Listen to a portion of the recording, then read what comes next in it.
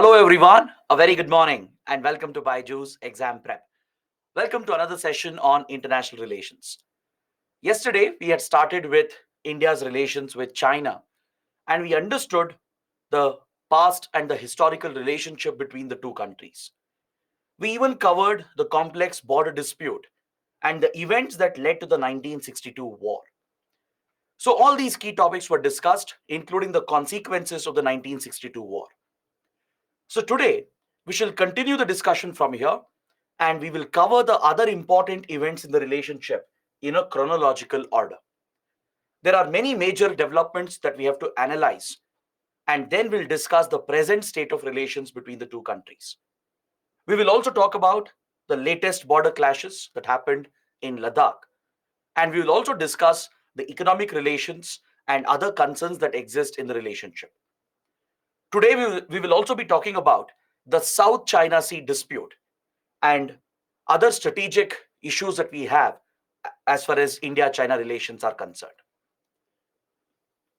So, let's start by analyzing the bilateral relationship and how it developed after the 1962 war. So, because of the border conflict that took place in 1962, there was a complete breakdown of relations between the two countries. Obviously, we had become enemy states. We had developed a completely hostile relationship. So, for the next 3 decades, there was no improvement in the relations between India and China. In fact, there was a repeat border clash in 1967 at Nathula and Chola in Sikkim. Remember, at this point, Sikkim was still not a part of India. It was still just a protectorate state and an independent kingdom of its own. So in 1967, fresh border clashes took place at the strategic Nathula Pass, which is very close to the Doklam region with Bhutan. These clashes led to the closure of Nathula Pass. The Nathula Pass was shut. It had been closed during the 62 war as well. And after the 67 clashes, it was closed for almost 40 years until it was reopened in early 2000s. So for a good 4 decades, the strategic Nathula Pass was shut because of these border clashes that took place. As we discussed under India Nepal, Nathula Pass is also very, very important, just like the Lipu Lake Pass.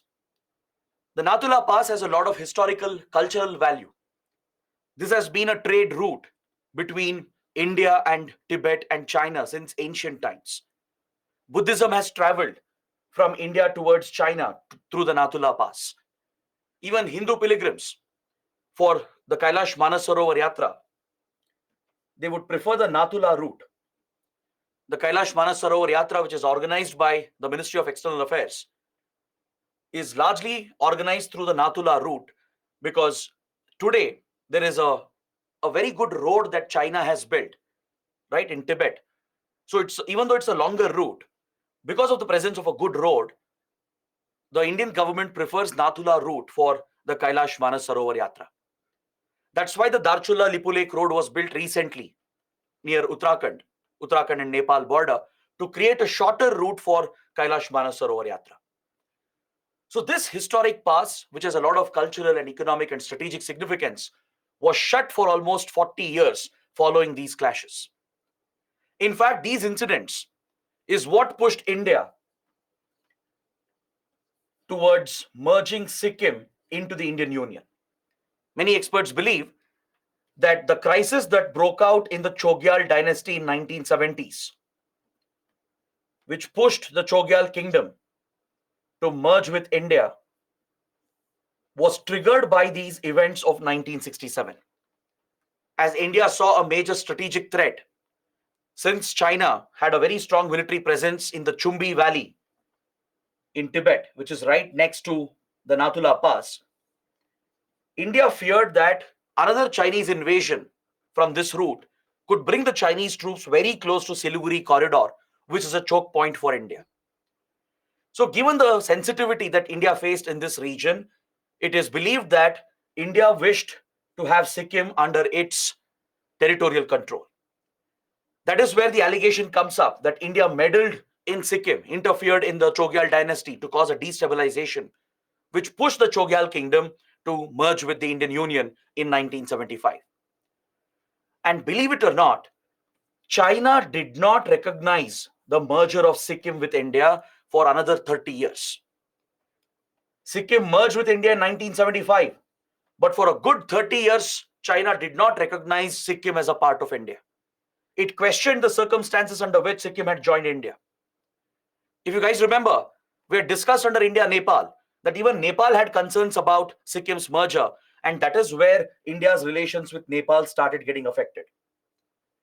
So on these lines, China did not recognize the merger of Sikkim, and as a result, the tensions and the hostile relations continued in the relationship.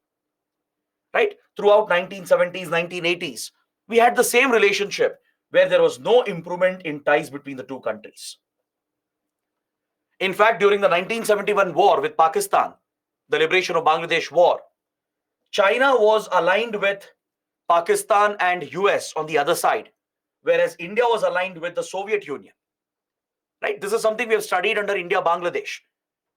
As US was building its relations with China, Pakistan helped the two countries mediate a relationship.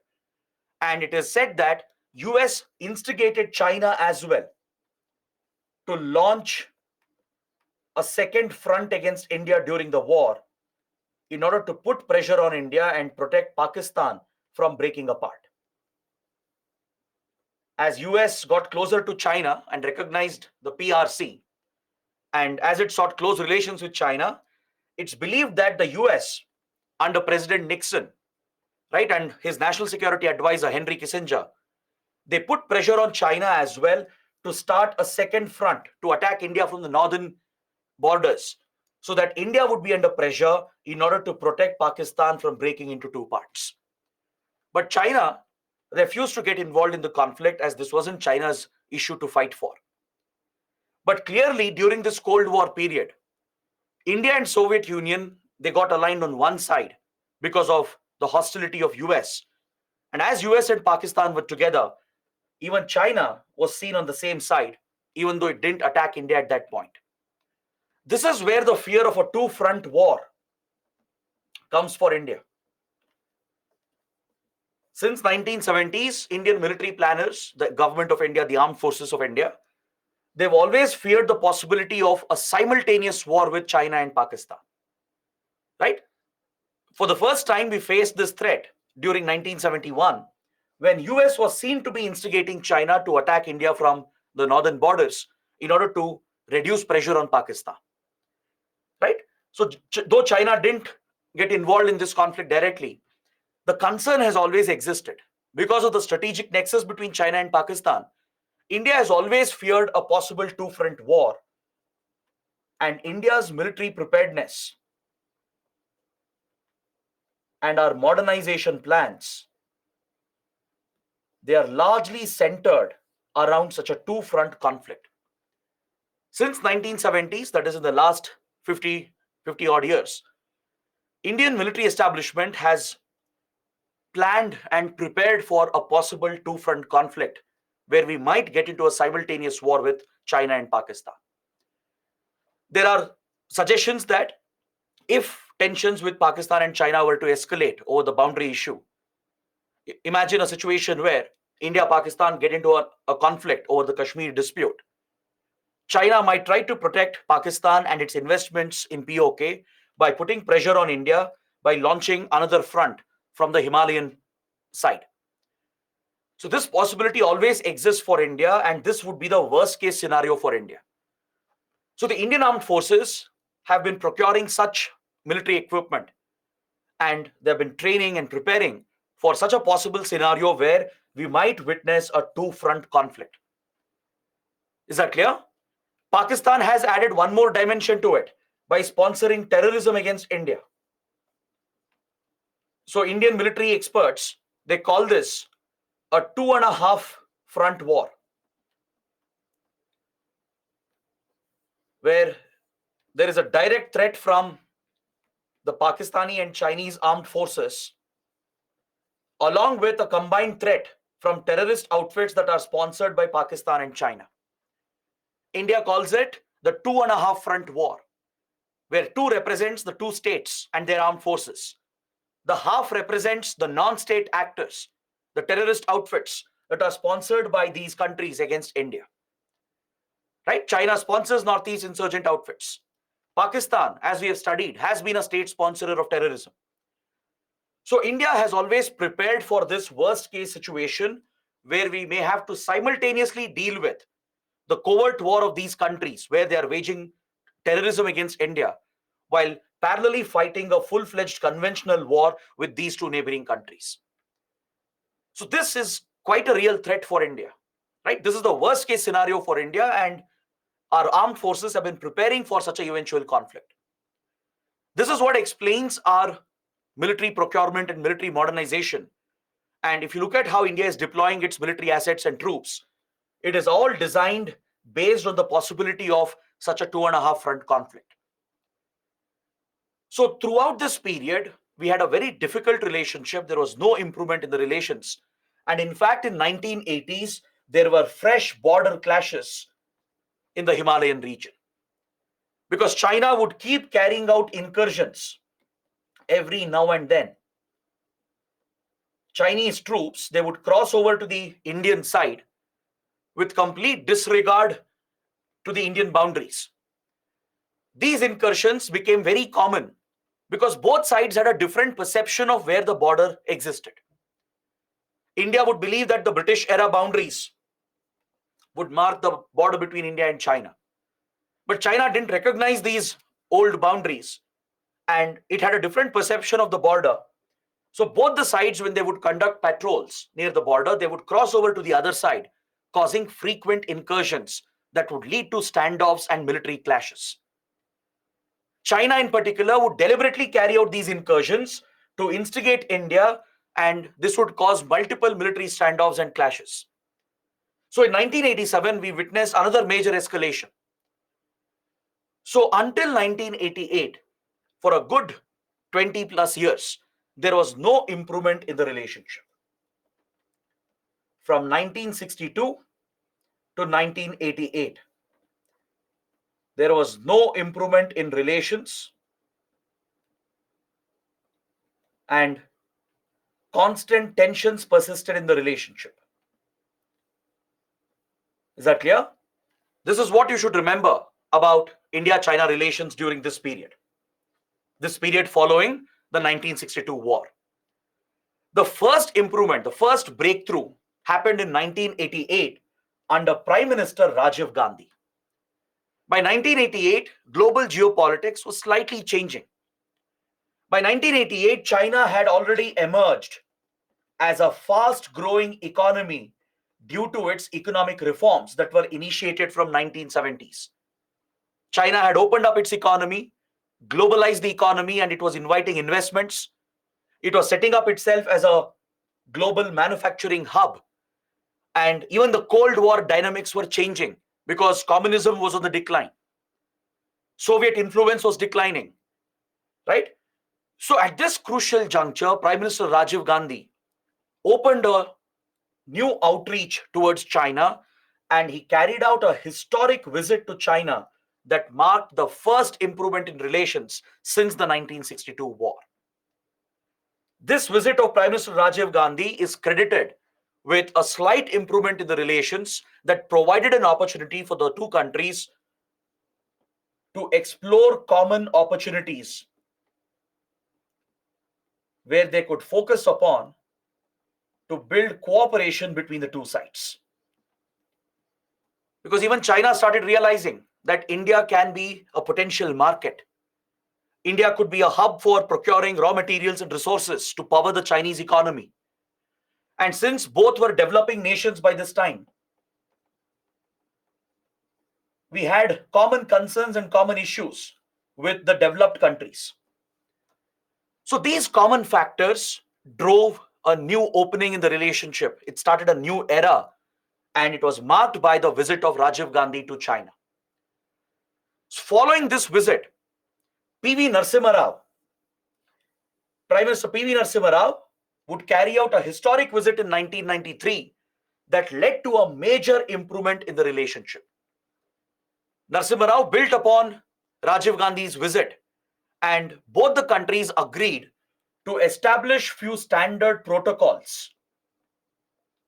To prevent the escalation of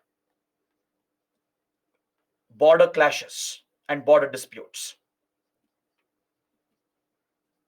Both the sides agreed that there should be an agreement through which we can maintain peace and tranquility along the disputed boundary until a final solution is found. Because by this point, China already possessed nuclear weapons. India was about to become a nuclear power. We had already tested nuclear weapons once in 1970s.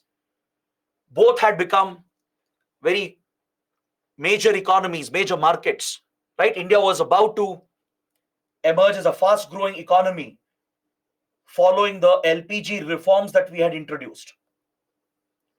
You would have studied in economy that India faced a major crisis in 1991, 1992, right? We witnessed a balance of payments crisis. We didn't have enough forex reserves left to continue our imports, right? It marked the drawback of socialist model of economy as well. The socialist model of Indian economy had curbed India's economic potential. Even though it helped India initially in the 1950s and 60s to set up large state-led industries, it led to inefficiencies, corruption, red tapeism. It had increased government regulation in the industry, where government was controlling the economy, controlling exports and imports, placing restrictions on the economy. This had led to Inspector Raj, License Raj era, where government inspectors largely controlled the economy, leading to large-scale corruption at the ground level. So these economic deficiencies in India had curbed India's growth, and it led to a major crisis, the BOP crisis, that pushed India to liberalize, privatize, and globalize through these economic reforms. So the finance minister, Manmohan Singh, who was the finance minister under Prime Minister Narasimha Rao, right? They introduced these LPG reforms, which opened up the Indian economy for global competition. India started looking out for resources from other countries. We relaxed all the import restrictions. We started looking out for foreign investments to bring capital into our industry. And we started finding new markets, export markets. So this coincided with the rapid rise of the Chinese economy. By 1990s, China was growing at a rapid pace, and it had established itself as a manufacturing hub by the 1990s. So since we shared these common concerns and issues, India-China decided that they shouldn't allow the border issue to affect the broader relationship. So they agreed that few protocols have to be laid down. Few do's and don'ts have to be listed out through an agreement so that we can contain any border issue and keep it minimized at the local level without allowing the small issues to escalate into a bigger conflict. Because these two large powers couldn't afford a war between each other at any cost. Is that clear? Considering their nuclear weapons program, considering how large the countries were, how important their economies were, it was very clear for India-China that they cannot fight a war. At any cost, they cannot allow small border issues to escalate into a full-fledged conflict like it happened in 1962.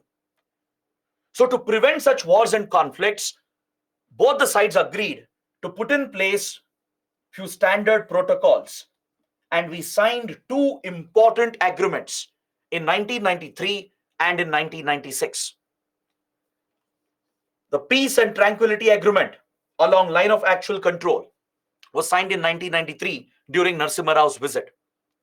This was followed by an agreement on confidence building measures in the border areas that was signed in 1996. These two agreements played a critical role in normalizing the relationship and in addressing some of the border issues, and it paved the way for close cooperation between India and China. If you guys remember, under India-Bhutan, I had actually mentioned these agreements. While discussing the Doklam issue, I told you that China had not followed the commitments it had made under few boundary agreements.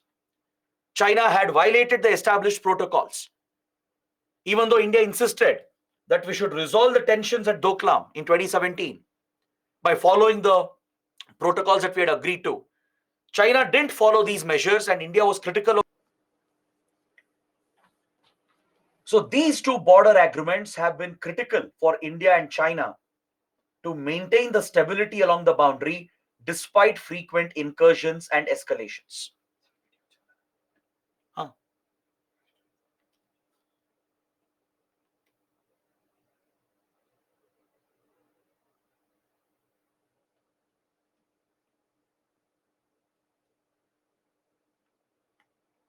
Guys, just let me know if the video and audio is fine. I was just informed that there has been a slight disruption.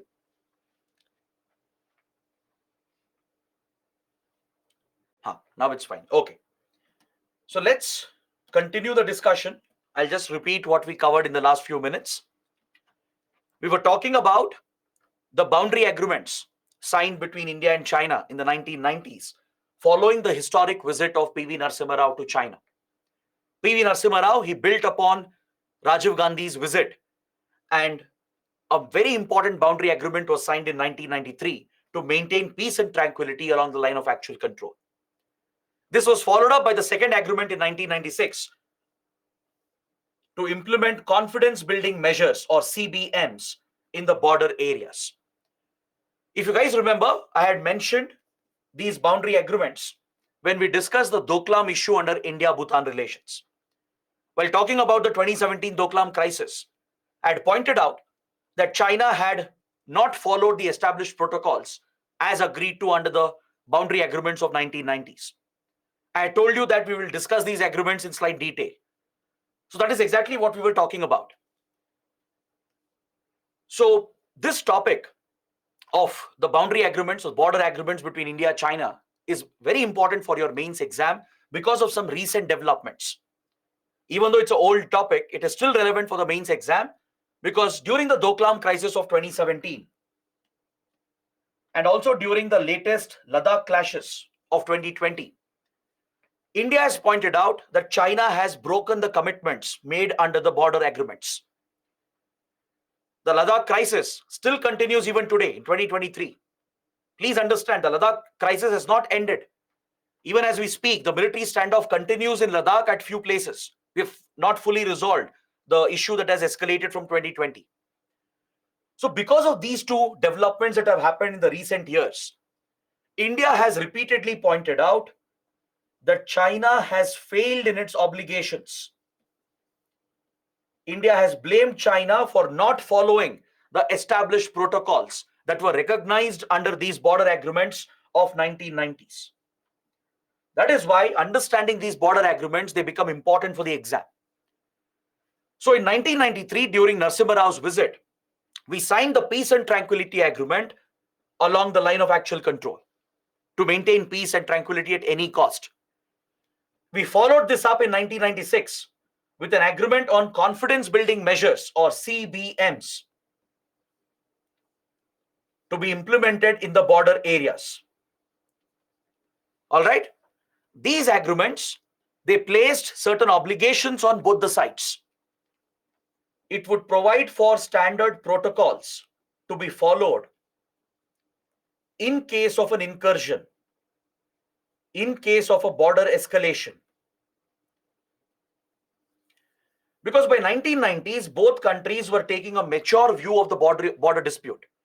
They realized that these incursions and escalations will keep happening because of the differing perception of India and China regarding where the border lies.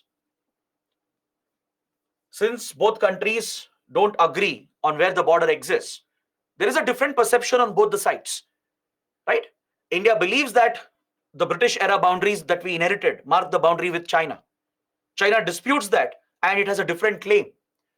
So because of the different perceptions we have during patrolling, our troops, they often run into each other, right? It is bound to happen. Even as an accident, it's bound to happen. When we both have a different understanding of where the border is located, Indian troops might accidentally cross over onto the Chinese side. Chinese troops might accidentally cross over to the Indian side. So these exchanges, encounters that happen during patrolling, right?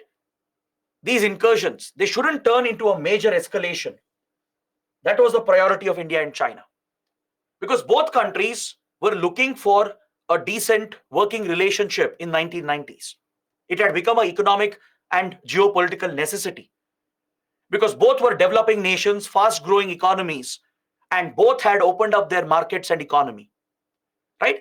China had introduced these economic reforms in 70s and 80s, and by 1990s it was a fast growing economy and a developing nation. India as well, after facing the economic crisis in 1991, right? It had introduced LPG reforms under Prime Minister Narasimha Rao and Finance Minister Manmohan Singh. These LPG reforms, the liberalization, privatization, globalization reforms, opened up the Indian market, driving fast growth in the Indian market as well. So both India and China would stand to benefit by cooperating with each other. For China, India was a very attractive market. For India, China would be a source of investments, right? Plus, both were developing nations with common concerns, and they had a common position on several economic and geopolitical issues where they were opposed to developed countries. So to go forward and to take the relationship forward, they had to address the boundary issue. They had to create an arrangement to ensure that border escalations at the local level should not turn into a bigger issue or a bigger conflict, right? Both were on the path to possess nuclear weapons. China already possessed nuclear weapons by 1990s, and India was about to carry out its nuclear tests. So any conflict between these two countries would cause massive devastation and economic losses, which neither of the countries could bear. So realizing that both were major economies and major powers and developing nations, they decided to put in place this arrangement so that there would be a standard operating procedure which the countries would follow to de-escalate quickly and disengage from any escalation. The priority of these agreements is to de-escalate as quickly as possible and disengage from the standoff. The idea is very simple. Prevent a bigger escalation from happening. Even if there is a local clash between the troops, right? At the local level, even if there is a standoff which has occurred or a clash which has taken place, allow the local commanders to resolve the issue without escalating this into a bigger conflict. So for this, a de-escalation disengagement mechanism was implemented along with certain obligations and confidence building measures. For example, under Peace and Tranquility Agreement, both the countries are prohibited from deploying heavy weaponry near the line of actual control. This is one of the obligations. Neither the Indian Army or Indian Air Force, nor the Chinese PLA and the PLA Air Force, they cannot deploy heavy weaponry very, very close to the disputed border.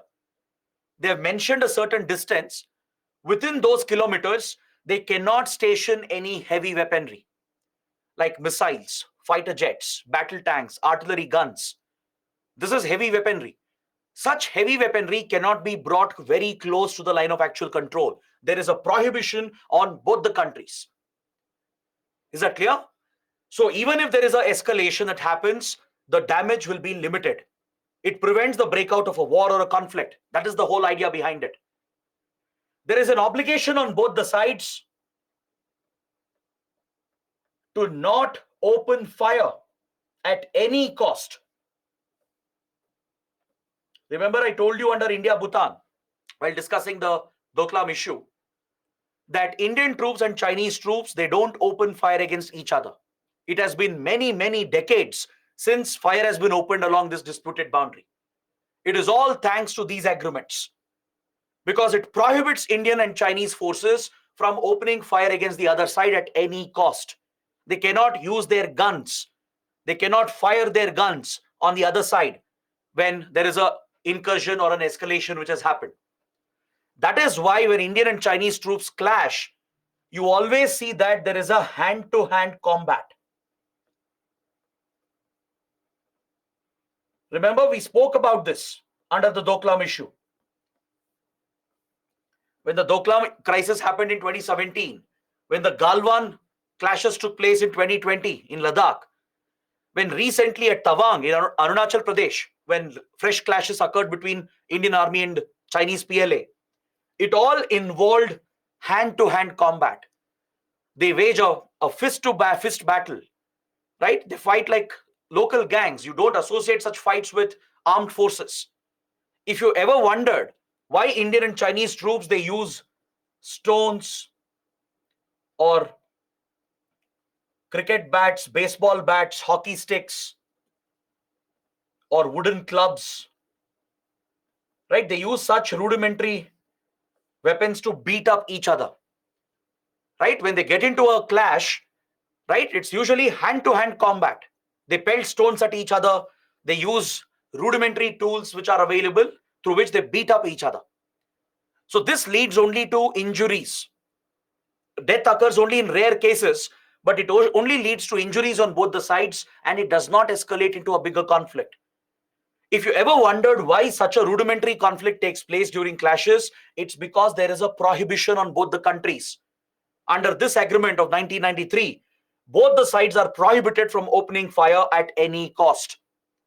They cannot deploy heavy weaponry, right? And they can't use their guns, pistols, and other small weapons to open fire against the other side. Because imagine, since we have a different perception of the border, incursions are common, escalations are common.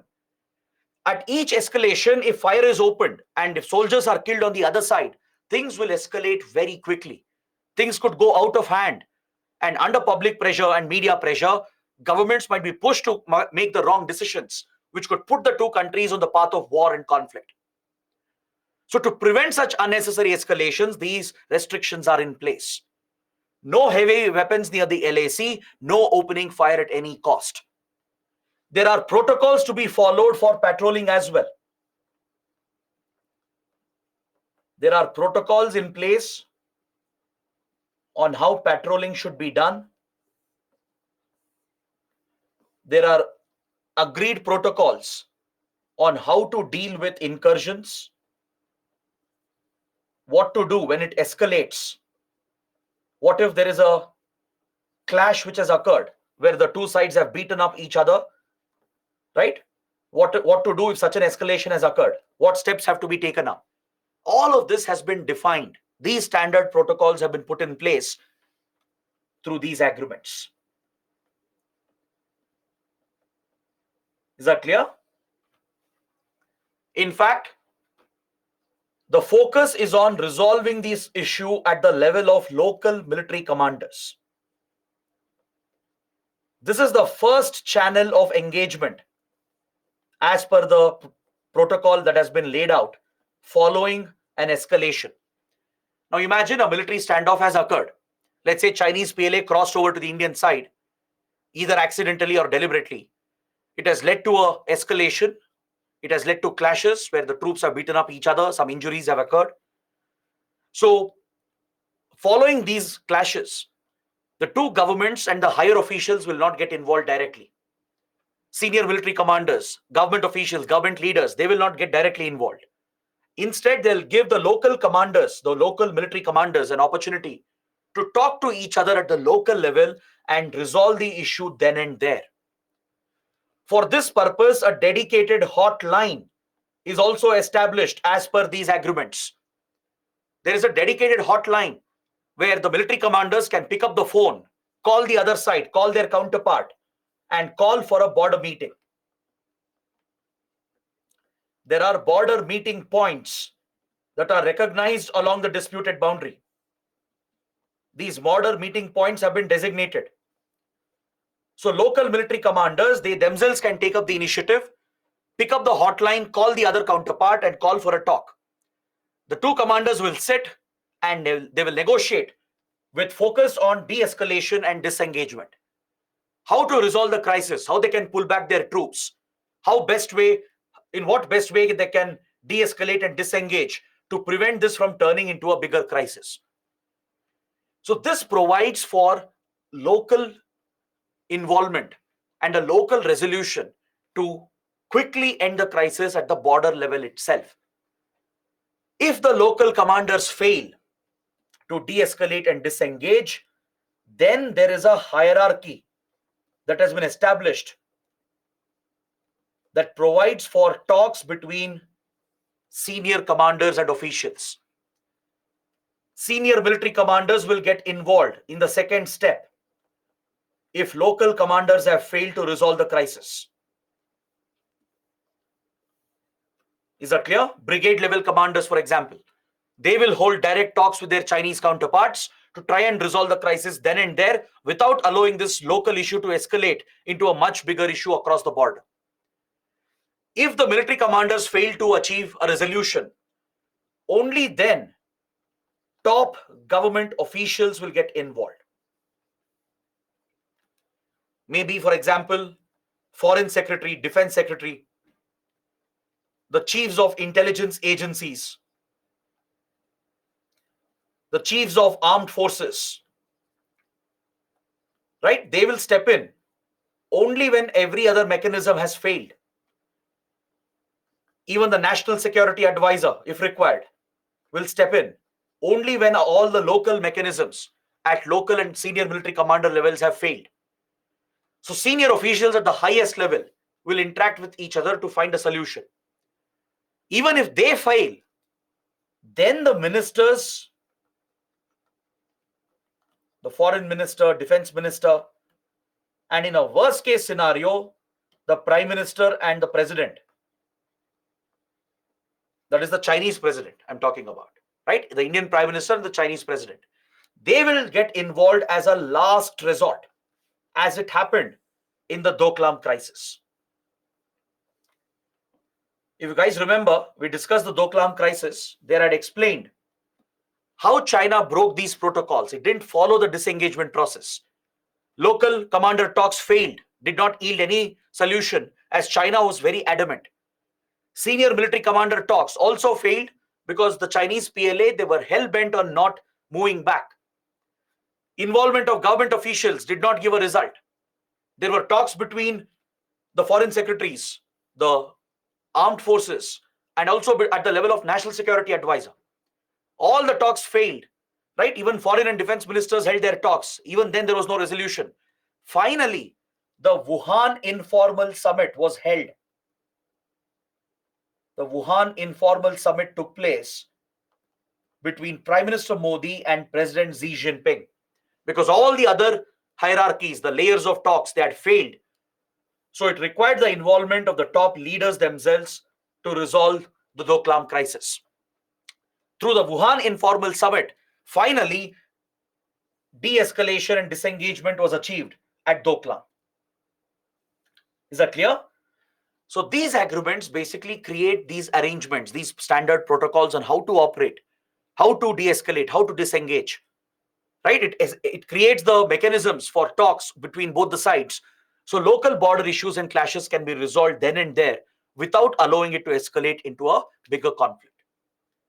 There are restrictions on both the sides from carrying heavy weapons, deploying heavy weapons, from opening fire, right?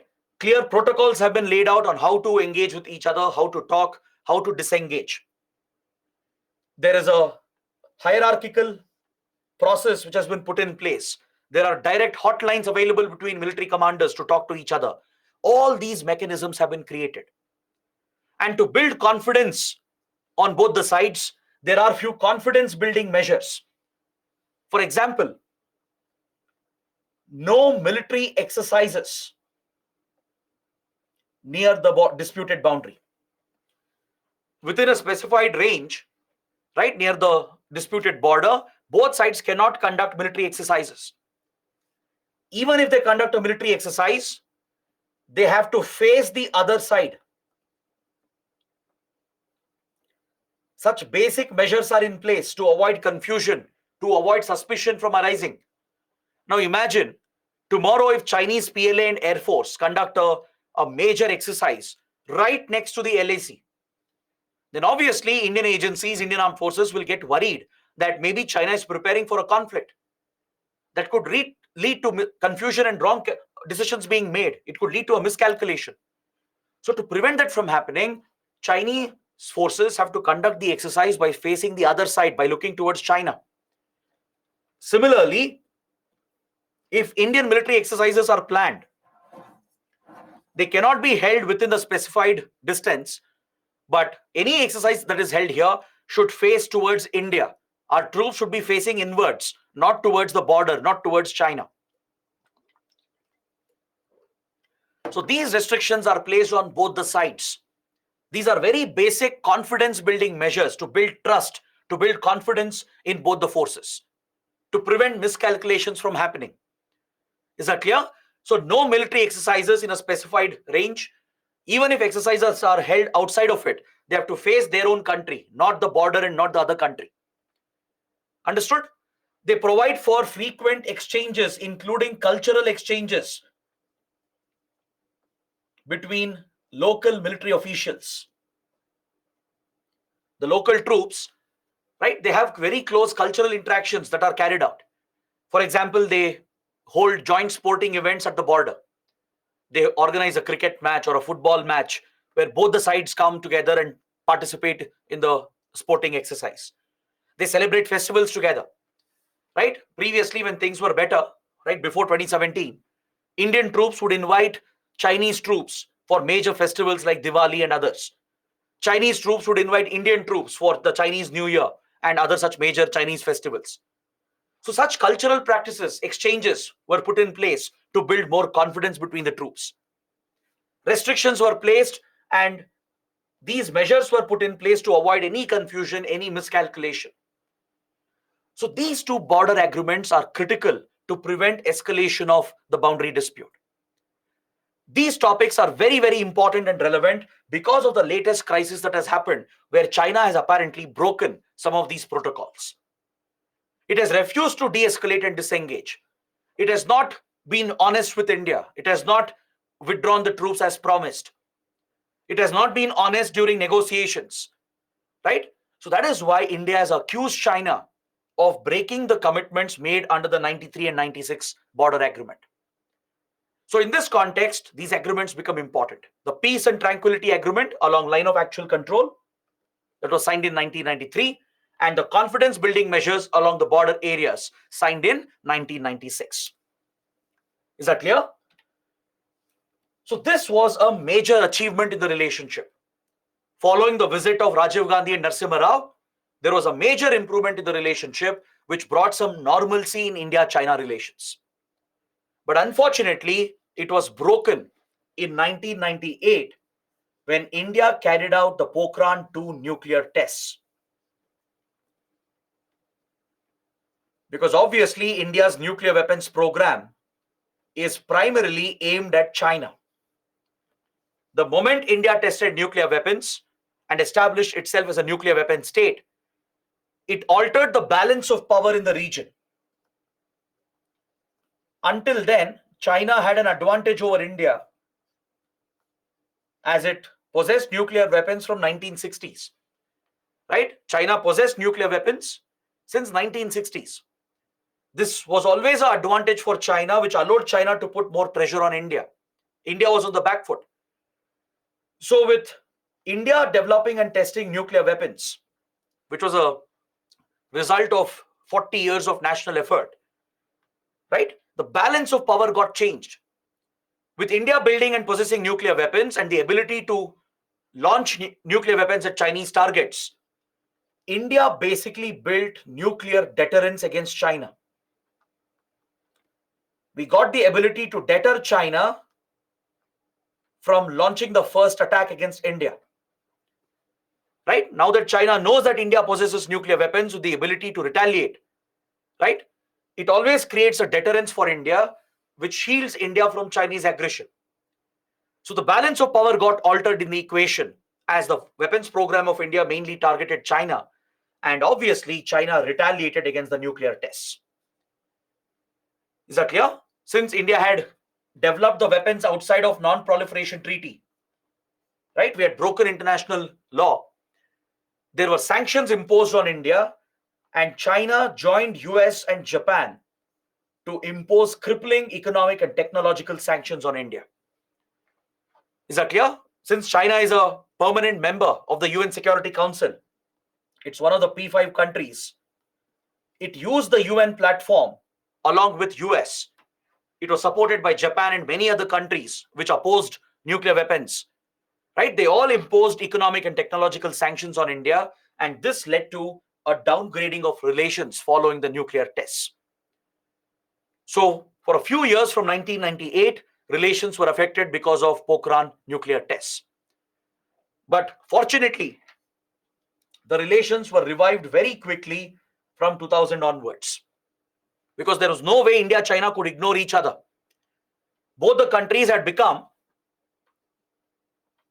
major emerging or developing economies.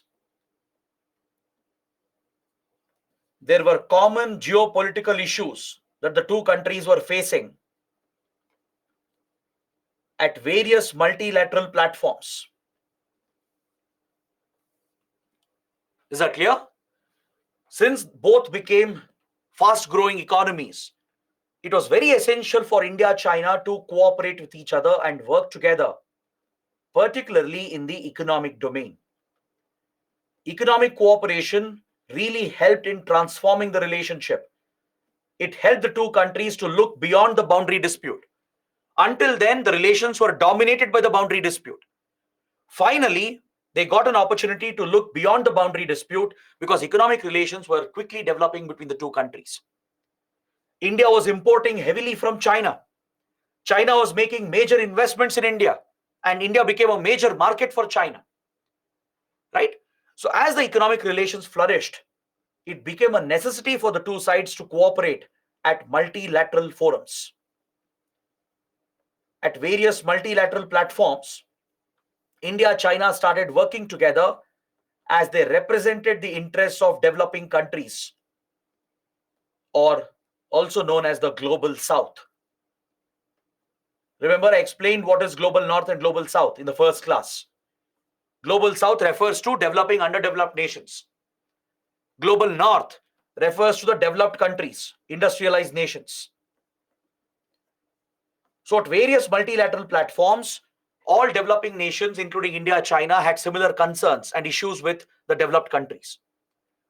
So at platforms like WTO, the World Trade Organization, with regard to World Bank and IMF and how they function, even at Climate Change Convention, especially when Kyoto Protocol was negotiated and signed in 1997.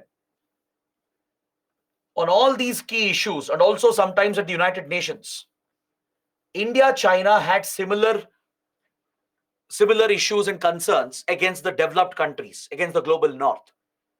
So they provided leadership to developing nations by backing the G77 group. The G77 is a grouping of developing and underdeveloped countries, started in 1964. All right?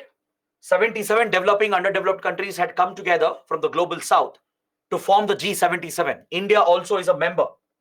In fact, India was the first president of G77. However, please remember, China is not a member of G77. It simply gives leadership and support to G77. It politically aligns with G77, but China itself is not a member of G77. I'm stressing on this because in a few days, in just a week, another G77 summit is happening at Cuba, in Havana. All right? So India has always been a leader of this grouping, and we became the first president of the G77 summit in 1964. Since then, we have been giving leadership to the issues of developing and underdeveloped countries and raising the voice at the global level to oppose developed countries in the Global North countries. China, even though it's not a member of G77, it aligns with developing nations and underdeveloped countries and would join India in providing leadership to the G77 and in raising the voice of the G77 countries. Today, G77 has expanded. There are around 134 countries. Even though the name G77 is still used, right? There are more members. There are 134 member countries today, and India is a major member of this group. China, even though it's not a member, it has always given diplomatic support to the G77. So through such platforms, these two developing emerging economies, they became leaders of developing nations and gave leadership to Global South. They opposed the policies of Global North and developed countries at critical platforms like WTO, World Bank, at Climate Change Convention, right? On all these global issues, they started working together, cooperating together. So because of this development in the relationship, they could not ignore each other. Despite the tensions created by the nuclear tests, they had to keep it aside and quickly resume friendly relations because it became an economic and diplomatic necessity, a geopolitical necessity. So from 2000 onwards, we saw a genuine improvement in the relationship. In fact, if you ask me, which was the best period for India-China relations? It was between 2000 to 2009. Roughly, you can say until 2010. This whole decade, the first decade of this new millennium, right? This was the best period for India-China relations. Because every now and then we have had issues, disputes, conflicts, tensions. But this was the best period in the relationship where we genuinely cooperated. We started helping each other, working with each other, and we had kept the border issue aside. Thanks to the border agreements of 1993 and 1996, the escalations had declined, incursions had gone down. Even if incursions happened, they would be resolved locally through the protocols, and it was never allowed to escalate into a major issue. Is that clear? We were working together because we had common economic interests and geopolitical interests. So this drove a close relationship. It led to frequent high-level visits between the two countries. The top leaders would visit frequently. Ministers, government officials would meet, along with constant meets and exchanges between the militaries. Believe it or not, we even started a joint military exercise known as Hand in Hand. This was the name of the joint military exercise between Indian Army and the PLA. It has stopped right now because of the tensions, but we had started a joint military exercise as well, and we implemented several confidence building measures. We started cooperating at important regional groupings, multilateral organizations. We would support each other's position and jointly oppose developed countries and give leadership and support to developing nations and underdeveloped countries. So this was the golden period of India-China relations from 2000 to 2009. We even exchanged maps to clarify our position along the LAC. This would help in avoiding accidental incursions onto the other side. It would clarify each other's perception of the boundary, and it would prevent troops on both the sides from accidentally crossing over onto the other side. So maps were exchanged for the first time, giving more clarity along the LAC. And this was followed by a historic visit by Prime Minister Vajpayee. Atal Bihari Vajpayee built upon the visit of Rajiv Gandhi and Narasimha Rao, and this was one of the most important visits by an Indian leader because it reset India-China relations. It recognized the new friendship that was developing, and China for the first time recognized Sikkim as a part of India. Please remember this point. Prime Minister Vajpayee insisted that since we have recognized your One China policy, we have accepted and implemented your One China principle. Right? We don't question China's sovereignty over Tibet. We don't question what China does with Taiwan or in Hong Kong. We have never done that publicly. Since India has accepted China's sovereignty and we don't interfere with its internal issues, we demanded that China should recognize Sikkim. It was high time. Finally, China agreed to recognize Sikkim as an integral part of India. Until then, Sikkim was not seen as a part of India by China. That was China's perception. This was a very important visit because Sikkim was recognized by China as a part of India, and they established a very, very important mechanism called SR mechanism, the Special Representative Mechanism. This mechanism would find a political solution to resolve the boundary dispute. Both the countries, they created a new mechanism for a dialogue known as SR mechanism or special representative mechanism, through which they would find a political solution. Through political negotiations, they would find a solution to resolve their boundary dispute. Now, can you guys understand the importance of this? Please understand the magnitude of this commitment that both countries made. Under SR mechanism, they promised to each other to find a political solution, which means they would settle the boundary dispute permanently through talks and negotiations, without fighting a war, without getting into a conflict, without escalating tensions. They agreed to find the political parameters and the guiding principles which would put both countries on the path to achieve a permanent settlement of the disputed boundary. This was a breakthrough, a massive breakthrough, because both countries would appoint their special representatives who would talk to each other, engage with each other. They would look at the boundary issue, the history, the claims. They would conduct ground surveys, use maps and satellite data, and identify the political parameters through which they could find a workable solution, through which they could come to an acceptable solution, which is acceptable to both the countries, and in a fair manner resolve the dispute permanently. This was the biggest breakthrough in India-China relations. So India appointed the National Security Advisor as its special representative. China appointed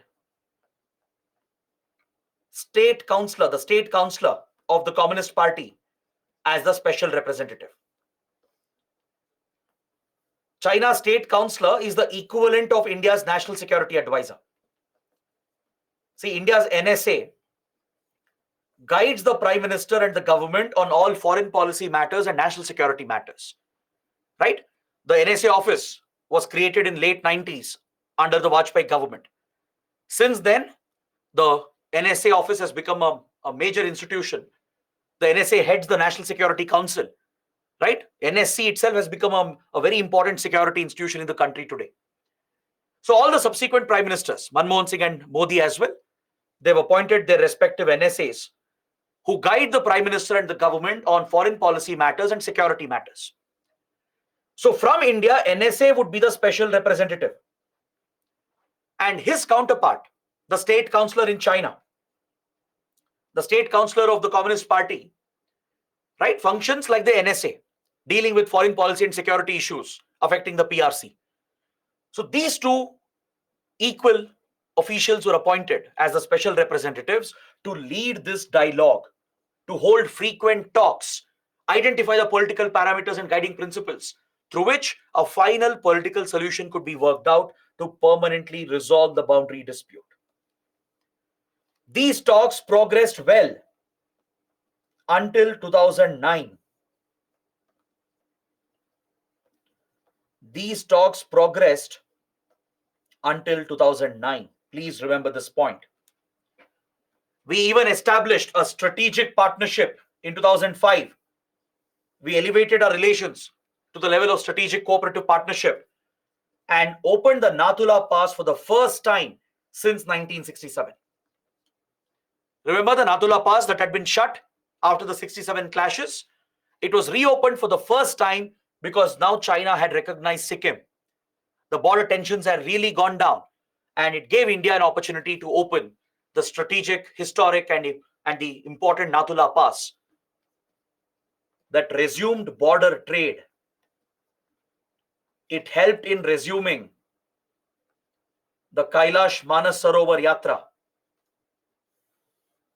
The border economic and cultural relations were resumed between Sikkim and Tibet thanks to the reopening of Nathula. This was a major event that took place in 2006. Is that clear? Nathula Pass remained open until 2017, until the Doklam crisis. When Doklam crisis happened in 2017, Nathula, which is very close to Doklam, hardly a few kilometers away from it, was shut again by India.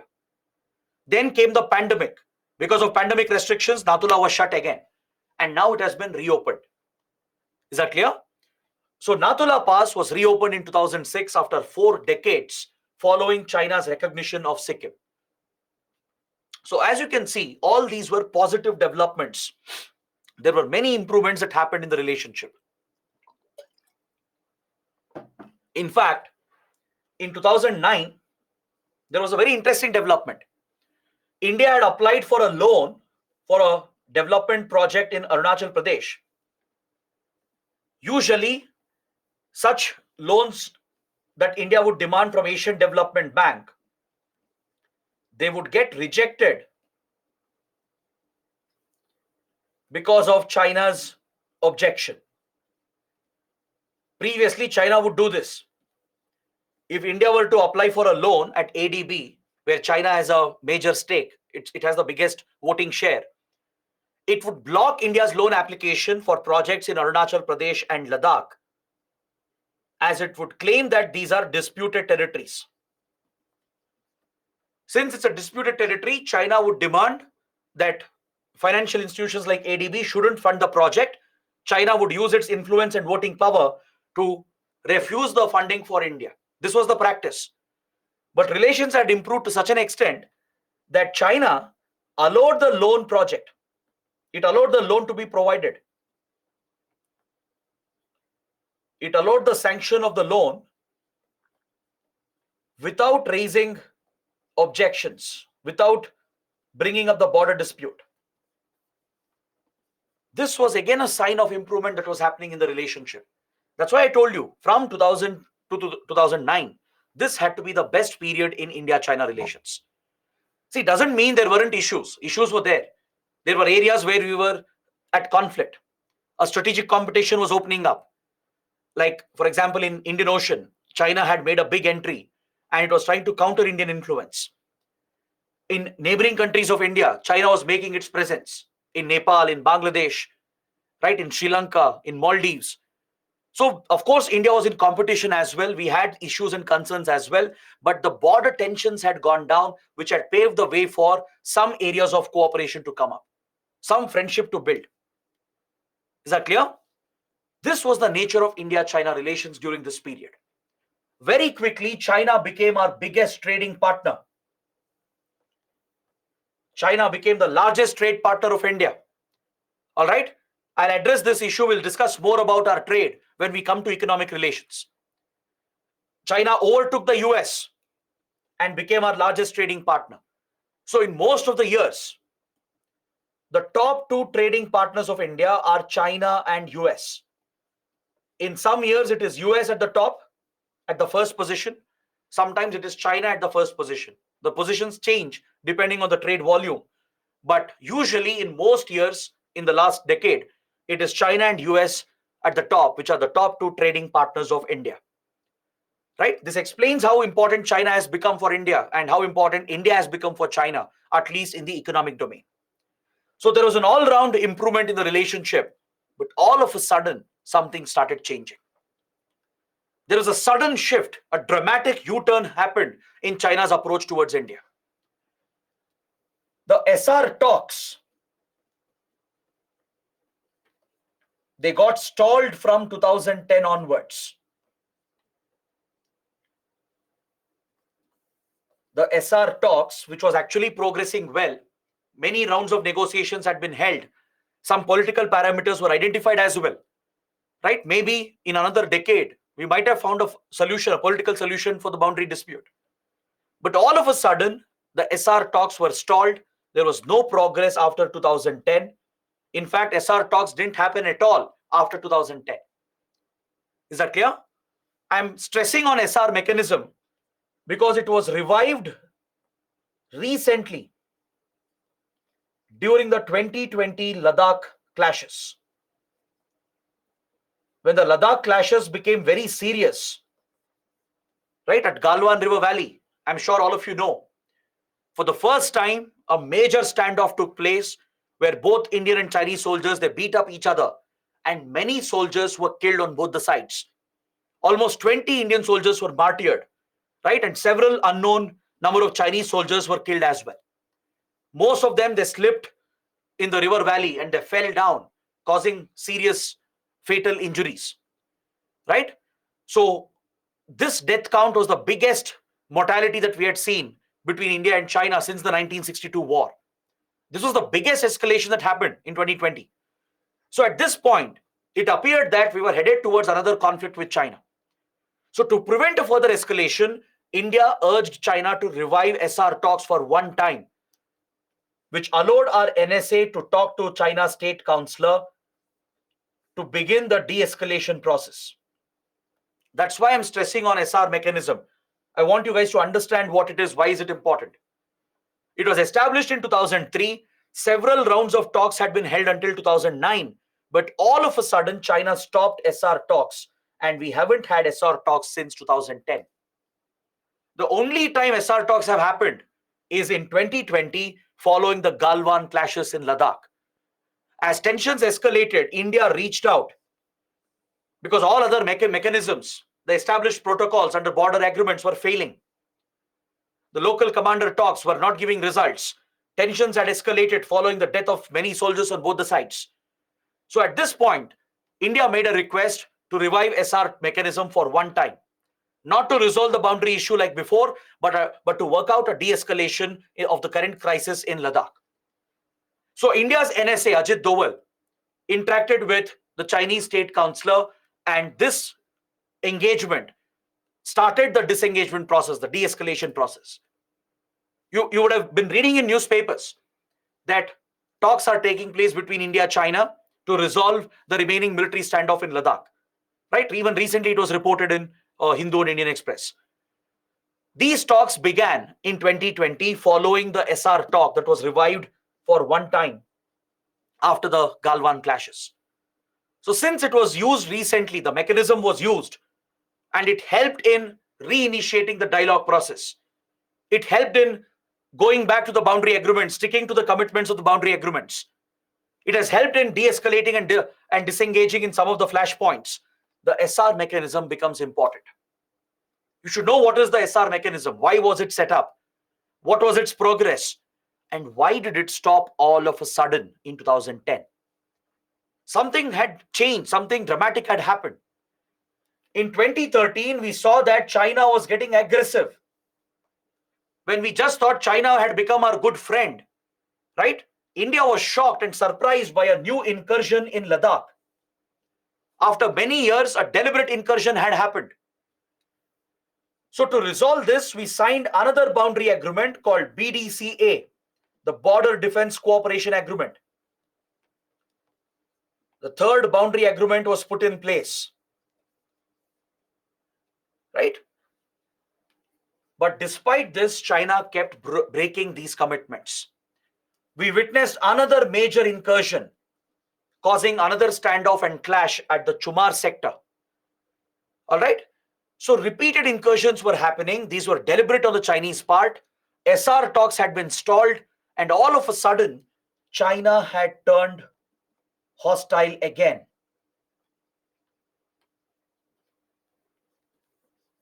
Until then, it was a love-hate relationship, at least. From 2000 to 2010, the best period of the relationship, it was a love-hate relationship. Right? In some areas, we cooperated. We worked with each other, helped each other. But in some areas, we did have some issues and concerns and competition. But all of a sudden, all the cooperation ended. Right? China was not friendly like before. It put an end to the SR talks. It didn't resume them. Deliberate border incursions happened repeatedly. Even though the Border Defense Cooperation Agreement was signed, it failed very soon. China didn't follow any of these commitments. And we saw that China was turning hostile again. It was becoming aggressive. It was deliberately targeting India, putting pressure on India. So something had definitely changed. There was some development which led to these events. Can anyone guess what might have happened? Can anyone take a guess why China got aggressive all of a sudden after 2009? Why specifically in this period? Why 2009, 2010? What happened in this period? Vaishna says because of the quadrilateral. No, the quadrilateral didn't even exist in 2009, 2010. The leader changed. Xi Jinping came to power. Okay, good, very good. That's one part of the answer. Sharat and Amit are mentioning USA. They're saying India, USA became close to each other. Very good. That is the other part of the answer. Let me explain this. There are a couple of reasons why China turned hostile to India and started getting aggressive against India all of a sudden. In the year 2007,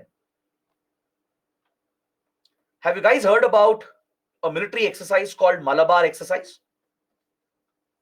Malabar exercise is a naval exercise between India and US. It was a bilateral naval exercise between Indian Navy and US Navy that had been started way back in 1992. It remained a bilateral exercise from 1992 till 2006. It was a bilateral naval exercise between India and US. In 2007, as India-US were building a strategic partnership, remember I had explained under Pakistan how things changed after 9/11 attacks. After 2001, India-US got closer in the strategic domain. We started building close intelligence cooperation. Close defense and security ties were built, right? Because initially the focus of India-US was counter-terrorism in the Pakistan-Afghanistan belt. This is what brought India-US closer in the security domain. Parallelly, there was a new concern for the US, which was shared by India. That was the rise of China. By 2000, China had extended its influence all across the Indian Ocean and the Pacific Ocean. The US was alarmed by the rising military and economic influence of China. India also had similar concerns about the rising strategic presence of China and its increasing military presence in the Indian Ocean, especially with Sri Lanka. China's defense relations started growing from 2005-2006, which caused concern for India. We will study this in the next chapter. So we had common concerns about the rise of China, its increasing military influence and economic influence all across the Indo-Pacific. Its economic and military rise was perceived as a threat by India and US. Is that clear? So US was very, very interested to contain China. It wanted to contain the rise of China, keep its influence curtailed. And for this purpose, the US needed India's help. Right? US saw India as a counterbalance. Since China is a communist authoritarian country and a large economy, India would be a perfect counterbalance because India is a large open democracy, right? Aligned with American values and ideals, and a thriving economy of Asia and the Indo-Pacific. So US started looking at India with a new vision. Along with counterterrorism cooperation focused on Pakistan and Afghanistan, right? US saw that India could be a valuable partner in the Indo-Pacific to counter the rise of China. So close defense relations started between the two sides. Defense trade increased, where US started supplying weapons to India. Critical weapon systems were supplied, and India started buying them from the US. We signed a historic nuclear deal, the Indo-US nuclear deal, that began a strategic partnership between the two countries. The once hostile countries had forgotten their hostility. US, which opposed and targeted our nuclear program, was now recognizing our nuclear program and lifted the sanctions on India. This was the biggest achievement of Prime Minister Manmohan Singh in the foreign policy domain, right? Prime Minister Manmohan Singh led a new outreach towards the US and brought a new normalcy to the relationship with the US. Today, if India-US relations are the defining partnership of this century, it's because a transformation happened in early 2000. The nuclear deal broke all the stigma and dilemma that existed and made India-US strategic partners, and US promised to support India in critical sectors of technology, including nuclear technology. So as India-US were getting closer, becoming strategic partners, obviously it caused concern for China. All right. So in 2007, in that year's Malabar exercise, what India did was we expanded Malabar exercise. India expanded the Malabar exercise and we invited other like-minded democracies from the region, Japan, Australia, and Singapore. All the allies, the democratic allies of US were invited to participate in a multilateral Malabar exercise. When this exercise was held in Bay of Bengal, China saw this as a direct threat. China took offense to it, retaliated against India, and put pressure on India to cancel the multilateral Malabar exercise. Is that clear? This was one major trigger. The growing strategic defense relations between India and US, followed by the expansion of Malabar exercise, where like-minded democracies were invited to participate in this joint exercise in Bay of Bengal. The Japanese Self-Defense Navy, the Australian Navy, Singapore's Navy, they all participated with Indian Navy and the American Navy, giving it a strategic dimension. China saw that this was an attempt to curtail China's influence and curb China's growth. And it saw this as an American strategy. Is that clear? So China retaliated against this and put a lot of pressure on India. So in the next edition of Malabar exercise, India returned it back to bilateral exercise format. We cancelled the multilateral engagement because we didn't want to offend China. At that point, good relations were building between the two countries. We didn't want to compromise that. Right? China is our neighbor, sharing a direct land border, a disputed border. So keeping our ties with China in mind, India agreed and we scaled down Malabar exercise, returned it back to the bilateral format just with the US, and we stopped holding the multilateral Malabar exercise. We stopped inviting Japan, Australia, and others. All right? Even though India took a step back, China was still not convinced because we kept continuing the defense purchases from US. We bought critical defense assets for the Army, Navy, and Air Force, which were meant to target China. And along with this, in 2009, US President Obama launched a new policy known as Pivot to Asia. The US launched Pivot to Asia policy. Now, what does it mean? Why was it needed? Because the US realized that global geopolitics had changed permanently. There was a major shift in global economy and global geopolitics. A shift had occurred from the Atlantic Ocean towards the Indo-Pacific Ocean. So realizing this shift, the US announced a new foreign policy where it would pivot to Asia, right? It would focus its diplomatic and military resources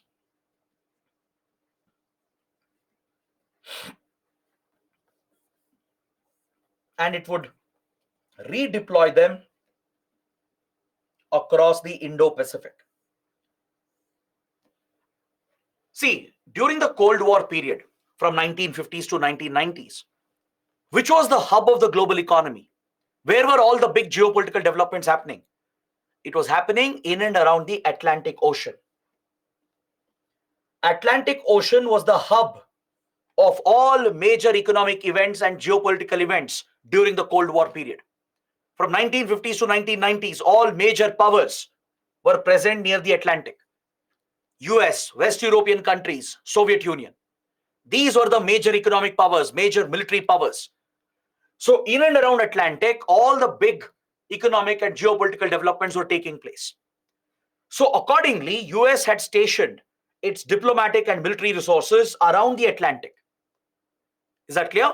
From West Asia to North America. This was the focus of US and global geopolitics as well. But after the Cold War, things started changing. As Cold War ended, right, the rivalries came to an end. Soviet Union collapsed and disintegrated. Starting from here, European economies declined.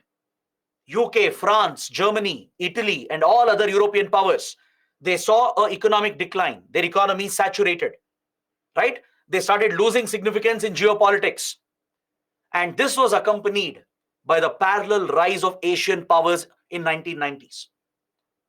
So after the Cold War, if European powers saw a decline, and as Atlantic Ocean saw its decline, we saw the rise of the Indo-Pacific. The Asian powers had risen. India, China, South Korea, Japan, Southeast Asian countries. They became the hub of the global economy. So all the major economic and geopolitical developments were now taking place in the Indo-Pacific, in the Indian Ocean and the Pacific Ocean, not the Atlantic Ocean anymore. So the global economy had changed, the global geopolitics had changed. So recognizing this change, the US adopted a new priority, which is the Indo-Pacific. So to pay more attention to the Indo-Pacific and to counter the rise of China, in order to retain its economic dominance and geopolitical dominance, the US sought closer ties with India and other like-minded countries such as Japan, Australia, Southeast Asian countries, and it announced a new policy called Pivot to Asia. This was Obama's initiative. US realigned its diplomatic military resources, started realigning and redeploying them across Indo-Pacific. It brought some of its diplomatic military resources from the Atlantic towards the Indo-Pacific, and they were all aimed at containing China in the Indian Ocean and the Pacific Ocean. Now, this policy of US worried China. China got deeply concerned about Pivot to Asia policy because US started building closer military ties with Japan, Australia, and India. It started forming alliances, selling weapons to them, deploying more troops and military assets in the region. US started instigating Taiwan, Philippines, and others, even Vietnam, to pick disputes with China. So this was nothing but a new Cold War which had begun between US and China, and India got caught right in between. Is that clear? This is what explains the sudden shift in Chinese policy towards India. It's very, very important to understand this. India's growing closeness with the US, the sudden expansion of Malabar exercise in 2007, and the Pivot to Asia policy of President Obama, right? These were the prime factors that led China to suddenly turn hostile against India and get aggressive against India. That is why China broke the SR talks. It started carrying out deliberate incursions again, which culminated with the Doklam crisis in 2017. Despite the growing economic relations on one side, our economic ties have boomed. It's become our largest trading partnership today. India has a critical dependency on China. Despite the growing economic relations, the bilateral relations have collapsed since 2017. Doklam crisis was resolved through Wuhan Informal Summit, as we discussed. Wuhan Informal Summit gave hope to India. It gave hope to Prime Minister Modi that maybe China might alter its behavior. It might change its behavior and approach. But India was misled, right? This is where Prime Minister Modi also faces criticism, that a major mistake was made in blindly believing and trusting China, because we held one more summit after Wuhan, the Mamallapuram Summit near Chennai. On the outskirts of Chennai, with focus on economic ties, India enthusiastically organized one more informal summit. It was seen as a follow-up to Wuhan Informal Summit. Xi Jinping was invited to India and Prime Minister Modi hosted him personally at the Mamallapuram Summit near Chennai. Several agreements were signed. China promised major investments in India. It promised to invest in our power sector, to build power plants, to strengthen our power grids. It promised to assist in high-speed train projects, which was a priority for the Modi government. Since China is a global leader in high-speed rail networks, right? China promised to invest in the area and provide technological assistance to India. Many such important agreements were signed.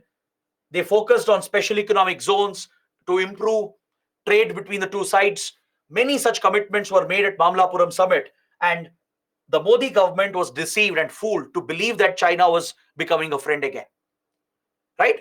This is where a criticism comes up that India again was misled, just like it happened under the Nehru government.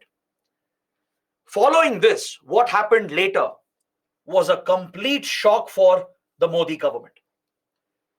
Just when we thought the relations were being revived, just when we thought Wuhan summit and Mamlapuram summit had led to improvement in the relations, China hit back again, that too with deadly impact in Ladakh. In 2020, multiple incursions were reported all across the border. These were simultaneous, parallel incursions. When the world was dealing with the pandemic, right? The pandemic had just broken out. Most countries were in a lockdown. And China was being blamed at this point for not containing the pandemic and not sharing information with others. At this crucial point, China carried out a deliberate, well-planned incursion to put pressure on India. Is that clear? At multiple locations across Ladakh and even near Nathula, multiple flashpoints were opened by China, where Chinese troops even occupied large parts of Indian territory. Several hundred square kilometers of Indian territory came under Chinese occupation. And this led to a major military standoff between the two sides. India, which was witnessing these developments, it quickly carried out a counter-mobilization and effectively responded and retaliated, leading to a major military standoff in the Ladakh sector. This eventually turned into clashes at Galwan River Valley, where several soldiers were killed on both the sides. Many experts believe China's new aggression, China's refusal to obey international rules, its expansionist behavior that we are seeing today, it is largely driven by President Xi Jinping. Since he came to power, at least since 2012, we have seen a more aggressive approach from China. We are witnessing China's expansionism again under Xi Jinping. This has to do with Xi Jinping's personality as well. Xi Jinping, the current president, he has equated himself with Mao Zedong and other top leaders of China. He has created an aura, an image within the Communist Party where he has consolidated power again, built a centralized authoritarian structure, and he has crushed all dissent within the party, within the Communist Party. Right? So he has built his popularity, right? He has built his vision based on an aggressive China which dominates the world. This is a reminder of what Mao Zedong used to do. How we discussed yesterday, that how Mao Zedong championed China's pride, and he claimed that he would restore the so-called China's ancient glory, expand its territory, dominate the world, right? Similar tendencies are seen in Xi Jinping as well. It was under Xi Jinping that the Belt and Road Initiative was launched in 2012 that showed China's global ambitions, right, to dominate the global economy and strategic space. The Belt and Road Initiative was seen as a major challenge by Western countries. India opposed it. India boycotted it because, as we discussed, some of the projects of BRI passes through POK, Pakistan Occupied Kashmir. The alignment of China-Pakistan Economic Corridor is a direct breach of Indian sovereignty because these corridors are passing through Pakistan occupied Kashmir through Shaksgam Valley. So Belt and Road Initiative signifies Xi Jinping's aggressive outreach and how he's trying to position China. He even unleashed the wolf warrior style of diplomacy. Wolf Warrior is a series of action movies in China. These are Chinese action movies. They are widely popular in China, where Chinese agents and Chinese diplomats, right, they are projected as very aggressive heroes who protect China from outside security threats, from external security threats. This movie franchise became very popular in China, the Wolf Warrior series. And based on these figures, right, Xi Jinping has advised his diplomats, his government, to follow that style of diplomacy, which is basically a reference to aggressive diplomacy. In the last decade, Chinese diplomats and even China's armed forces and intelligence agencies, they have gotten very, very aggressive against other countries. This is referred to as wolf warrior diplomacy of China. Think tanks, media outlets, and strategic experts, they call it the wolf warrior diplomacy of China, that is based on these movies, these Chinese movies, which is part of a franchise called the Wolf Warrior franchise. Xi Jinping has championed this. He has promoted this aggressive approach to deal with other countries. That is why you see that in the last 10 to 12 years, China's maritime disputes, territorial disputes have gone up. Its issues with neighboring countries and global powers have increased. Its ambitious programs like Belt and Road Initiative have expanded. It has triggered more territorial and maritime disputes. And it has shown a complete disregard to established international rules. It has broken the rules-based order. This is seen as the vision of Xi Jinping. He has consolidated power. He has crushed any internal resentment and opposition within the Communist Party. He has established himself as a supreme leader. Many experts believe probably after Mao Zedong, Xi Jinping has to be the next most authoritarian leader in China, right? He's been compared with Mao Zedong. That is the image he has cultivated. So he has pushed Chinese officials to be more aggressive, Chinese institutions, armed forces to be more aggressive against other countries, expanded China's dominance through Belt and Road Initiative, escalated territorial maritime disputes in South China Sea and against India, and shown a complete disregard to international rules. China has broken the rules-based order deliberately under Xi Jinping. All right? This is what explains the aggression of China, and we saw this firsthand in 2020 during the Ladakh clashes. The clashes not only escalated into a major standoff, it led to a fatal clash at Galwan River Valley in June 2020. All right, there were many places where the clashes occurred. At Panongso Lake, the strategic lake in Ladakh, which is shared between India and China along the line of actual control. Right? It's the same lake which was popularized by Three Idiots. Right? It became a popular tourist destination as well. So at Panongso, where India and China have a strong military presence, China carried out deliberate incursions, blocking Indian patrols, blocking access to Indian troops, and even occupied part of Indian territory. It carried out similar incursions at Hot Springs area, at Galwan River Valley, and also at few other locations like Depsang Plains.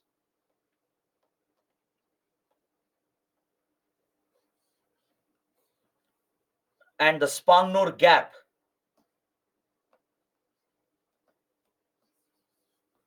And also at Demchok. At all these vital locations along the LAC, multiple incursions were reported, causing these standoffs. India countered, we retaliated with a counter mobilization, and this time India was also very aggressive because India has better preparedness today. We have better infrastructure, better military assets, and better training. So both Indian Army and Indian Air Force were aggressively deployed into forward areas to counter the troop buildup of China. This led to a major standoff, and it ended with the Galwan clashes, where multiple soldiers were killed on both the sides. It was very unfortunate for India because 20 Indian soldiers were martyred, and this was the biggest escalation since the 1962 war. Not a single bullet was fired because both sides are prohibited from opening fire. But because of the clashes that happened, many soldiers, they slipped. They fell into the Galwan River Valley, causing these deaths. This was the biggest escalation. So following this, the government of India intervened at the highest level and called for the revival of SR talks. The special representative mechanism, which had been stopped since 2010, we urged for its revival one time, not to discuss boundary issue, but to talk about the clashes. This led to an understanding between the two countries,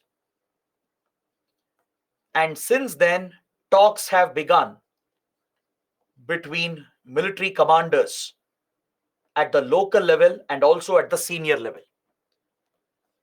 So in the last 3 years, multiple rounds of talks have been held, and we have managed to de-escalate and disengage from some of these locations. For example, at Demchok, at Hot Springs area, at the Pangong So Lake, and also at the Galwan River Valley. At all these locations, we have managed to de-escalate and disengage, and we have pulled back the troops to maintain some normalcy in the region. But several reports claim that Chinese troops have again occupied parts of Indian territory, few square kilometers of Indian territory. Government of India rejects these claims, but there are credible sources pointing out through satellite images that parts of Indian territory have again been occupied by China. All right? But there are certain places where the dispute continues. The standoff continues even now at places like Depsang Plains and at few other locations where it remains unresolved. And both the sides are maintaining a heightened alert, and they have brought thousands of troops into the region along with heavy weaponry. Is that clear? They have not brought it close to LAC, but they have stationed heavy weaponry nearby to deploy them if required, and basically they have prepared for any possible escalation. In 2020, things were so serious and dangerous that it appeared that a war might break out again. All right? So both the countries have been on a high alert since then, but thanks to the diplomacy that has worked, right? The talks that have been revived, the negotiations which have happened, at least at the military level, the commander talks have resumed, and it has led to de-escalation and disengagement at these places, where both sides have agreed to pull out the troops and maintain neutral positions, right? But the concern is India is losing some territory again, as China is refusing to give up some of the occupied territory.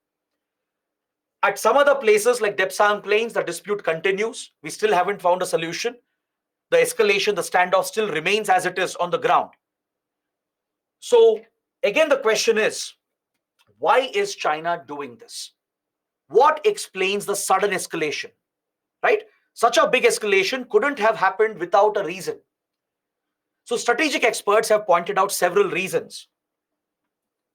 One of them could be the quadrilateral, where India has gotten extremely closer to United States, Japan, and Australia. These countries have built the Quad as a diplomatic alliance. Please understand, Quad is not a military alliance. It's a diplomatic alliance. It's an informal group.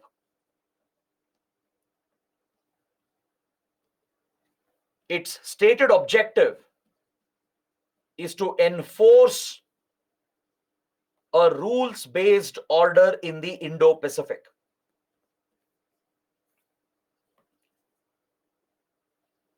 This is the stated intention of the Quad. All right, the Quad countries, they first started collaborating in the 2004 tsunami that happened in Indian Ocean. During the 2004 tsunami, there was large-scale devastation across Indian Ocean, including India. So when Indian Navy was assisting Sri Lanka and other affected countries, we were giving disaster management assistance. Even the navies of US, Japan, and Australia were involved in these disaster management operations. Following this was the first time the four navies had cooperated in the Indian Ocean. Following this, Japan's former Prime Minister Shinzo Abe, who was recently assassinated, he suggested an idea that like-minded democracies of Indian Ocean and Pacific Ocean, they should come together to form an Asian security diamond. That was an informal name that he coined.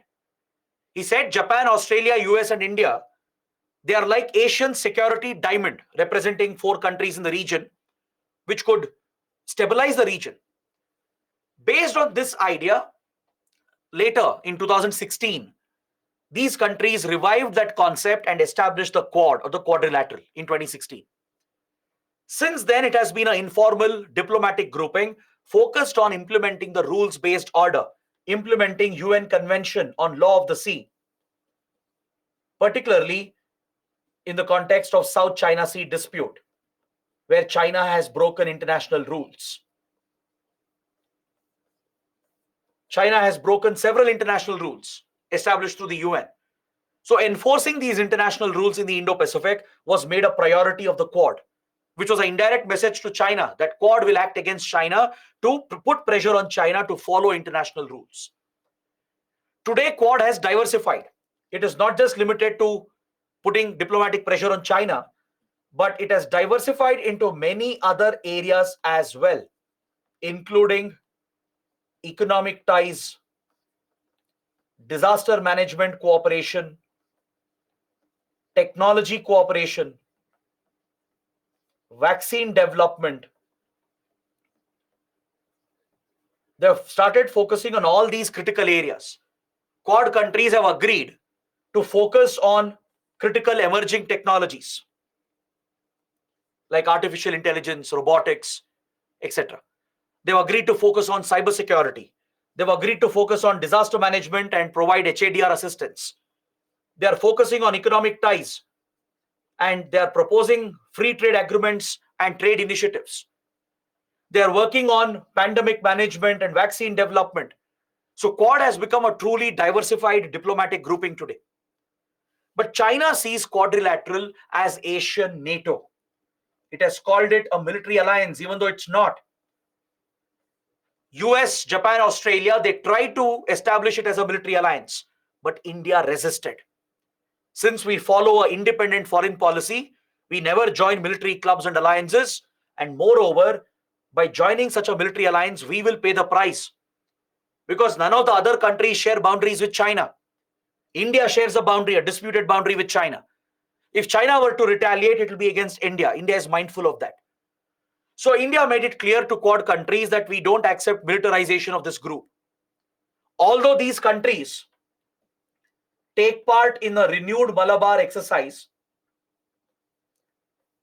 today we have re-invited Japan into Malabar exercise from 2015. And following Ladakh clashes, we re-invited Australia in 2020.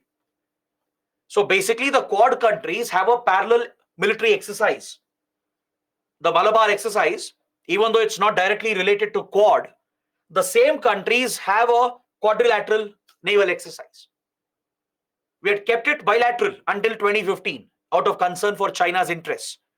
But as China became problematic, created problems for India, in 2015, we invited Japan back.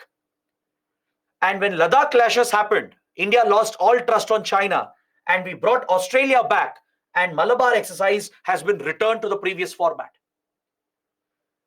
So China sees the Quad as a military grouping designed to contain China, target China. It calls it Asian NATO. But please understand, Quad is not a military grouping. India ensured Quad does not become a military grouping. US, Australia, Japan were interested. They pushed India. But India put its foot down. We said, no, Quad cannot be a military alliance because we don't join military alliances. We don't join military clubs to target a country. We don't do that. Our foreign policy is based on principle of strategic autonomy, right? So we ensured Quad becomes just a diplomatic grouping focused on enforcing a rules-based order, and we have diversified it to focus on other areas of cooperation, which brings these democracies together, which acts as a counterbalance to China, right? But of course, China doesn't look at it like that. It doesn't look at this as a diplomatic grouping. It sees Quad as Asian NATO. It has threatened Malabar exercise. It has countered the Malabar exercise, and it is concerned about India's improved border infrastructure and its military preparedness and modernization. This could be a reason why China has retaliated again by causing the Ladakh crisis. This is what experts believe. As I told you, from 2004, right, starting with Prime Minister Vajpayee, then Manmohan Singh and Modi, India became proactive with regard to its military preparedness. Border infrastructure has been stepped up. We have built strategic roads, bridges, railway lines, tunnels. We have reactivated advanced landing grounds. Recently, you might have read in news, the Neoma airfield, which is a type of advanced landing ground, is being activated. We have activated many such advanced landing grounds, including one at Daulat Beg Oldi, which is a strategic point near Karakoram Pass. You can see Daulat Beg Oldi here in this map. It's a strategic point near Karakoram along the line of actual control. All right? Even at Demchok, at Vijayanagar in Arunachal Pradesh, at many such places, Indian Air Force has reactivated the British era, World War era advanced landing grounds. So we can quickly deploy our fighter jets, transport aircraft, and deploy thousands of troops and defense equipment to take on China. All right? We have raised a dedicated mountain brigade which specializes in mountain warfare, high altitude warfare. We have stationed critical assets like Rafale, Sukhoi 30s, the BrahMos. We have achieved nuclear triad status by deploying INS Arihant, which is a nuclear-powered submarine that can carry nuclear weapons on board. So this overall improvement of India's military preparedness, the modernization, right, the way in which India can effectively counter and retaliate today is what threatens China. China is worried about India's improved border infrastructure because we can quickly mobilize troops and deploy them as well. And our forces are better equipped, better trained than before. So China sees this as a threat, and it knows that US has played a big role in assisting our defense modernization. We have procured many key assets from US. We have procured key aircrafts, helicopters, and many critical defense technologies from US. Right? We are working with Japan and Australia in the defense domain. China is aware that our military preparedness, modernization is improving because of the support we are getting from these countries. So this is seen as China's counter. All right? Now please look at this map. You can see the DSDBO road, another strategic road that was built and inaugurated by the Border Roads Organization. It connects Durbuk from Leh towards Galwan River Valley that you see here in this satellite picture with Daulat Beg Oldi, the northernmost point between India-China along the LAC. So DSDBO road stands for Durbuk, Shyok, the Shyok River, which I showed you while discussing Siachen Glacier. It connects Durbuk with Shyok and with Daulat Beg Oldi. This strategic road was inaugurated by India. And if you observe, it is almost parallel to the line of actual control. See, this here, this region is basically Siachen.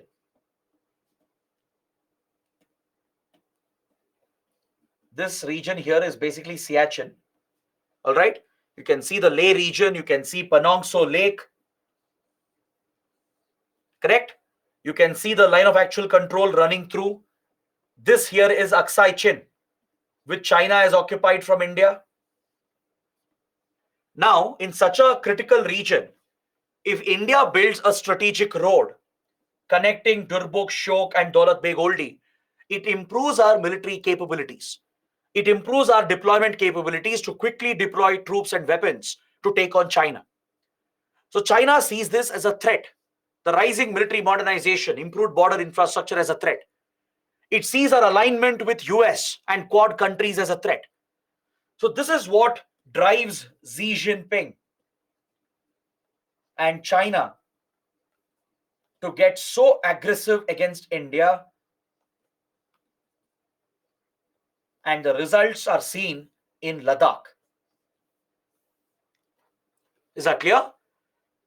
Xi Jinping has sought a more aggressive approach, as I explained.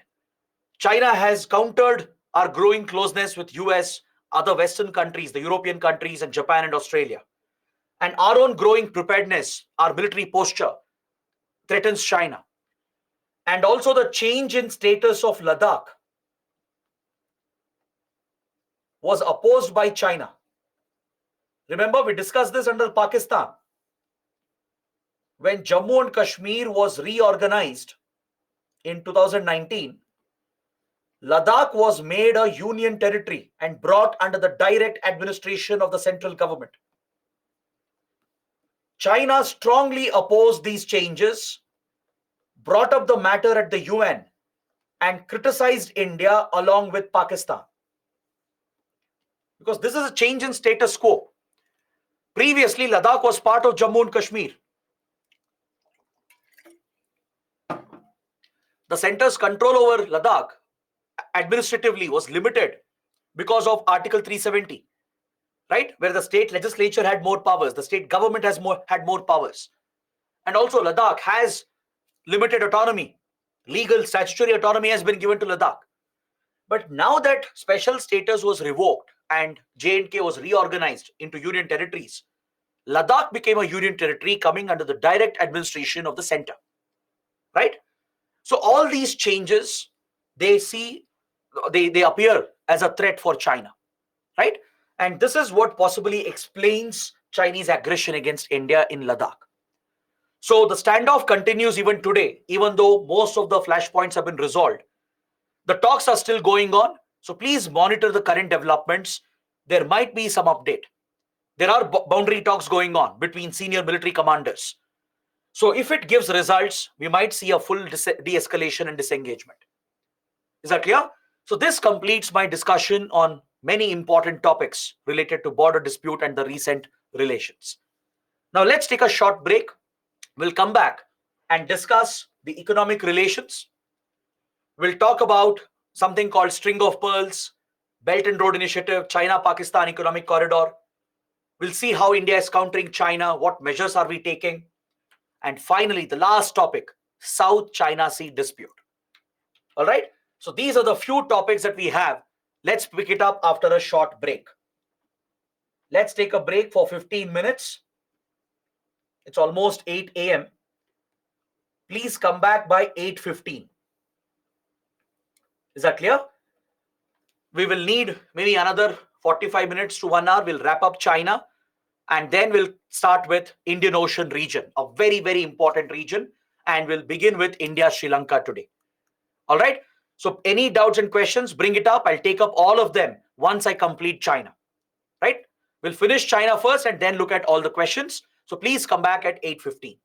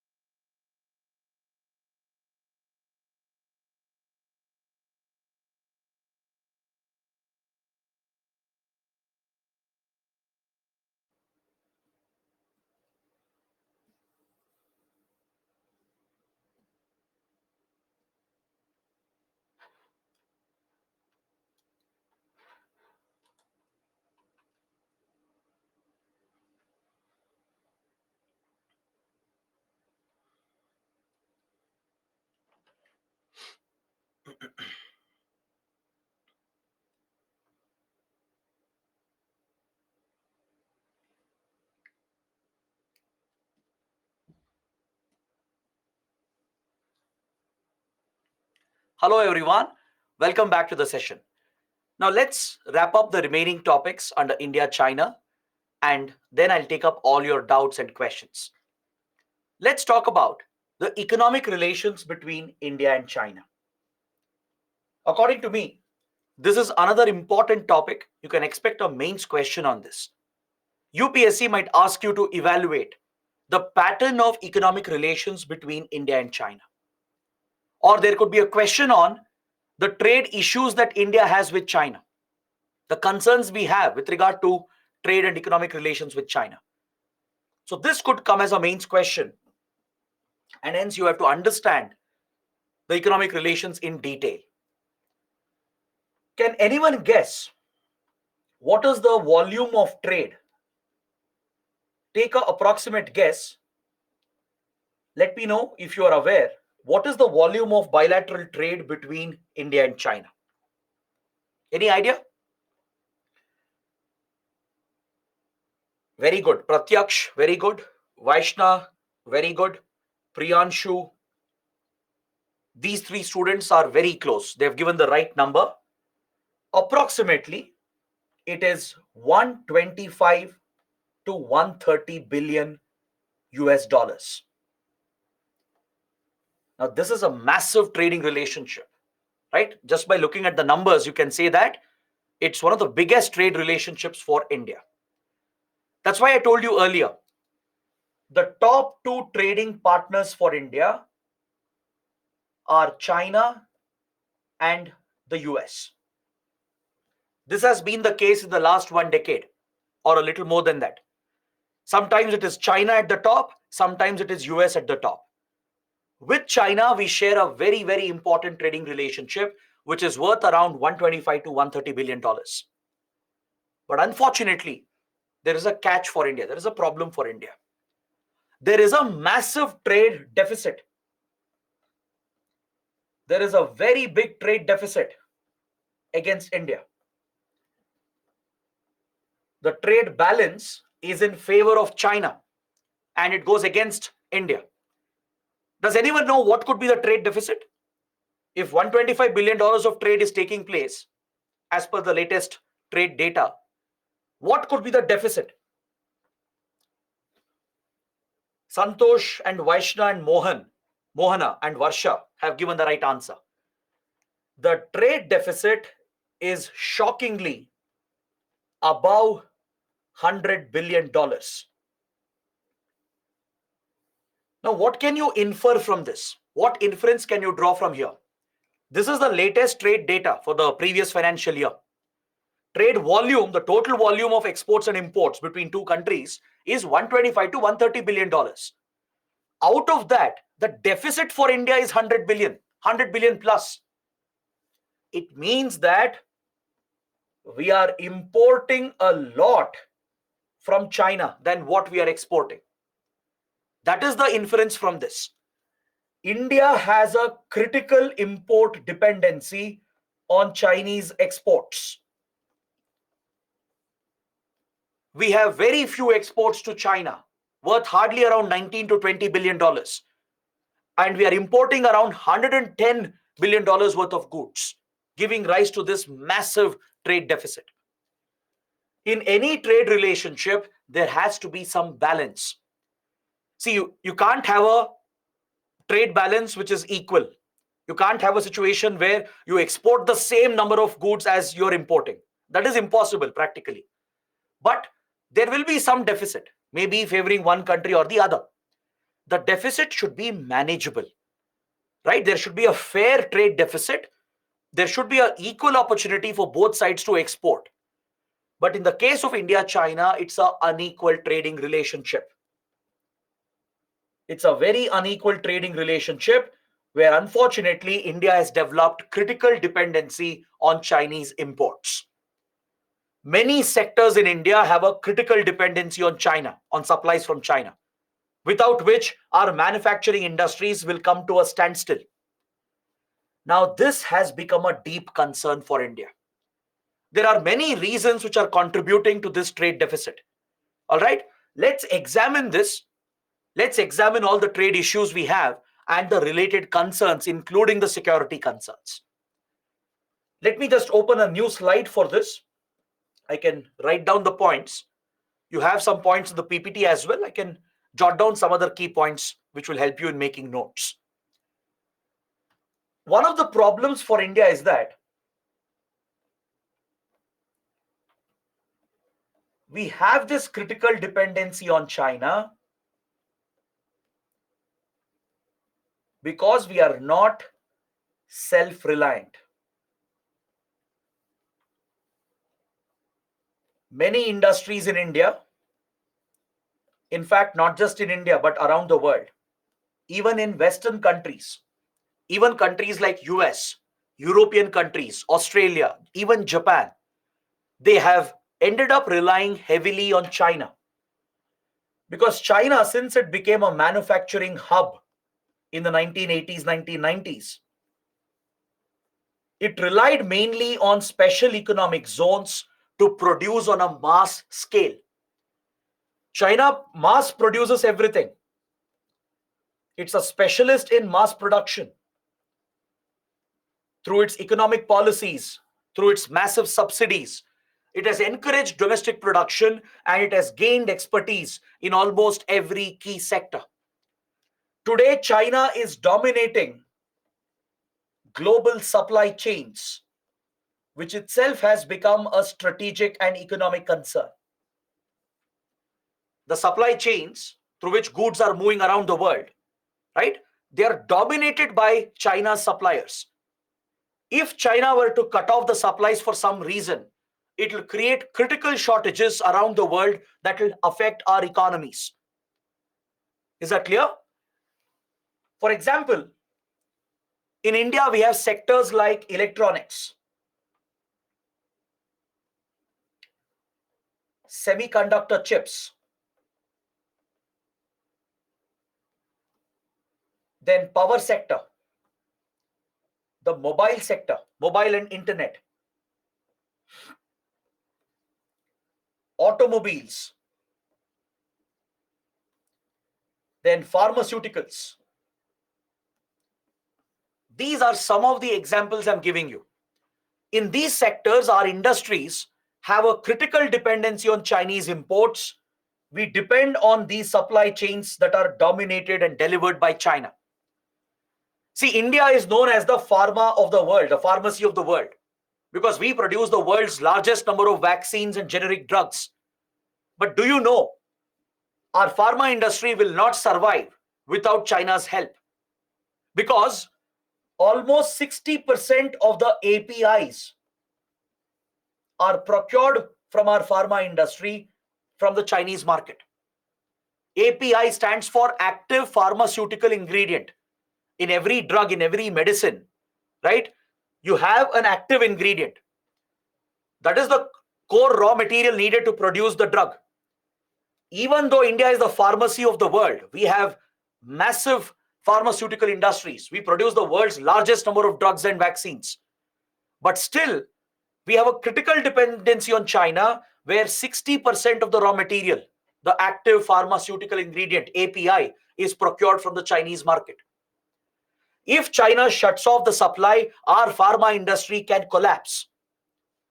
The same goes for electronics, semiconductor chips, power sector, especially power transformers and other key power equipment that goes into your power grid. They come from Chinese companies. The back end of your mobile and internet infrastructure, the telecom switching equipment, right, which is used in your mobile towers, OFC cables, they all come from Chinese companies. Critical auto components come from China. So there is a critical dependency for most of the key sectors in our economy, where the core materials, components, and spare parts are produced by Chinese manufacturers, and we are importing them and assembling them in India.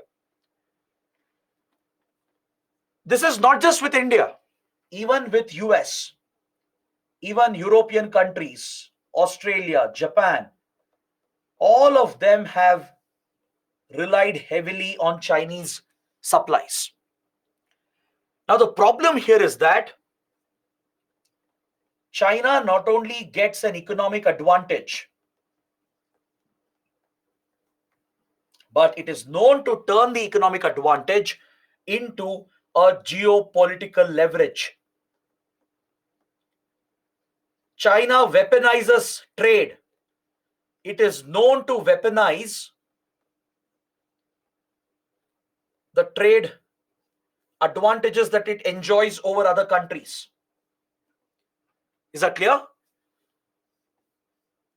So many countries have realized the drawbacks of relying so heavily on China. We realized this recently during the COVID-19 pandemic. When the pandemic hit the world, right? It of course broke out in China. Immediately China went into a lockdown. It shut down the entire Wuhan province and later the entire country and adopted a strict zero COVID policy. It implemented a very strict, rigid lockdown for several months, for almost 2 years, that devastated China's production. So as China's domestic production was hit, its exports were hit, that disrupted the global supply chains.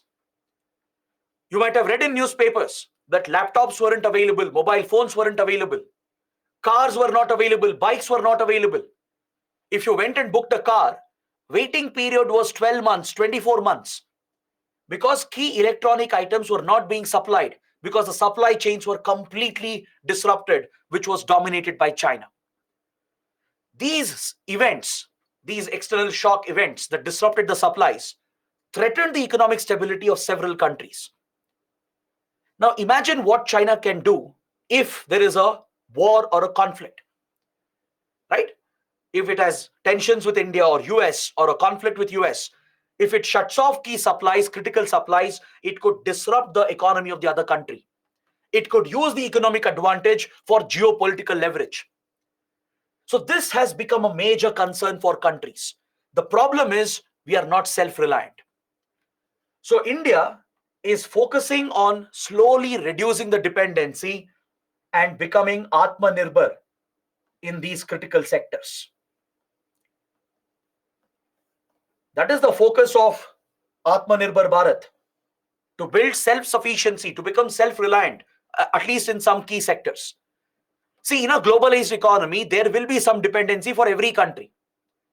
For that matter, even China will depend on India for some kind of raw material, right? That is what happens in any globalized world, in any globalized economy. Countries will depend on each other, right? There will be imports and exports. But the problem is the extent of dependency. When you have such a large dependency, that too in so many key sectors, this could become a major disadvantage that could be misused for geopolitical advantages. So India, US, and all these Western countries have these concerns, and hence they are forming new initiatives to counter China's dominance. Is that clear? There are direct security concerns that arise from this, national security and cybersecurity concerns. There is a fear that Chinese companies are being forced by the Chinese government to install security backdoors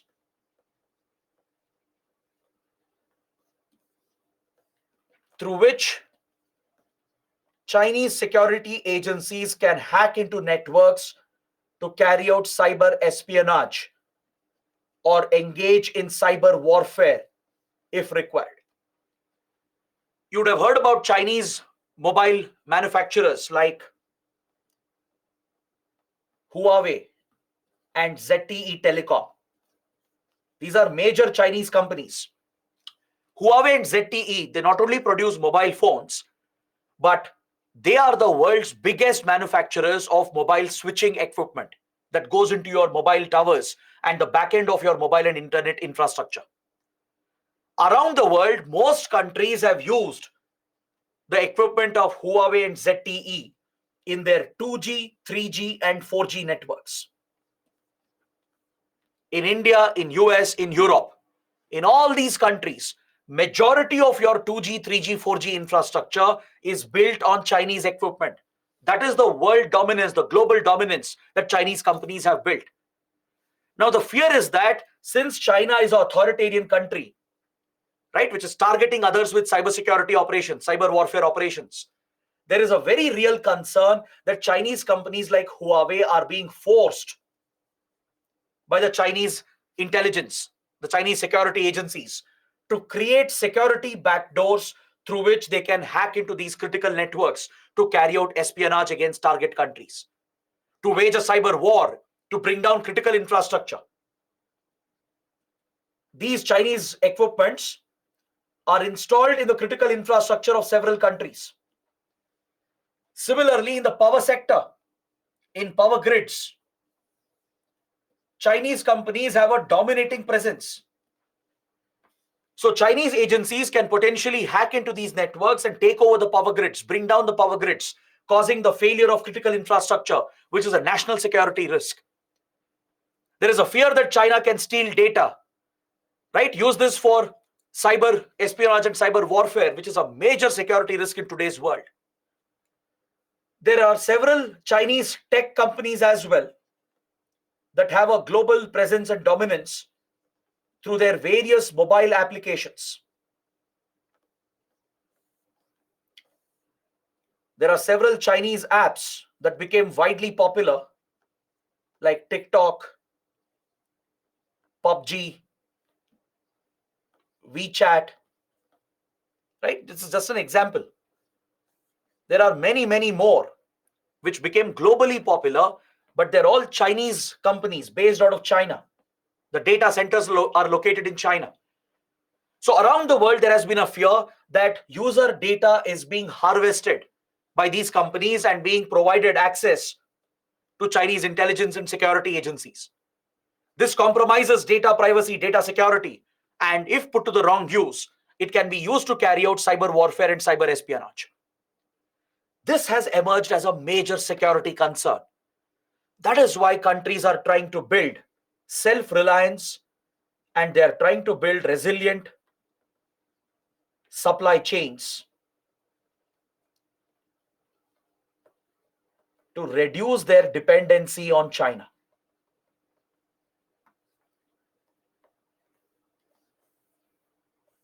Is that clear? Many countries have banned Chinese companies or blocked Chinese equipment and even Chinese applications. Even India did the same recently. When the Ladakh clashes happened, India retaliated in the economic domain by banning several Chinese applications. TikTok, PUBG, WeChat, and many other apps, they were all banned by the Indian government on national security grounds, on cyber security grounds. Huawei has been blacklisted by many governments. US and European governments, they have blacklisted Huawei from 5G and 6G networks to safeguard the networks from Chinese security and intelligence agencies. See, of course, there is an economic angle as well here. Since 5G, 6G networks are going to play a critical role in future technologies, there is an economic competition between Western countries and China. And there is a geopolitical angle as well. So Western countries might be exaggerating the threat to protect their companies and their economic interests, but the threat from China is also very, very real. Since most of our critical equipment is sourced from China, many of the equipment are being installed in our critical infrastructure. There is always a security fear that Chinese agencies could hack into our networks and bring down our critical infrastructure. So we have banned several Chinese apps, placed restrictions on Chinese companies, and this has emerged as a major concern. Apart from all of this, India has concerns about China's unfair trade practices. China is known to resort to unfair trade practices to gain a trade advantage. What China does is that it gives massive subsidies to its domestic manufacturers to help them produce on a mass scale. That is how China mass produces. It has created all the necessary infrastructure through industrial clusters and special economic zones. It has built the infrastructure needed and gives a lot of subsidies to incentivize the domestic producers to produce on scale, to mass produce. When you mass produce, the cost of production goes down. The per unit cost of production decreases when you are producing at scale. Right? For example, when you organize, let's say, a catering event, you organize a wedding function, you bring a caterer, and if you ask them to cater for 50 people, the per plate cost would be higher. They'll not give you any discount because they're providing only 50 plates. If you ask the caterer to provide 2,000, 5,000 plates, right? They are working on scale, which means their profit margins are higher. So they agree for a discount and they give you a lower price per plate. So whenever you produce at scale, the cost of production per unit goes down. China leverages this, it subsidizes the industries, and it breaks WTO rules to give itself unfair advantages against WTO guidelines. This has become a major issue between India and China. We have many cases filed against each other at the dispute settlement body at World Trade Organization. India has filed many cases against China. China has filed cases against India. The problem is, China does not provide equitable market access to Indian companies. It has restricted market access to Indian companies where India has an advantage. For example, our strength sectors are pharmaceuticals, textiles, information technology, gems and jewelry, leather. These are some of the strength industries of India where we have major exports going out. Obviously, China is a massive market for us. Even we can export a lot to China. But China does not allow this to happen. It has placed policy restrictions that limits market access to Indian companies where we have a strength. Whereas it has gained a lot of market access into India, and it resorts to unfair trade methods such as dumping of goods on the Indian market. The practice of dumping, you would have studied in Indian economy, is prohibited under WTO rules. WTO has prohibited the practice of dumping, and countries like India, which receive the dumped goods, they can impose anti-dumping duties in order to protect their domestic industry. To protect our domestic manufacturers from the cheap Chinese imports, we classify some of the Chinese exports as dumping, and according to WTO, we impose anti-dumping duties to protect our domestic manufacturers. I hope all of you understand what is dumping, right? You would have studied this in Indian economy. Dumping is where a Chinese exporter, let's say for example, is selling a product in India at a lower price than what they would sell in their own country. Basically, they are selling at a very low price, which is lower than the cost of production. When products are offered at such a low price, right, if they're doing it deliberately, they are basically trying to kill competition. They're trying to kill our domestic industry and monopolize the market. Our domestic manufacturers cannot compete with those low prices, so they'll be driven out of competition. They'll be shut, allowing these foreign exporters to dominate. So this practice is called dumping of goods, that is prohibited by WTO. Countries are allowed to impose anti-dumping duties to increase the cost of these goods. It's like an import duty, right, on these goods which are being dumped, which are being sold at a lower price than the price being sold in their own country or in other markets. If domestic industry is getting killed because of it, in such cases, we can classify this as dumping and invoke WTO rules and impose anti-dumping duties. This will raise the cost of the imported product, and it will allow an opportunity for our domestic manufacturers to survive and compete with the cheap Chinese imports coming in. So dumping of goods has become a challenge for India, and The restricted market access to Indian companies is limiting our exports to China. Whereas China keeps importing, right? Keeps sending a lot of imports to India. And this is primarily because we have a dependency here. India has a critical dependency, as I explained. So China has unlimited market access into the Indian market. Since we have a lot of reliance and dependency, we open the markets. But China, which can produce on its own or look for other sources, it will block access to Indian companies. This is also a reason why the trade deficit is so high. Plus, we have practices like dumping of goods, unfair subsidies being given. They're all in violation of international trade rules under WTO. So we have many disputes going on at the WTO, many cases filed against each other. And even this remains a major issue in our economic relationship. Is that clear? So please understand these aspects of the trade relationship.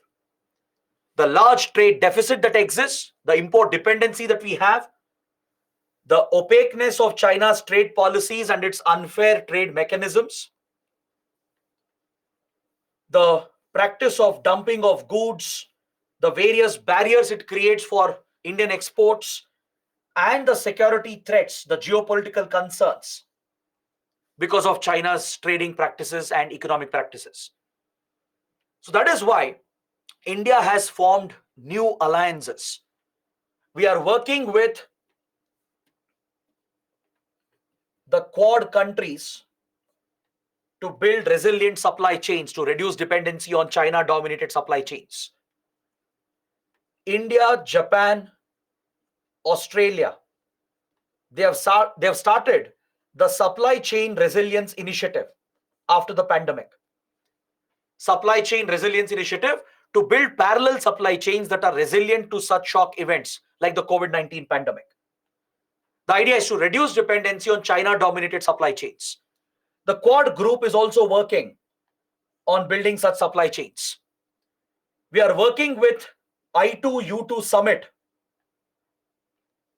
The I2U2 group also is focusing on supply chain resiliency. It involves India, Israel, US, and UAE. We'll study this under West Asia. In West Asia, there is a new grouping called I2U2. India and Israel, UAE, and US. They're also focused on building supply chain resiliency. Even at the G20, supply chain resiliency is a key topic, right? To reduce dependency on one country, on few supply chains. Countries are diversifying, they're pushing their companies to diversify into other markets. Several Western companies, they are heavily dependent on China. They have set up most of their manufacturing plants in China. From Apple to Tesla to Sony, right? All the major companies are based out of China. The factories are based out of China. So they're diversifying, they're moving out to create resilient supply chains, and they're also trying to reduce dependency on critical sectors like semiconductor chips. Like, for example, India is working with US to focus on semiconductor production and diversifying our dependency on China. Recently, when Modi visited US, right, a new initiative has been started for semiconductor fabrication. Even yesterday, right, as part of G20 meetings, President Biden has arrived and he held a meeting yesterday night with Prime Minister Modi. They have discussed the semiconductor initiative again, which means India and US are collaborating in these key areas to reduce their dependency on China. US has an initiative called the Fab 4 Alliance with Japan and others like Taiwan and South Korea. The top chip manufacturing countries, of course, Taiwan is not a country, but Taiwan is the world's major producer of chips, semiconductor chips. So Taiwan, South Korea, Japan, and US, they're part of this Chip 4 Alliance or Fab 4 Alliance, through which they're trying to counter China's dominance in the semiconductor domain. All right? So these are the major economic concerns and issues that we have. And we are trying to tackle them and address them because the large trade deficit is not good for India. China is known to leverage the trade deficit and the advantages it has to punish the target countries to gain geopolitical leverage over the countries. So the only solution here is to become self-reliant in the long run. We can't change this overnight. We can't change this in 3 years or 5 years. But in 10, 20, 30 years, right, we can build self-resilience. Today, if we try to block Chinese imports, we will take the hit than China. Some of you might suggest, why don't we end China's imports? If we end China's imports, our economy will collapse. China will not face the hit. India will face the hit because our industries are critically dependent. So gradually, over a period of time, we have to become Atmanirbhar, become more self-reliant in key technologies, produce most of the spare parts and equipment in the country, and diversify the sourcing of key equipment, right? So the focus is to reduce the dependency on China and become self-reliant. This might take many years, many decades of effort, but that should be the long-term vision of India. All right. So this explains the nature of economic relations between India and China. Now coming to some of China's projects, strategic and infrastructure projects, there is a theory known as string of pearls theory. This name was coined by the US Department of Defense. Around 2 decades ago, the United States, the Pentagon, which is the US DoD, the Department of Defense, it was studying Chinese investments. It was studying the pattern of Chinese investments in the Indian Ocean. And it saw that China is building strategic ports all across Indian Ocean, and they appear to encircle India. It's also believed that most of these port projects are economically unviable, which means China knows that these port projects might fail commercially. They may not fetch enough revenue and profits, but still China is making the investments. China is not a fool to make blind investments. If it knows it's an economic failure, right, then why is China still investing? Some of these projects are seen as economically unviable, and yet China goes ahead and invests in these projects. It's because of their strategic location in the Indian Ocean. So this led the US intelligence and defense analysts to conclude that China has a strategy to encircle India with these strategic ports built all across Indian Ocean. And they gave it a name, an informal name called string of pearls theory. China officially has no such strategy. It has never acknowledged it. The name is not given by China, right? It's a name coined by US, an informal name given by strategic experts and analysts, that China is deliberately investing in strategic projects, the 2 port projects at strategic locations. And even though some of them are economically unviable, it is still making these large investments, which means there is a strategic angle to these projects.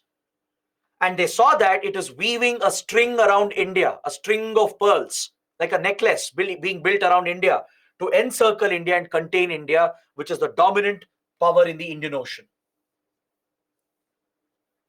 We have seen this trend from early 2000 itself. Is that clear? From early 2000, in the last 2.5 decades, we have seen China making these investments all across India's neighborhood. Many key ports are believed to be a part of this strategy, including the Kyaukphyu port, which we studied in Myanmar, the Kyaukphyu port of Myanmar,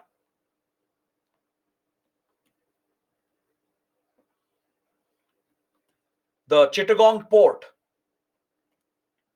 in Bangladesh. The Chittagong port in Bangladesh was initially rebuilt with Chinese funding and assistance. The strategic Hambantota port and Colombo port in Sri Lanka. Similar projects in Maldives, which we will study in the next chapter. It has made many such investments all across East Africa, West Asia, and the western part of the Indian Ocean.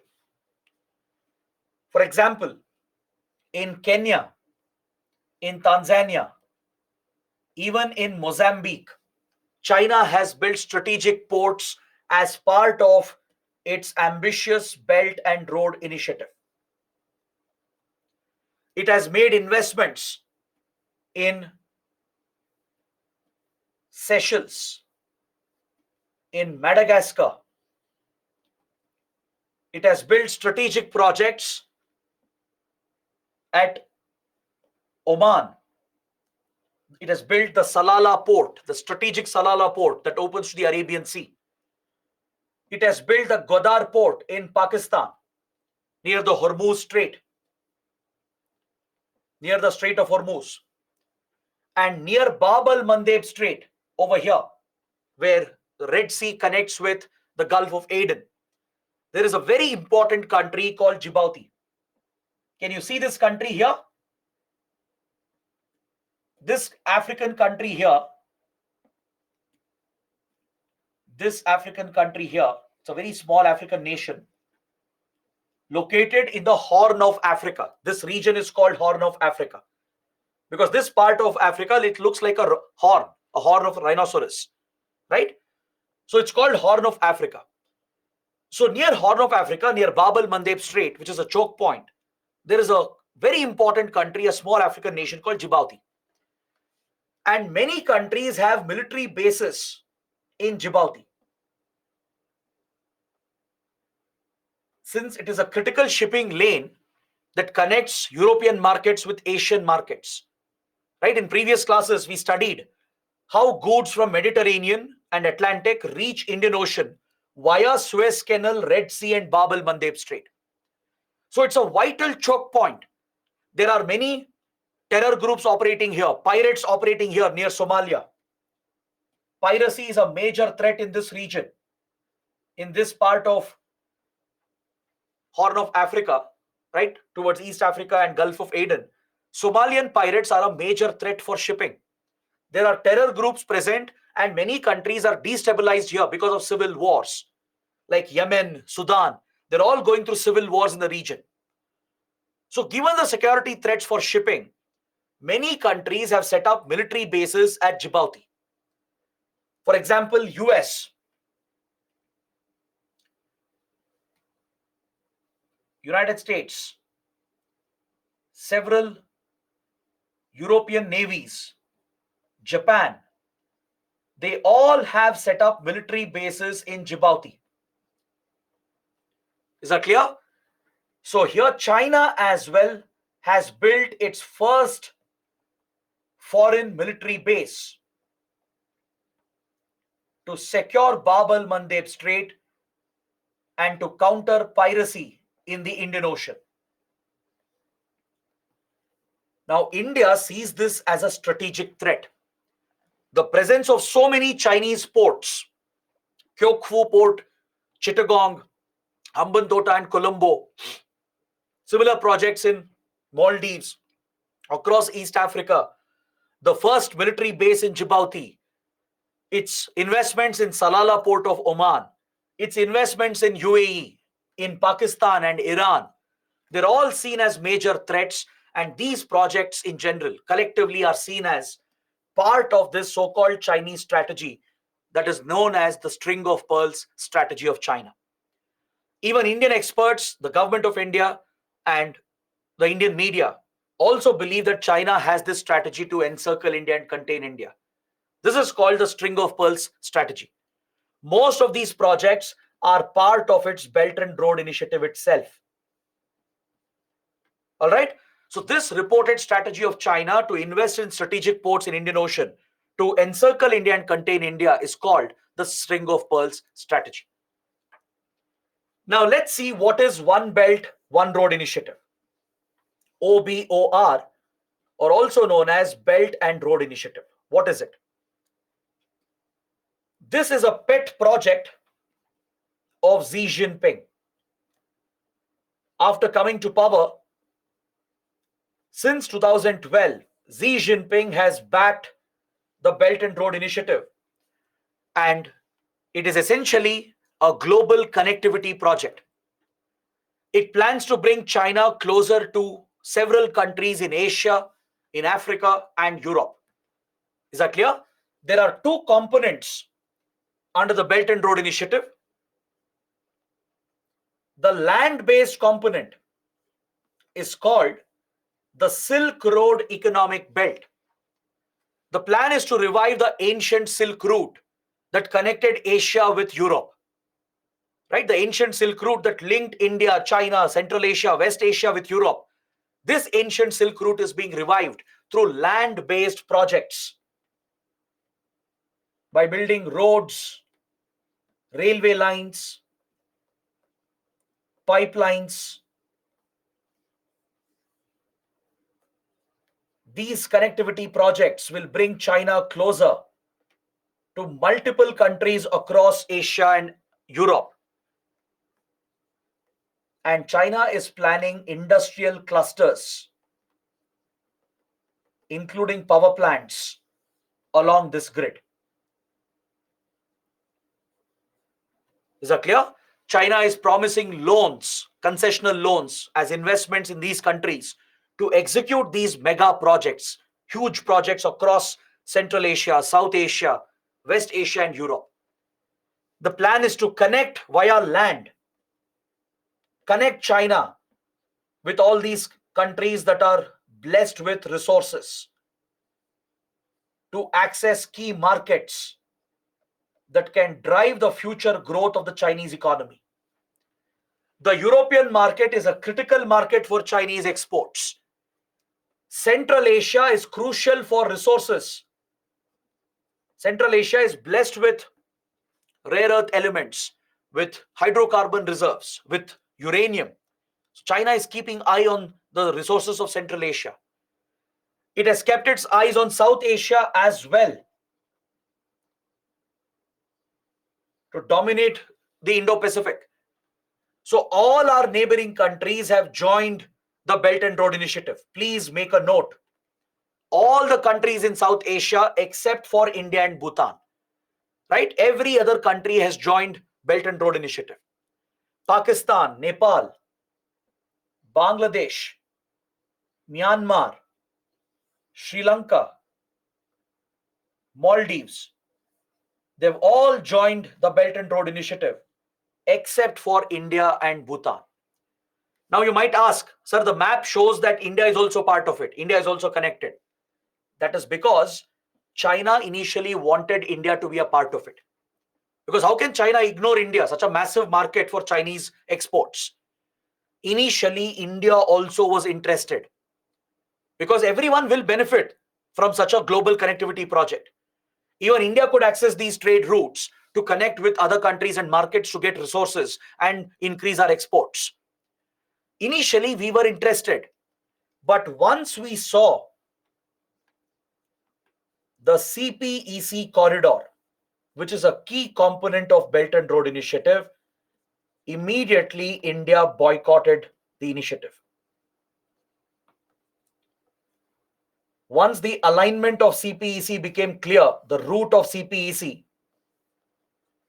right? India rejected the project as it was a threat to our sovereignty. CPEC alignment, I'll show you the map. It breaks India's sovereignty. It violates our sovereignty in POK. It passes through Pakistan-occupied Kashmir, through Shaksgam Valley, right? That Pakistan gifted to China. So in opposition to this, we boycotted the Belt and Road Summit, and Bhutan supported India. And even Bhutan has not joined Belt and Road Initiative.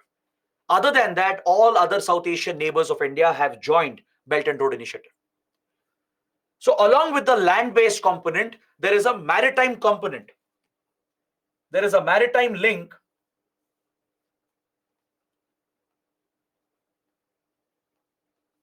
It's called the Maritime Silk Road Initiative. For short, it's known as 21st Century MSR Initiative. 21st Century Maritime Silk Road. Under this, the plan is to revive the ancient maritime Silk Route. right? The trade routes that existed in the maritime areas in the Indo-Pacific, they are being revived by China through strategic port projects to link with Southeast Asia, with South Pacific and Oceania. There are many major island countries here near Australia and New Zealand. There are important South Pacific island countries like Fiji, Solomon Islands, Vanuatu. China is reaching out to South Pacific, trying to dominate this region as well. It wants to connect with East Africa, with Indian Ocean countries like Maldives, Mauritius, Seychelles, Madagascar, Comoros, Sri Lanka. It's linking with West Asian powers through the sea route like Oman, UAE, and Saudi Arabia.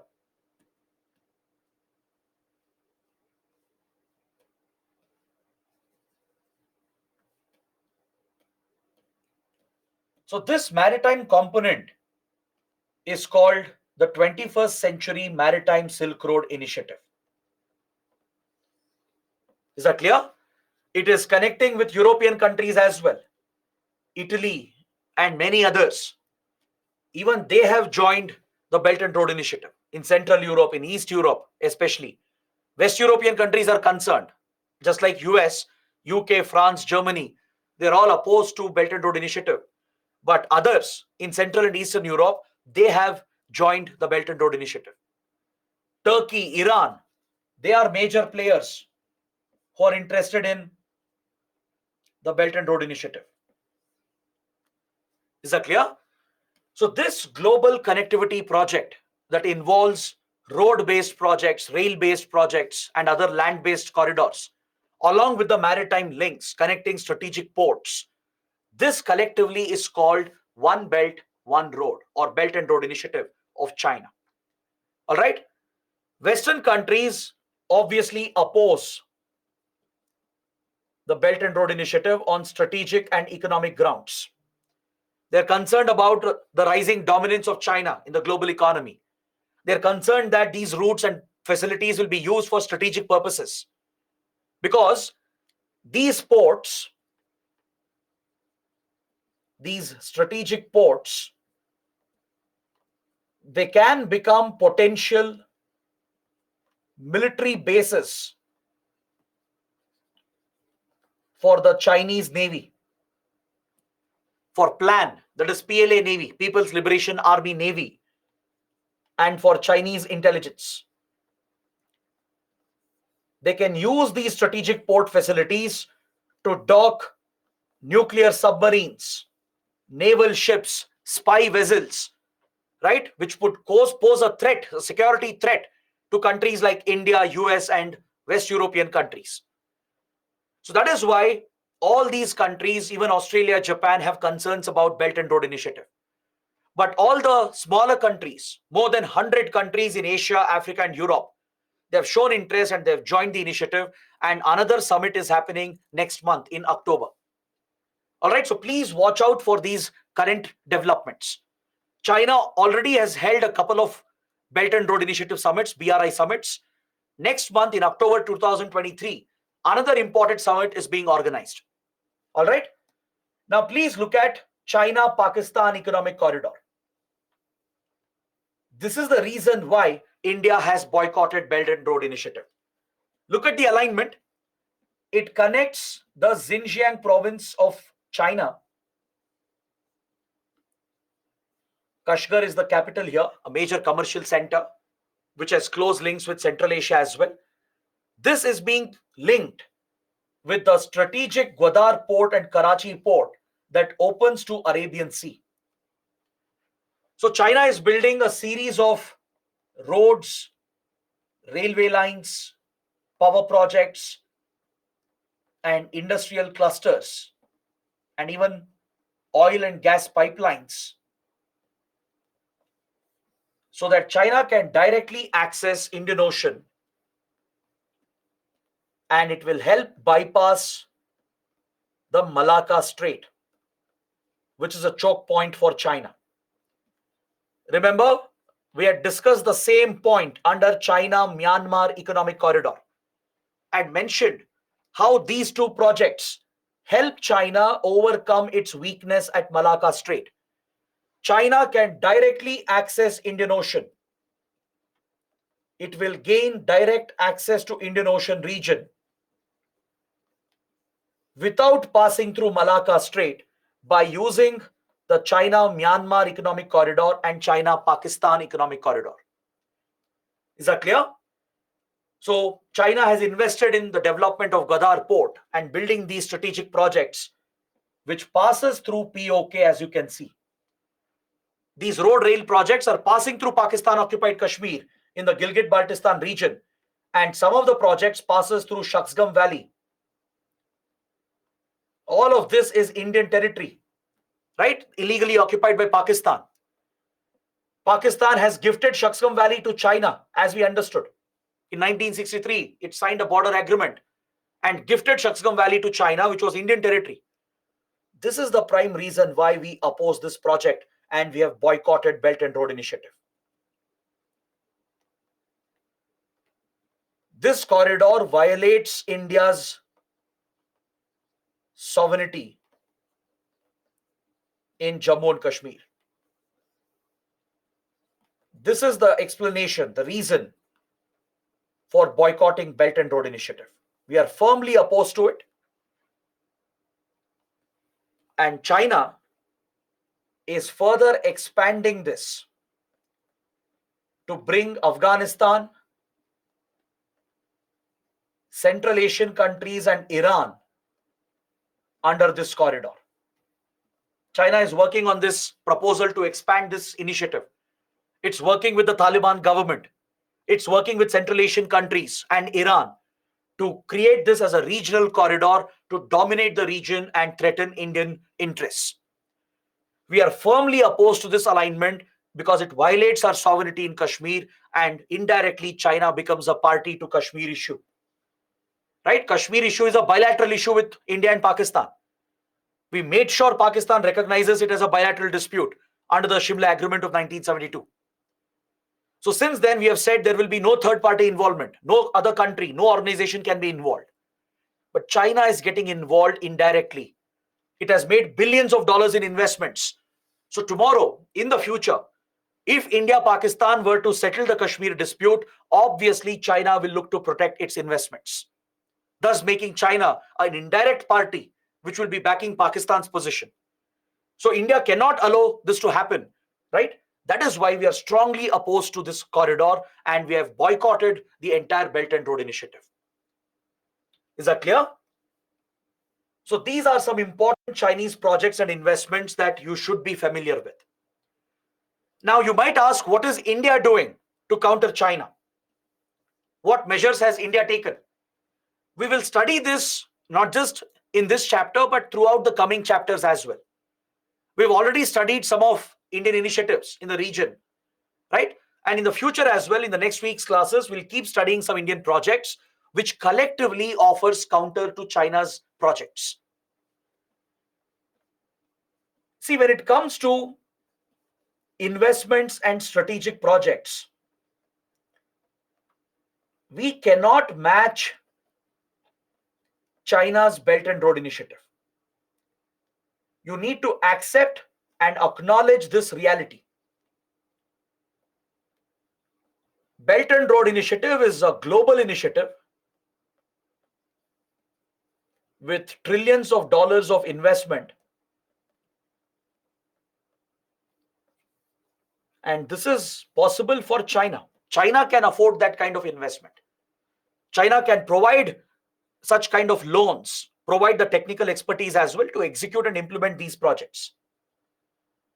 So India can never counter China on such a global scale, right? We don't have the resources. We have our limitations. China is a vastly superior economy, right? Its economy is many times larger than India, and it's a superior military power, right? This reality has to be acknowledged, and that is exactly what India has done. All right? Instead of countering China with a global initiative, we are countering China with a collection of projects and initiatives all across the region. Across the Indo-Pacific, we have a series of investments and initiatives and projects through which we counter the Chinese influence. See, China might have hard power on its side. China might have the money, it might have the military resources, the technical resources as well to execute these mega projects and to gain influence everywhere through money and threats. All right, China mainly gains influence through its hard power projection. It forces others. It relies on coercion. It threatens and targets others, uses the economic advantage to gain leverage in geopolitics. That is how China gains an influence. China does not build mutually beneficial partnerships. China is accused of pushing countries into a debt trap, into a debt burden. This is called the debt trap diplomacy of China.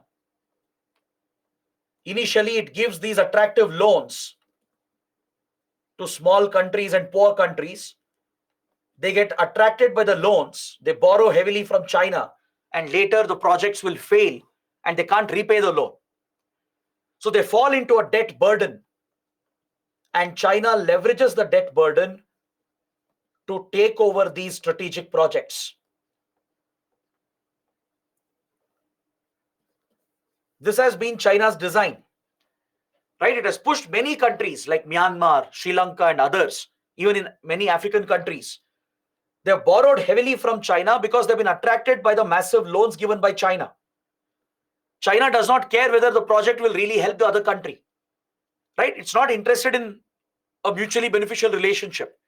It is primarily using its money power, right? Its hard power to force and coerce others into submission. China's relations are largely transactional. It's based on China's interests, not on the interests of another country. It pushes the country into a debt burden, and it's known to take over key projects for the long term, like it did with Hambantota Port in Sri Lanka. In the next chapter, we will study the Chinese investments in Sri Lanka. I'll show you Hambantota Port project. You'll understand how China invested, gave loans to Sri Lanka, pushed it into a debt burden, and finally the project failed and Sri Lankan government couldn't repay the loan. It fell into a debt trap. And Hambantota Port was given away by Sri Lanka to a Chinese company for 99 years lease period. For the long term, China has taken over the port. So the fear is China is taking over these facilities, pushing countries into a debt trap, and potentially it might use the port for military operations in the future. So China, this is what it does, right? It is simply using its money power, its military power, coercing others, forcing others into submission, pushing others into a debt trap while not benefiting the other country. Now, this is the advantage for India. This is where India stands out. India enjoys tremendous goodwill. We have a lot of soft power influence, and we are combining it with our hard power. India never looks for transactional relationships like China. We don't simply use our money power, military power to threaten others, right? First of all, we don't have the kind of power China has, but we do have soft power. We have civilizational links, cultural links. We are using a combination of the two through a series of collective projects across Indo-Pacific to offer a joint counter to China's influence in the region. Like I said, we can't plan a global project like Belt and Road Initiative. We don't have the money, we don't have the resources. But through strategic investments, wherever needed, we have projected money power as well. Wherever needed, we have projected military power as well. But our relations are not transactional. Our relations don't harm the other country. Rather, they benefit both parties. Wherever India invests, they are mutually beneficial investments. We always look after mutual benefits of both the countries. We build a true partnership, unlike China. Is that clear? So this is where we generate goodwill and a positive image for India, which helps in promoting and retaining India's unique influence in the Indo-Pacific. Understood? We have a project known as Project Mawsum, which is a soft power initiative to revive the ancient maritime routes and the cultural linkages across Indian Ocean. In ancient times, by using the monsoon trade winds, maritime trade was being carried out from India to West Asia, to East Africa, to Southeast Asia. We studied how Cholas, right, promoted their maritime influence across Southeast Asia. Similarly, traders from India, from southern India, from Kerala, Tamil Nadu region, along the Konkan coast, and especially Gujarati traders and financiers, they had a very big presence in Africa from many, many centuries. Today, you go to Kenya, you go to Tanzania, you go to any of the East African country or Indian Ocean country, you find a very strong Indian community. You will find Gujarati families, Kerala families, Tamil families settled in these countries from centuries because they have formed a historical trading cultural relationship. They form the bond, right? These trade links were established through the maritime trade routes that used monsoon trade winds to carry out the trade. We are working on reviving these cultural links under Project Mosul. It's a soft power initiative implemented by Ministry of Culture in coordination with Ministry of External Affairs.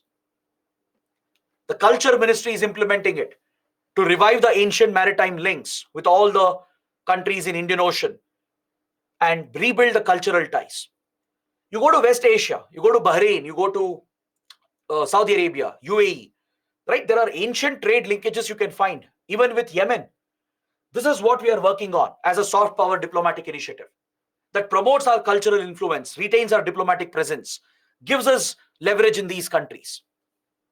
We are planning and implementing several strategic projects all across Indian Ocean and Pacific Ocean, including the South China Sea. We've already studied many of them. The IMT highway, the Kaladan project, our investments in Nepal, Bhutan, and Bangladesh, the Chabahar port built by India in Iran, our investments in Afghanistan, which we studied already, the INSTC corridor, we joining the Ashgabat agreement, India being part of the Quad or the quadrilateral with like-minded countries, where we even conduct the Malabar military exercise, the alignment in India's Indo-Pacific policy. We do have an Indo-Pacific strategy to counter China that aligns with the pivot to Asia policy of the US. So we are working all across the region. In the coming chapters, we will study our investments in Indian Ocean. I'll take you through major projects in Sri Lanka, in Maldives, in East Africa, our investments in Mauritius and Seychelles. We will study our investments in Southeast Asia.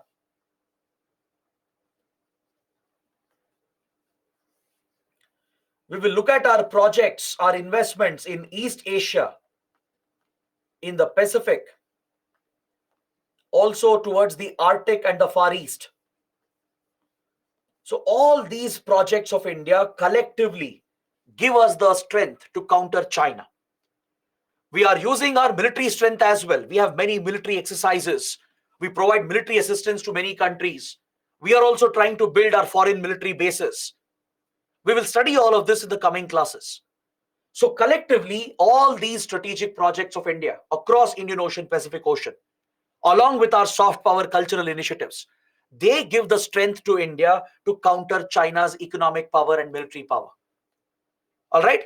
Informally, media outlets and strategic experts, they call it the Iron Curtain of India. It's an informal name. Just like there is string of pearls of China, they say that India is building an iron curtain or a diamond necklace.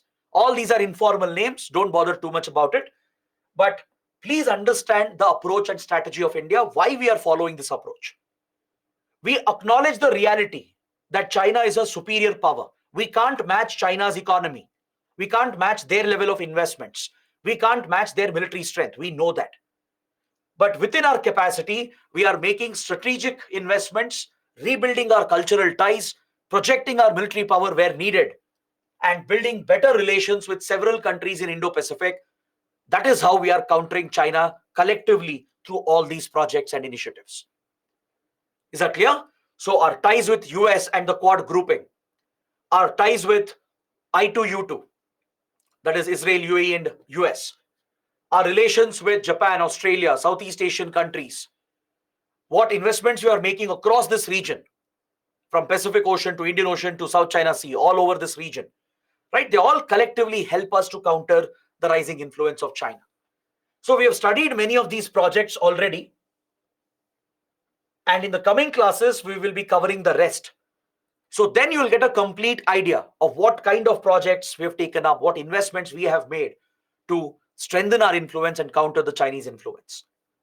Is that clear? Now, this brings me to the last point of discussion, that is the South China Sea dispute. Let's cover this and we'll take a break after that. We'll end the chapter, we'll discuss all your questions, doubts, and only then we'll start with Indian Ocean.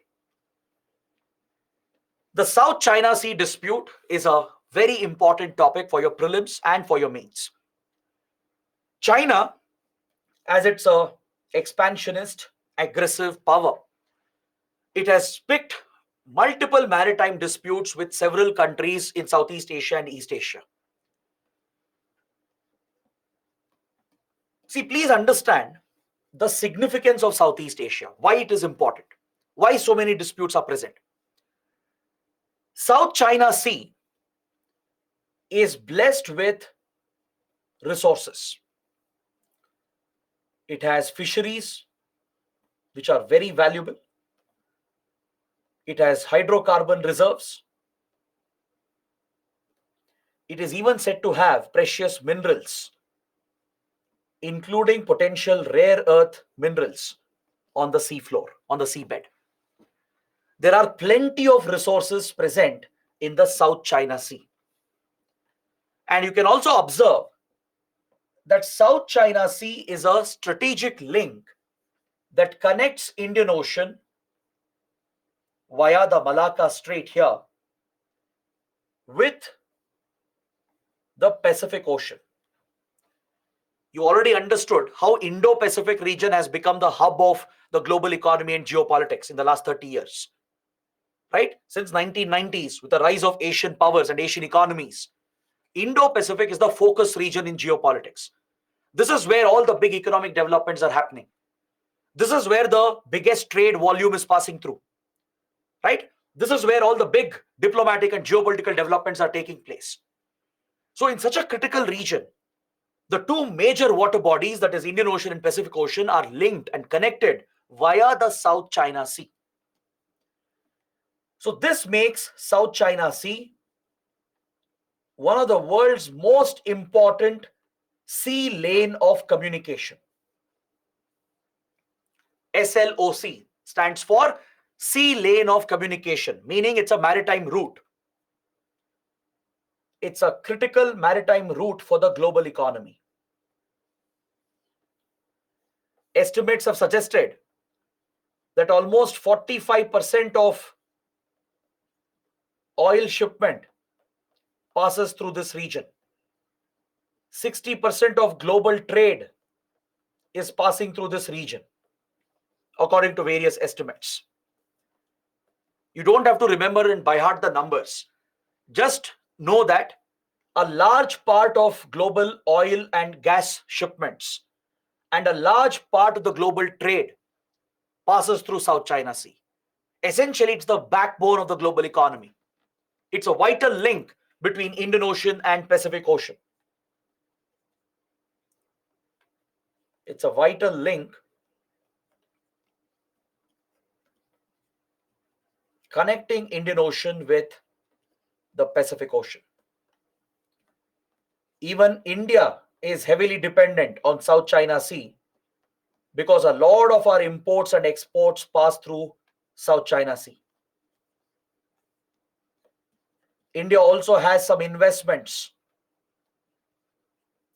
and very close relations in this region which are being threatened and disrupted because of Chinese aggression. This has become a common concern, a global concern today. All across Indo-Pacific, most countries are alarmed, they are worried about China's aggression and its expansionist behavior. Now, in this map, can you notice a U-shaped line? This red dotted U-shaped line, can you see this? This is called the 9-dash line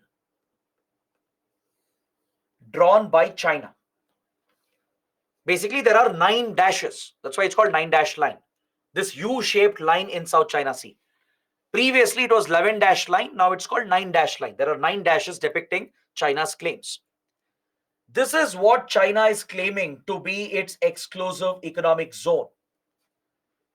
It is claiming the whole of South China Sea, almost the entire South China Sea to itself. This is based on historical claims. Remember, I told you that Song dynasty, it largely controlled South China Sea and traded with the Cholas via Malacca Strait. Based on these historical records, China is saying that our ancestors, our old empires and kingdoms controlled this region. So the whole South China Sea belongs to us. Almost the entire of it is being claimed as China's EEZ. And this is unacceptable because this is a violation of the UN clause, the UN Convention on the Law of the Sea. To determine maritime boundaries, there is a UN convention.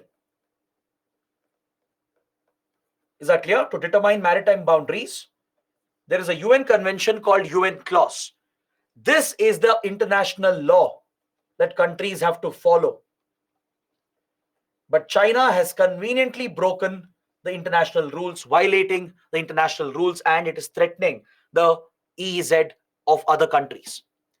This is a territorial threat, a sovereignty threat to others. Is that clear? So exclusive economic zone is defined under UN clause. It extends to about 200 nautical miles and can be extended up to a maximum of 350 nautical miles from the coastline of a country, from the baseline of a country. So by that logic, Vietnam, Malaysia, Indonesia, Philippines, right? They should have all got their share of EEZ. But look at this map, the previous map. See how the EEZ of these Southeast Asian countries is overlapping with what China is claiming. You see a major overlap. That's because China is making illegal claims against the provisions of UN clause. So you should know which are the major disputes here and what China has done. Can you see the Paracel group of islands here? It's a group of islands that should belong to Vietnam. Vietnam has sovereignty over it.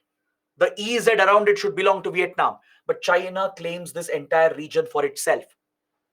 China, Vietnam have even fought wars. They have fought conflicts in the past over such sovereignty issues. All right? I'll tell you one very interesting incident. A few years ago, I think it was 2012 or 2013, Vietnam, which is a very close friend of India, had invited ONGC, that is OVL, ONGC Videsh Limited from India, for joint oil exploration in South China Sea. Vietnam is a strategic partner of India. We have very close defense relations as well.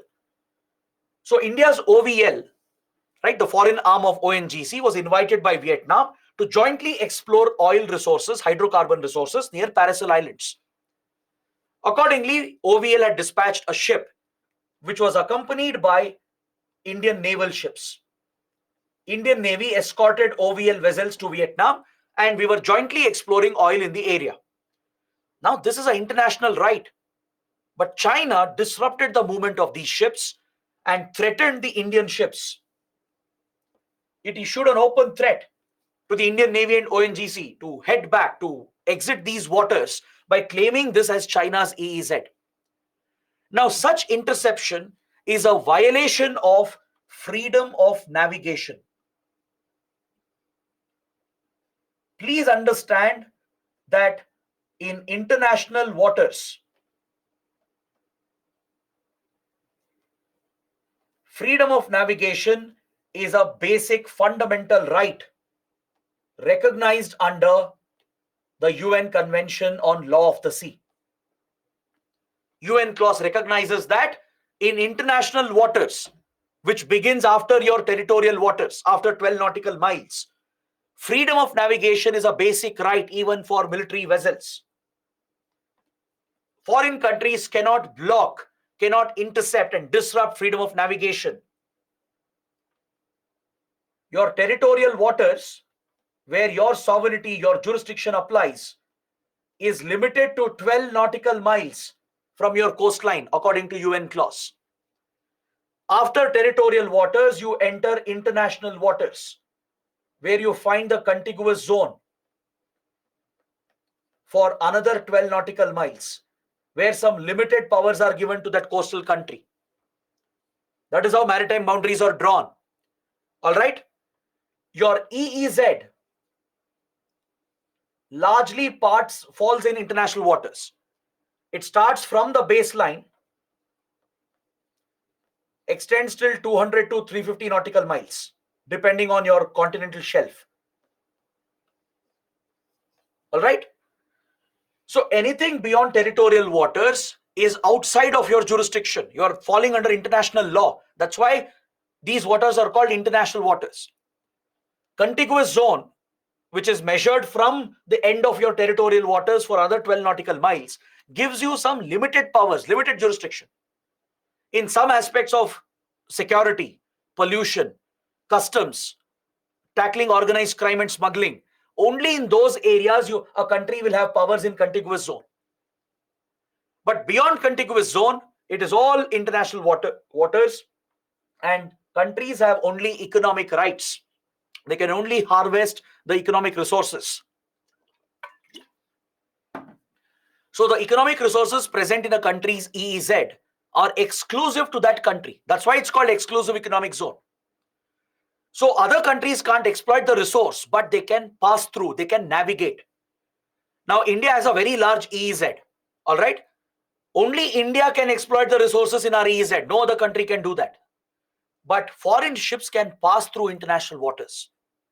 Tomorrow, if a Chinese vessel passes through, we can't block the movement of the ship as long as it is not entering territorial waters.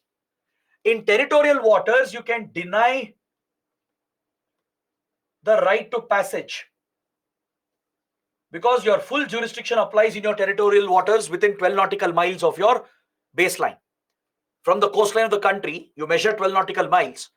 That band of water is your territorial waters, right? It's called territorial waters because whatever laws apply on your territory, on your jurisdiction, the same applies here, which means country has full sovereignty for 12 nautical miles only. From the coastline where the baseline exists, it's an imaginary line along your coastline. From there, 12 nautical miles is your territorial waters. Here, all your laws, all your sovereignty and jurisdiction will apply. So the coastal country can block the entry of foreign vessels. If it wants, it can deny entry to foreign vessels here. Here it can disrupt navigation and even overflight of aircraft. Is that clear? It applies for the airspace above it as well. But even in territorial waters, right to innocent passage has been recognized by the UN clause.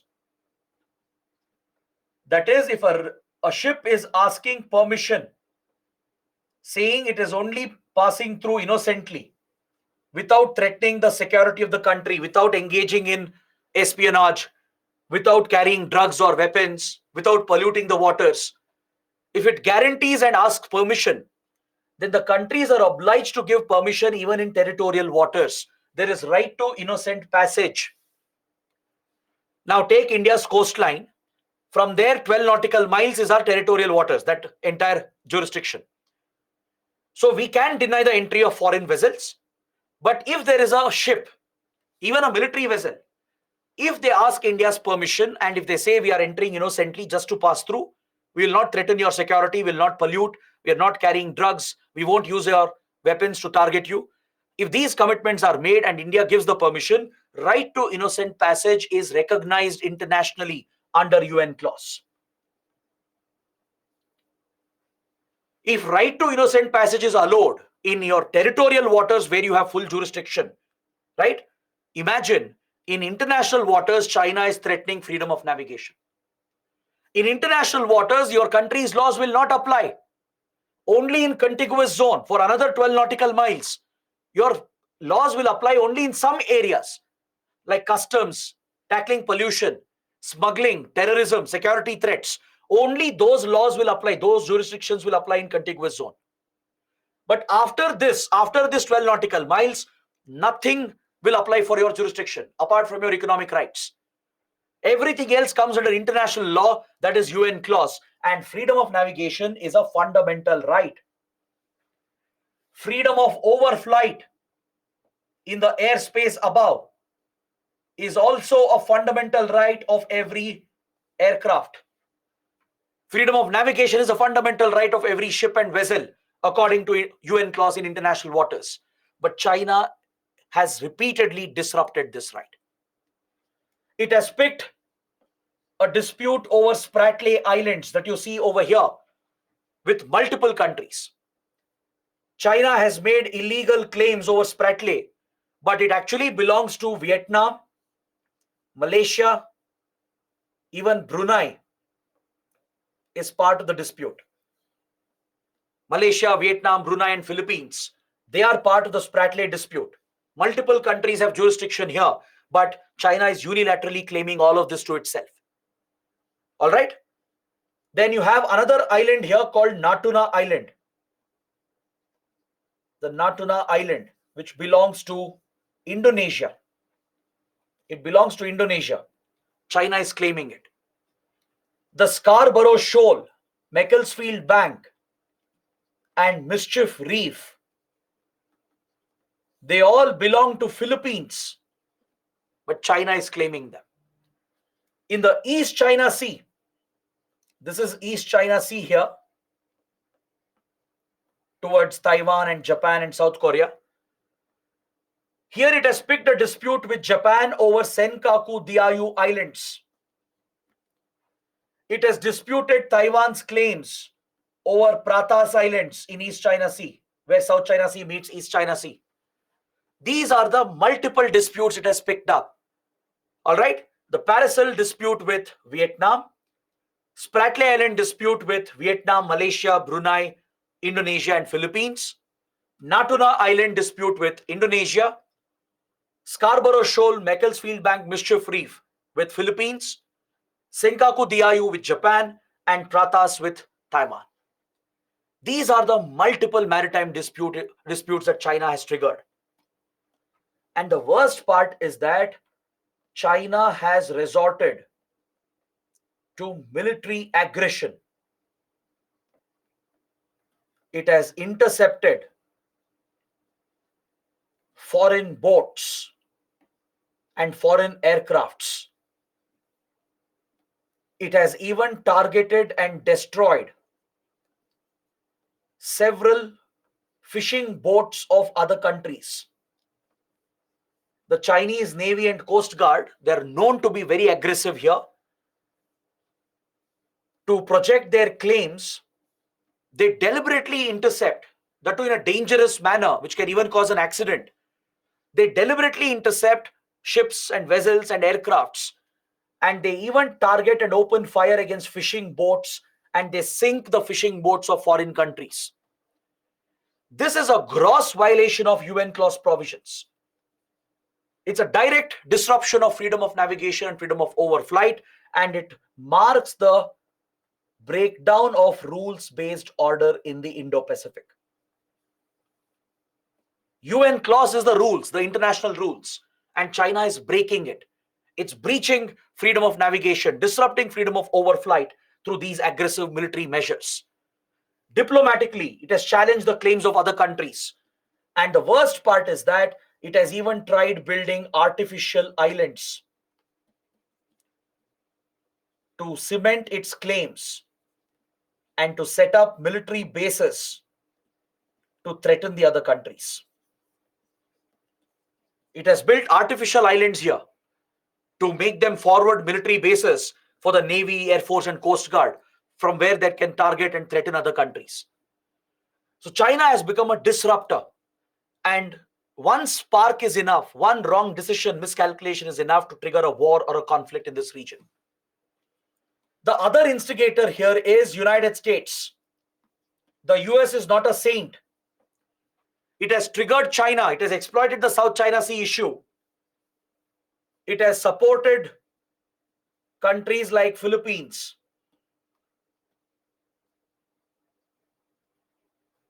It has supported Vietnam, Indonesia, and many others to aggressively raise their claims, and the US has increased its naval deployment that deliberately threatens Chinese interests and influence. Now, obviously, China will not take it lying down, right? US Navy constantly deploys in the region with naval ships, aircraft carriers, and nuclear-powered submarines. US fighter jets and drones, they fly through this region constantly, threatening Chinese influence in its own backyard. This has led to a direct confrontation between China and US, right? Australia, Japan are involved.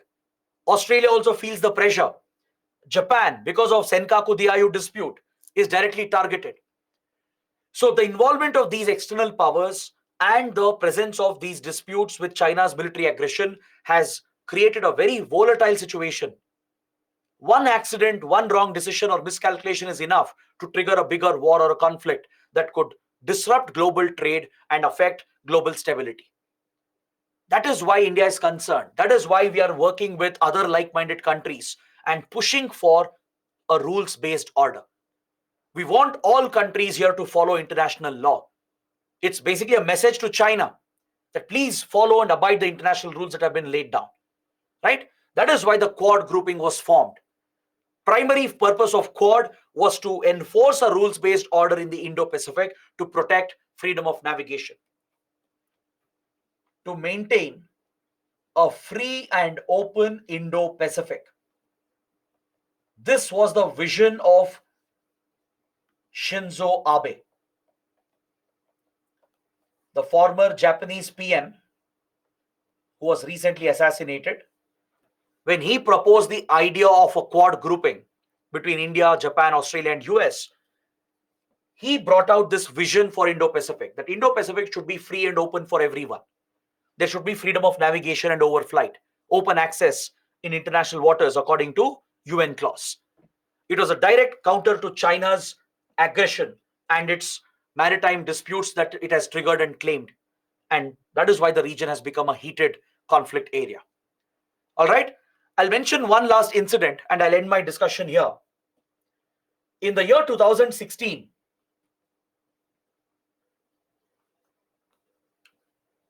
Philippines, which was constantly harassed by China over the Scarborough Shoal dispute, it filed a case against China at the Permanent Court of Arbitration, where maritime disputes are settled according to UN clause. UN clause not only delineates the maritime boundaries into territorial waters, contiguous zone, and exclusive economic zone, it also provides for a dispute settlement process.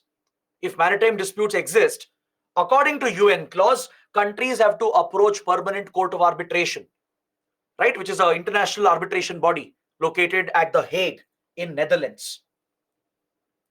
It is headquartered at The Hague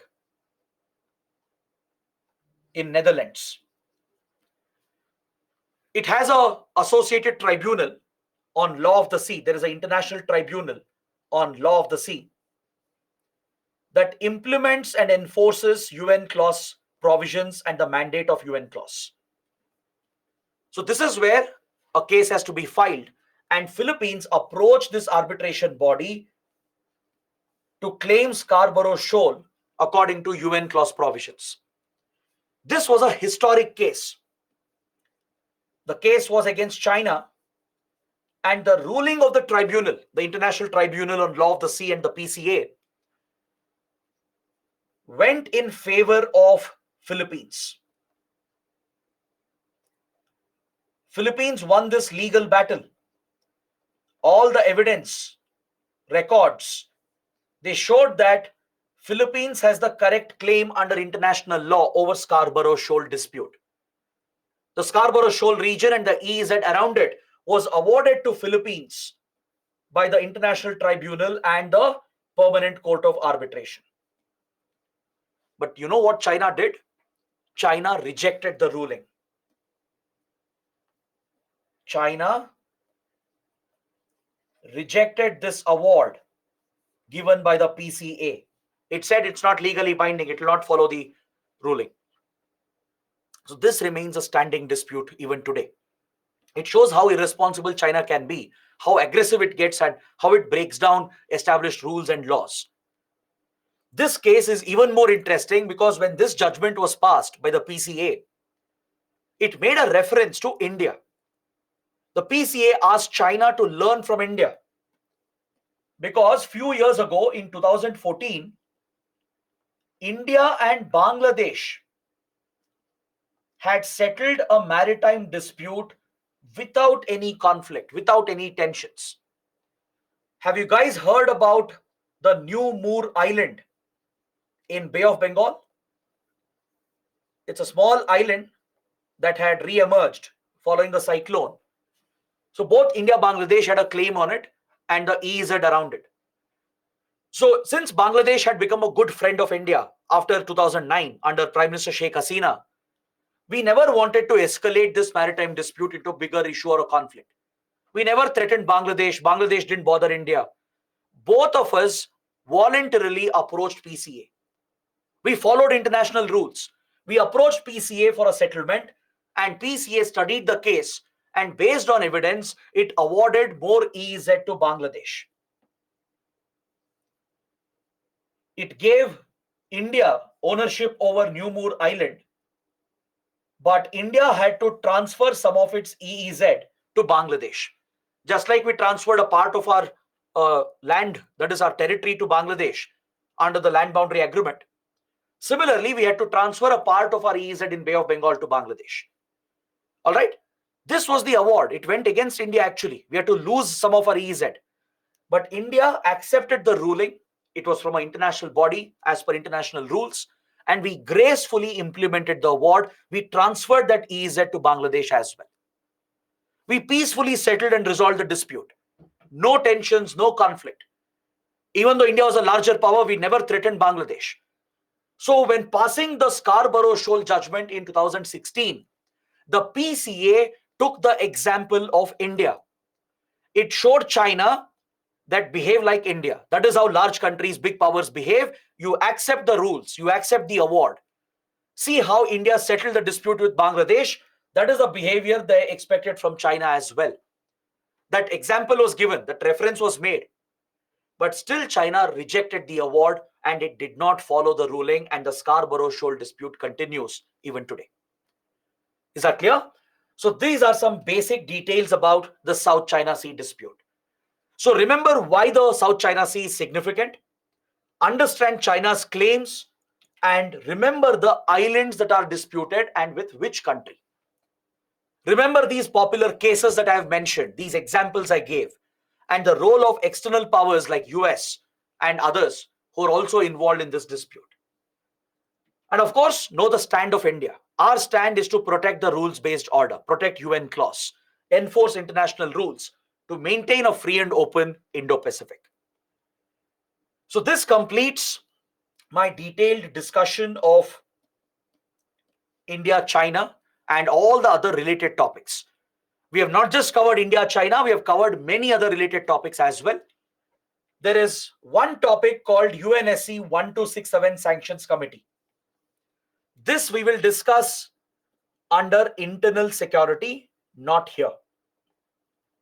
Go through the points, but later under terrorism, when we study internal security as a subject, when we study Pakistan-sponsored terrorism and how China supports Pakistan, there I will explain this topic in complete detail.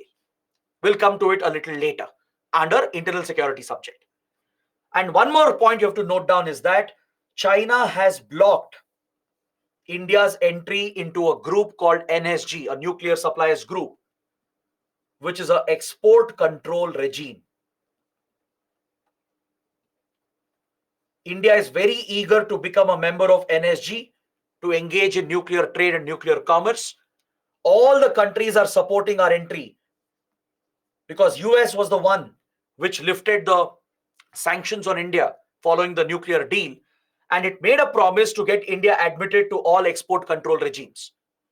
They deal with sensitive technologies. There are 4 export control regimes. I'll explain them in another chapter. All right. These 4 export control regimes, they restrict the trade of sensitive technologies like nuclear technology. So nuclear technology, nuclear material, and their international trade is restricted under NSG. Only NSG members can trade. All right. So there are 3 other such export control regimes dealing with sensitive military defense technologies. Because of the technological and economic sanctions after our nuclear tests, we didn't have access to these technologies. We were not members of these export control regimes. So when we signed the US nuclear deal, when we signed the nuclear deal with the United States, the US made a promise to help India get membership to all export control regimes. It has given its influence for India. All the members are supporting India. The US has convinced its allies and all the members of NSG. There are 48 members. All the members have been convinced by US, and today all of them are supporting India. But China is the only one. China is the only one that is blocking India's entry into the nuclear suppliers group. This remains a diplomatic issue. China has protected Pakistani terrorists like Masood Azhar and others from designating them as global terrorists under the Sanctions Committee of UN Security Council. It has prevented UN reforms. China is the only permanent member which has openly blocked the reforms of UN, especially the addition of new permanent members to UN Security Council. So this remains another major concern in the relationship. It has blocked our entry into NSG because it does not want India's nuclear program to get global recognition. It does not want India to succeed in the nuclear domain. China wants Pakistan to be given the same treatment. China is pushing for Pakistan's membership to NSG, but no country will agree to it because, as we studied, Pakistan has leaked nuclear secrets and technology. It has proliferated nuclear technology. So its nuclear program is not clean like India. No country will support Pakistan's entry. So China is using that as an excuse to block India's entry into NSG. It is blocking UN reforms. It doesn't want India to become a permanent member because then India's power and its influence in Asia and in the world will increase. That counters Chinese influence, right? So it has openly blocked UN reforms and the expansion of UN Security Council. It has prevented India from designating Pakistani terrorists under the 1267 Sanctions Committee of UN Security Council. All right. So we will study these topics. It will come up again. We will discuss export control regimes. We will discuss UN reforms. And in internal security, under the terrorism chapter, we will study what is this sanctions committee. All right. For now, just know that China has created these hurdles, these problems for India at the international level. Got it? So this completes my discussion on India-China. Now let's take a short break. We'll come back, take your questions, and then I'll start with the Indian Ocean region. It's 9:54. Let's take a break till 10:05 a.m. All right? Or make it, I think, yeah, this should be enough, around 11 minutes, 10 to 11 minutes of break, because we have 1 more hours of class till 11:10, and then we can wrap up for today. This is enough for today. All right, so take a 10 minutes break, refresh yourselves, come back. And also any doubts, questions, bring it up. I'll spend 10-15 minutes on the doubts, and then I'll start with the next chapter, the next region. We will be moving towards Indian Ocean region. All right. So I'll see you back in 10 minutes from now. All right. So let's come back at 10:05.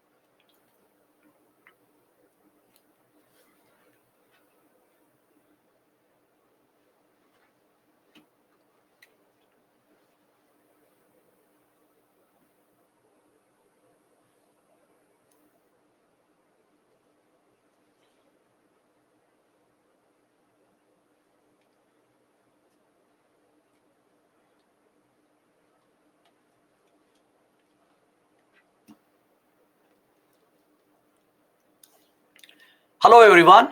Welcome to the last part of today's session. First, let's take up all the questions, maybe for 10 minutes. I'll answer all your doubts on China. And then we'll start with a very, very important region, that is the Indian Ocean region. Today, we'll get an introduction to China and we'll cover some basic topics regarding India and Sri Lanka and the ties between the two countries in the Indian Ocean region. All right. So before that, let's look at the questions. Mrugna is asking, what is two and a half front? Two and a half front conflict refers to a possible scenario where China and Pakistan might attack India together. The two refers to two states, the two armed forces of China and Pakistan.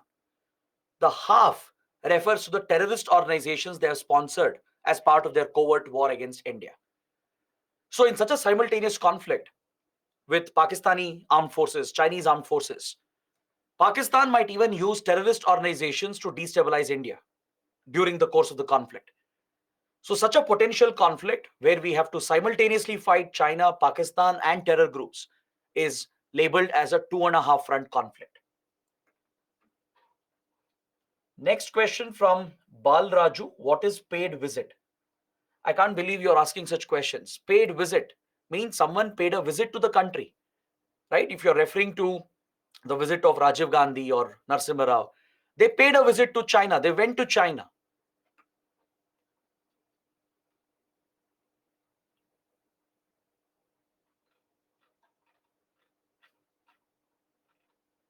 Next, Sakshi is asking why SR talks were revived only once. Can't we restart it? See, China and India, they're not in a right state of mind. We have a very tense relationship going on. So China would never agree to restart the talks, even if India wanted it. The only time it was revived was to open a channel of communication during the Ladakh crisis to resolve the crisis. That's the only time SR talks were revived in 2020. But not for the original purpose. Original purpose of SR mechanism was to find a solution for the boundary dispute. SR mechanism was revived in 2020 only to open a channel where India's NSA could talk to State Councilor of China to find a way out from the Ladakh crisis. That was the only time it was reactivated. But after that, there is no possibility to restart it right now, given the state of relations between India and China. The border dispute still continues, the tensions are very high. So neither India, China, both of them, they will not agree for restarting the SR talks.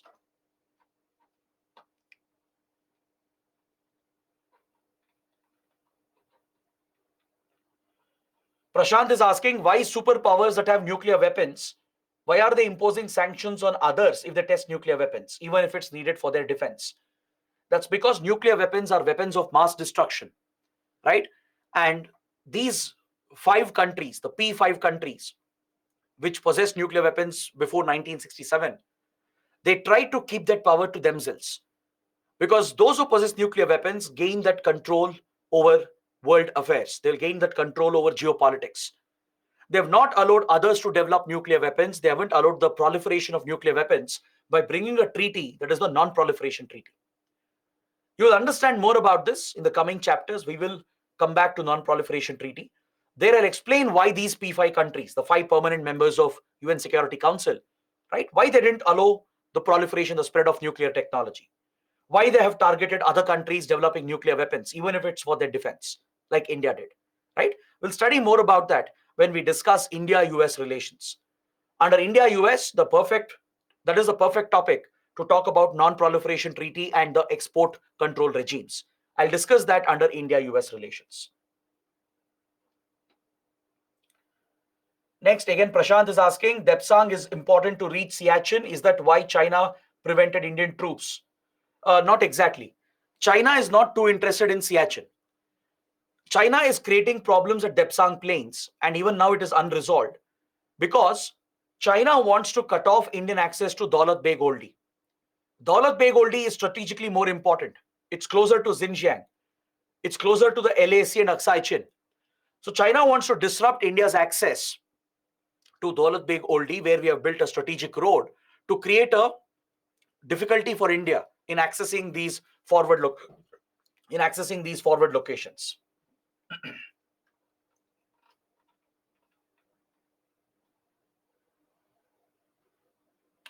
Vaishna is asking, how have Russia-China ties evolved? How does it affect India? Russia, China, of course, are very close allies. As you can see, both Russia, China have not attended the G20 summit, right? China has backed Russia's Ukraine war. It has given complete diplomatic, military, and economic support to Russia in the ongoing Ukraine war.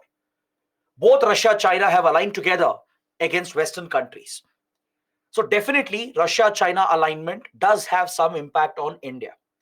Even though India, Russia are very close strategic partners, right? Ideally, Russia wouldn't affect our ties with its ties with India because of China's pressure.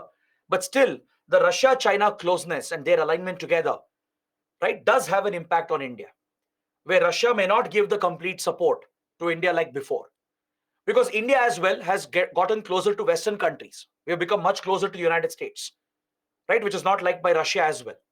So as India grows closer to US, the Russia-China axis will strengthen and it is likely to have a negative impact on India, especially on our ties with Russia.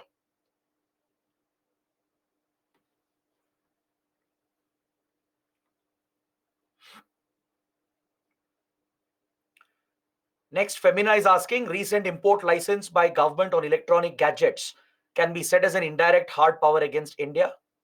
No. If you're referring to the restriction on electronic gadgets that can be imported, the government said it's being done on security grounds and also to protect the domestic industry, right? So the question that you're asking, whether it is to project our hard power, no, it doesn't make sense. It's not to project our hard power, but mainly on security grounds to prevent foreign computers, foreign made electronic devices from entering the Indian market, and also to boost our domestic industry, to create an incentive for global companies to come to India and produce in India.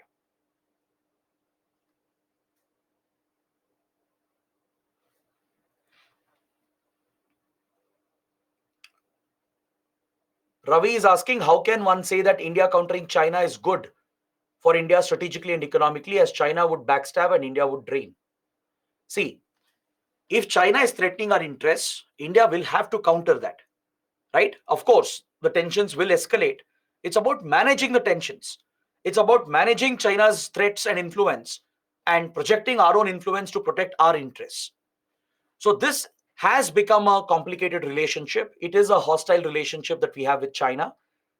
So doesn't mean that once we counter China, that China's retaliation would always hurt India, right? Of course, there will be an impact, there will be a consequence, but there are options for India where we can limit the damage.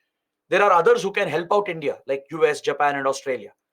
So it's a careful balance in foreign policy where we protect our core interests by countering Chinese aggression where needed without harming the broader relations we have with China.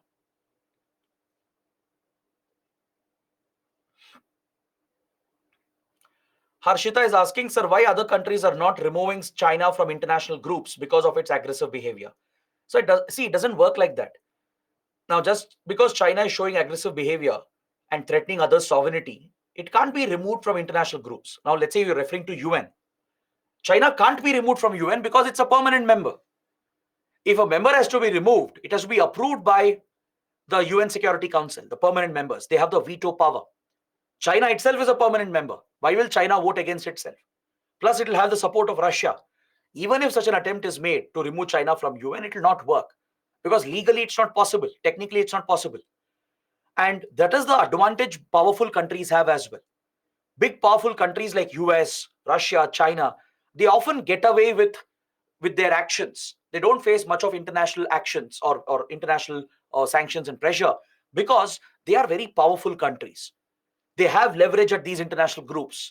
Others can't simply remove them, right? It's not possible to remove these powerful countries because they themselves will hold the voting power.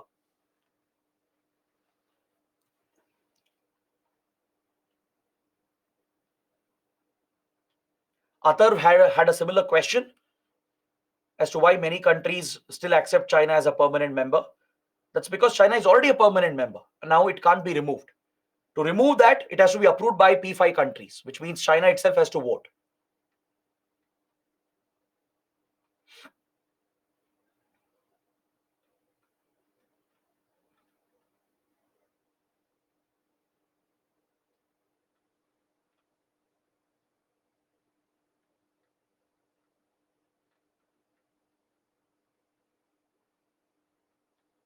Rajita is asking, recently in August, China published a new map, including Aksai Chin and Arunachal Pradesh in their territory. Is it accepted? Of course, it's not acceptable.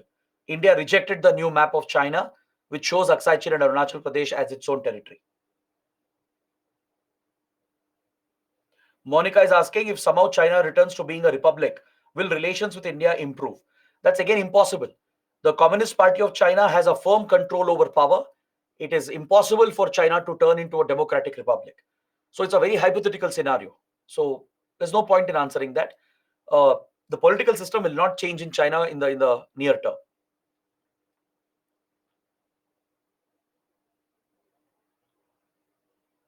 Aniket is asking, sir, why to have UN clause? Because we have seen that China violates UN clause. Tomorrow it might come that it can also violate, it can be violated by other countries.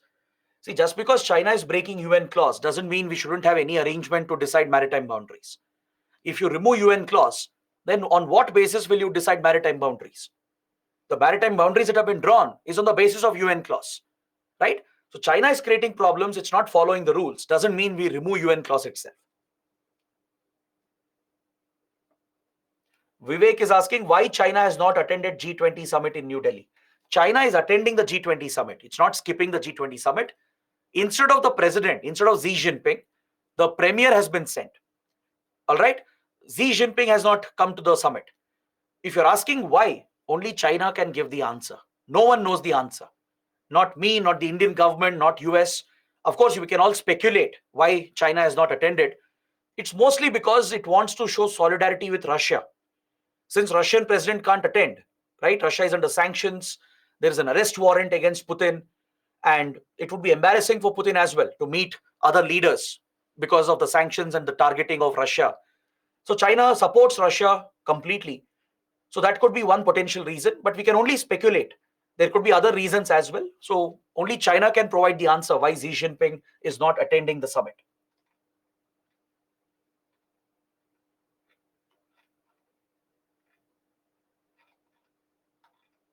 All right. So guys, these are the questions. Now, let's come back to our discussion. Let's start the next topic. Let's continue for around, let's say 55 minutes, maybe 10, 11, 10, 11, 15. We'll try to wrap up for today. First, we'll understand what is the significance of Indian Ocean for India. We will understand our approach towards Indian Ocean region. We have a dedicated policy towards Indian Ocean region. All right. There are some priorities for India in the Indian Ocean. Let's understand that. And then we'll start with one country after the other. Does anyone know the name of India's foreign policy doctrine, which is specific to the Indian Ocean region? Can you guys let me know in the comments? India has a dedicated foreign policy towards Indian Ocean. What is it called? Just like we have Act East policy towards Southeast and East Asia, we have a policy towards Indian Ocean. What is it called? Padmavati, Vaishna, Pratyaksh have got the right answer. Very good. It is called the Sagar Doctrine. The Sagar Doctrine of India, right? So we will understand the Sagar Doctrine. I'll explain that at the beginning itself. But first, let's understand the significance of Indian Ocean for India. This water body that you are seeing in this map here, this vast water body, the Indian Ocean, it's named after India. The name for the water body here, this ocean, is based on the Indian subcontinent, right? Now that itself signifies a lot.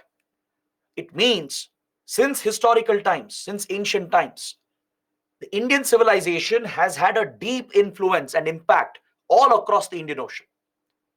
It means that India, not just the country of India today, the nation state of India, but even the Indian civilization of the past, has had a dominating influence on this water body. That is why it was called the Indian Ocean. So you can understand that India's future, our destiny, our economic stability, and as well as our national security, they are all directly tied to the Indian Ocean region. See, India is a subcontinent, meaning we face the water body on three fronts, right? We have Arabian Sea and Bay of Bengal and the Indian Ocean. So this access to sea is what allows India to become a major maritime power. Since historical times, there have been Indian empires like the Cholas that we discussed, who have had a strong maritime influence all across this region, right? Indian traders, Indian merchants from historical times have traveled across the Indian Ocean to reach faraway lands to trade with these regions. We have records to show that centuries ago, there were trade links between India and Southeast Asia, India and West Asia, India and Africa. As I told you earlier, you find Gujarati financiers present in Kenya and Tanzania. You find Tamil workers in East Africa. You find traders and workers from Kerala and other parts of India settled in many countries. I'm not talking about those who have gone recently. I'm talking about those who traveled centuries ago. Understood? The British transported Indians in large numbers as part of their indentured labor system. When slavery was abolished, right?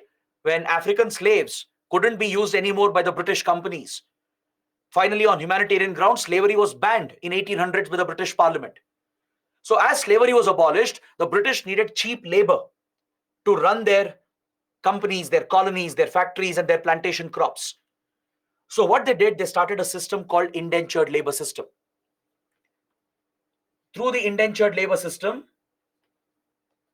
they transported Indians around the world. It was a bonded labor system. It was a very exploitative labor system. They duped many Indians by signing contracts with them, by promising a good life in these British colonies. They took them to Mauritius, to Fiji, to Caribbean region, to South America, to Africa.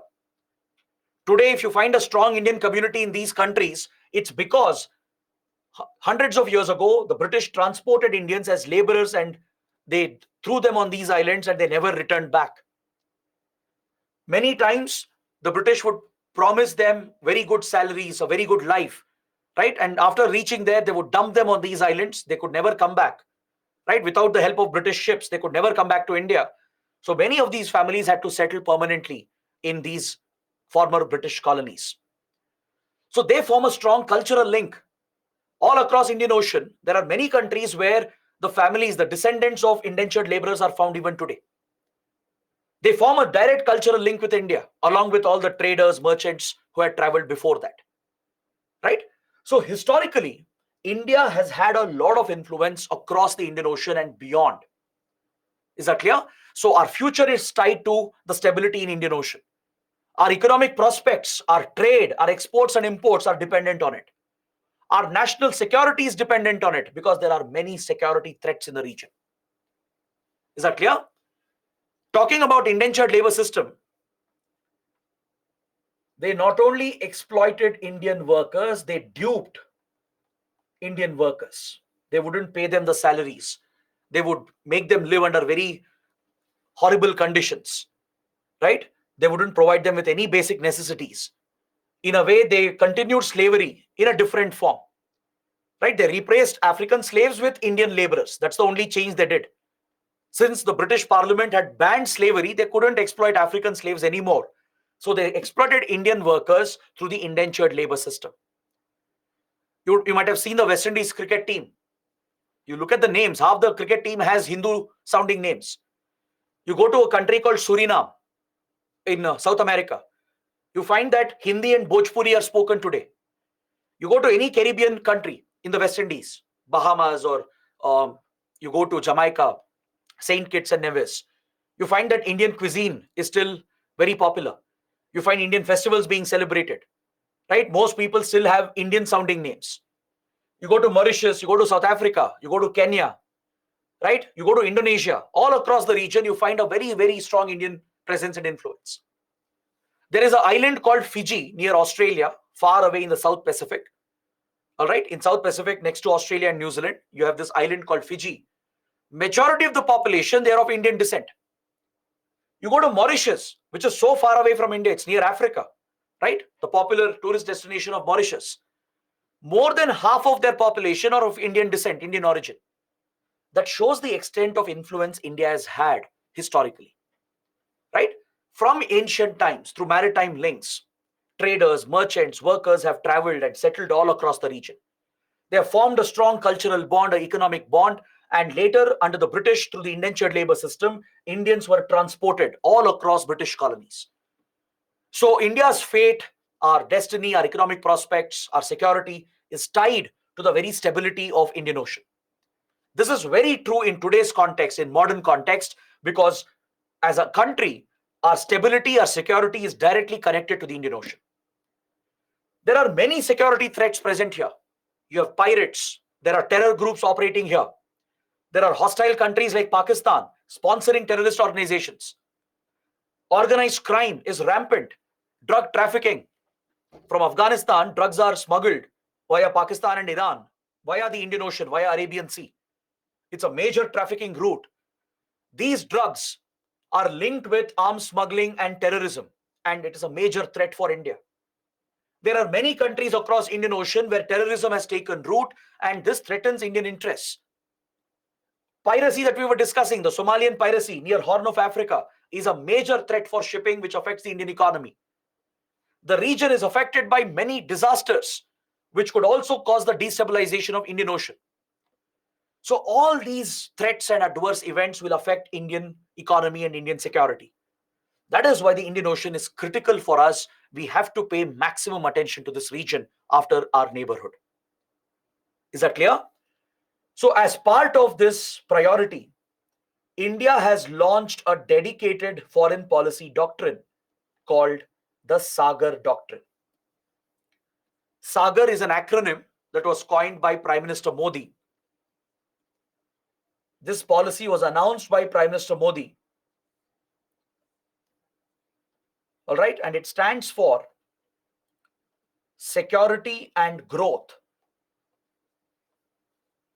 for all in the region. Sagar stands for security and growth for all in the region. Sagar also refers to the seas and the oceans. It's a very clever play of words. It's an acronym as well. It expands to stand for security and growth for all in the region. So this foreign policy of India, dedicated to the Indian Ocean region and the Indian Ocean countries, was announced by Prime Minister Modi. Do you know which year it was started? Can anyone tell me in the comments? In which year did we start the Sagar Doctrine? Pratyaksh has got the right answer. Very good. Aniket and Kamalpal also have got the right answer. It was launched in 2015 when Prime Minister Modi visited important Indian Ocean countries such as Mauritius and Seychelles. In the year 2015, PM Modi was on a very, very important visit to Mauritius and Seychelles. This will come up later as well. We'll discuss this visit. It's a very, very important visit because some important projects were launched, important agreements were signed. We will study this visit to Mauritius and Seychelles later. So during this important visit, Prime Minister Modi announced this doctrine, the Sagar Doctrine, that would provide special attention to the Indian Ocean. Now, this does not mean that India never prioritized Indian Ocean before this.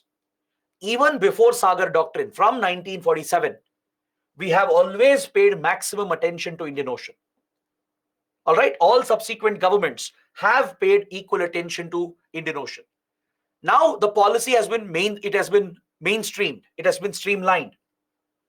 Right? There is a greater vision, a focus under Sagar Doctrine. It gives a better impact when we implement this in this region and in the countries present here. So from our independence from 1947 till now, Indian Ocean has been a top priority for India. With the Sagar Doctrine being launched in 2015, now the approach has become more streamlined and there is greater focus on protecting our interests in the Indian Ocean. So through this policy, we are promising security for all countries. What kind of security? maritime security, to deal with drug trafficking, to deal with terrorism, to deal with arms smuggling and all the other security threats, to also deal with disasters, to deal with terrorism, organized crime, and disasters. We are promising all kinds of security help through the maritime routes. This is what security stands for. Essentially, India is promising, we are committing that we will help the countries present here. We will be the first responder to reach those countries and provide any kind of military assistance that is needed. Naval assistance or support from the Air Force, right? Or if support is needed from the army or from disaster response forces, we will be there to support them, help them in all their security related issues. That is a promise India has made. We are promising growth to all the countries. We are promising to create economic opportunities, to bring the Indian economy closer to their economies, to focus on connectivity, to focus on trade.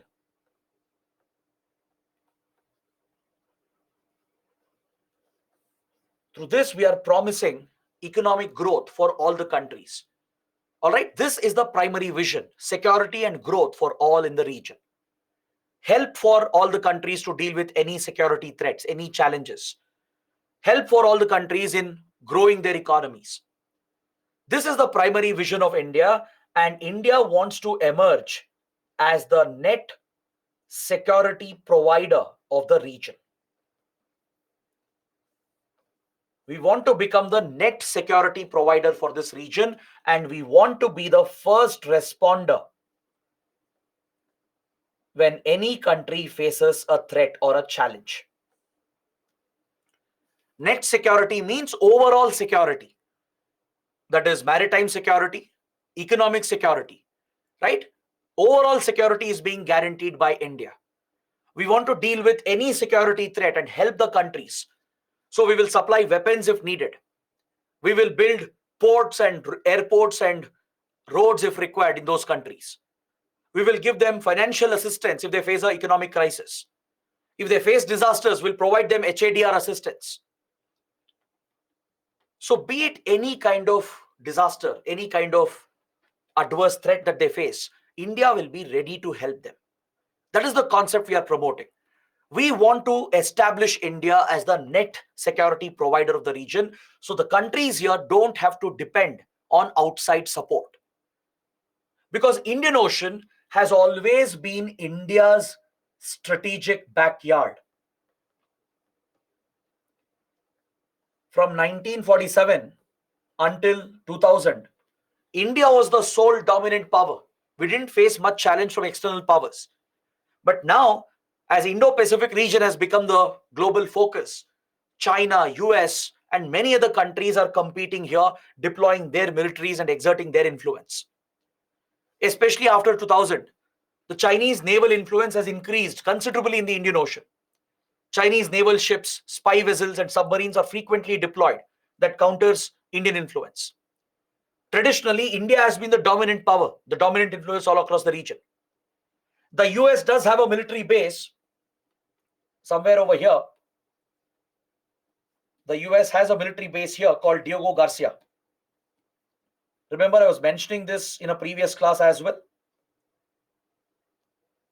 At the Diego Garcia Island near Mauritius, the US has a major military base.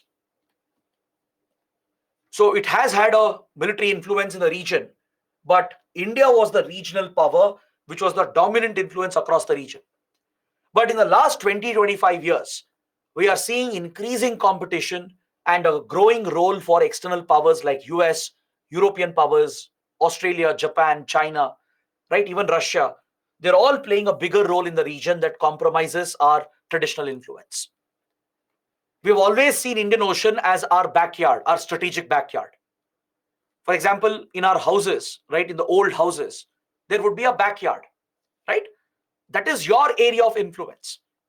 Imagine in your backyard, if a neighbor from some other road, some other colony comes and meddles and interferes in your backyard. You'll not like that. You'll not encourage that, right? Because this is your backyard where you're supposed to be influential. You're supposed to control your backyard, not outsiders, right? So you resist any outside interference in your backyard. Similarly, India sees Indian Ocean as our backyard, our strategic backyard. We don't like outside interference here. We don't want any external power, even friendly powers, to be dominant. We want India to be dominant. Traditionally, India has been dominant. But in the last 20-25 years, we are facing a risk with rising external influence. That is why India wants to establish firmly itself as the net security provider of the region. When you have these capabilities, when you prove that repeatedly, the countries here will start trusting you. Because all the countries are small, they are all vulnerable. Be it Sri Lanka, Maldives, Mauritius, Seychelles, and many others. They're all small island nations. They are prone to disasters. They are prone to economic crisis. They are prone to terrorism. They are prone to threats from criminal groups. They are not able to protect themselves and defend themselves. So if India uses its military capabilities and economic capabilities and protects them, they will look up to India and they will call India as the net security provider. They will approach India for help. They will first ask India to help and assist instead of asking US or China. That is the goal, the vision of Sagar Doctrine. To provide for security and growth for all the countries and emerge as the first responder. So if there is a tsunami that has hit Sri Lanka should first ask India for help. That is the position we want to create. You create this position only by proving your capabilities. Only by helping them repeatedly whenever they face a problem, a crisis, right? You build that trust. You show that you're there for them. That is when the countries will reach out and ask you to help them out instead of asking China or US or any external power, right? If let's say Sri Lanka faced the economic crisis, it should come to India for help. That is the image we want to cultivate. Mauritius, let's say it faced a disaster. We want Mauritius to ask India to help. Same with Maldives, Seychelles, and all the other countries. So this is a position that you establish over a period of time. You can't simply call ourselves as net security provider, right? Nobody will recognize that. You should prove this repeatedly again and again. You should help the small countries during every crisis, help them in their security, in their growth, and give them all the support they need. And once you establish that trust, they will look up to you as the first responder. They will know that India is there to protect them, to help them. That is how you truly become the net security provider of a region. So that is exactly what India wants to achieve. We have already done this, in fact. In the last 60 to 70 years, India has helped multiple countries. From 1960s itself, we have been helping Maldives, Mauritius, few African countries, Sri Lanka. Several countries have received support from India in the security domain and in the economic domain. So we want to build on this tradition that we have established and become the net security provider, to be seen as the first responder in any crisis situation. That is the concept behind Sagar Doctrine. All right. And under the Sagar Doctrine, we are also promoting an economic concept called the Blue Economy Model. Under Sagar Doctrine, we are promoting an economic model called Blue Economy Model. Let me explain what this is, and then we can start with Sri Lanka. Blue Economy Model is a new model of economic growth and sustainable development being promoted for coastal countries. Coastal countries are following and implementing this model. It is supported by many global organizations like UN, World Bank, UN Development Program. Several institutions are supporting this idea. It's a new idea. It's a trending concept in development and economic growth. Under Blue Economy Model, there are two principles. All right, there are two principles under this. The first principle says that when a coastal country exploits marine resources, it should be done in a sustainable manner. This is the first principle of blue economy model.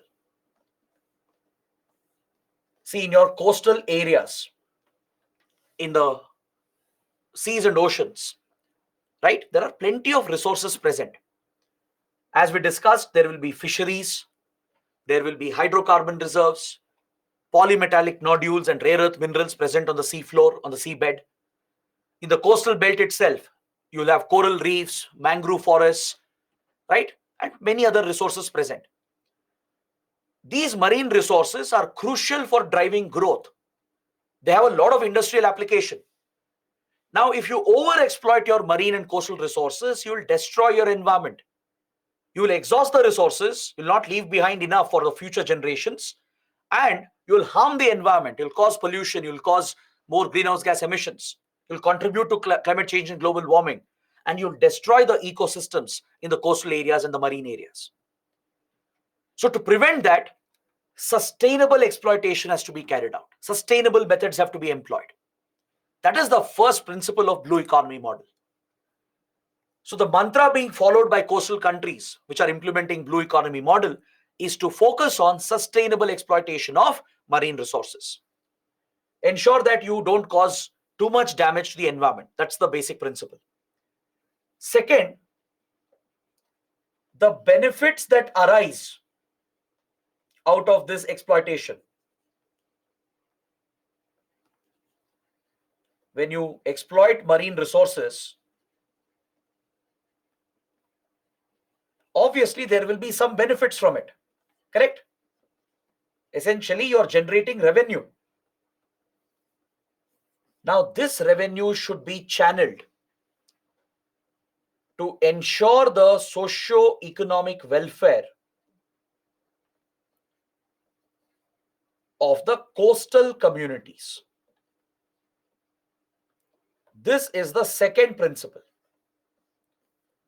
That is, whatever revenue the government makes, whatever benefits that arise out of this exploitation, right? Revenue will be generated, jobs will be created, industrial activity will expand.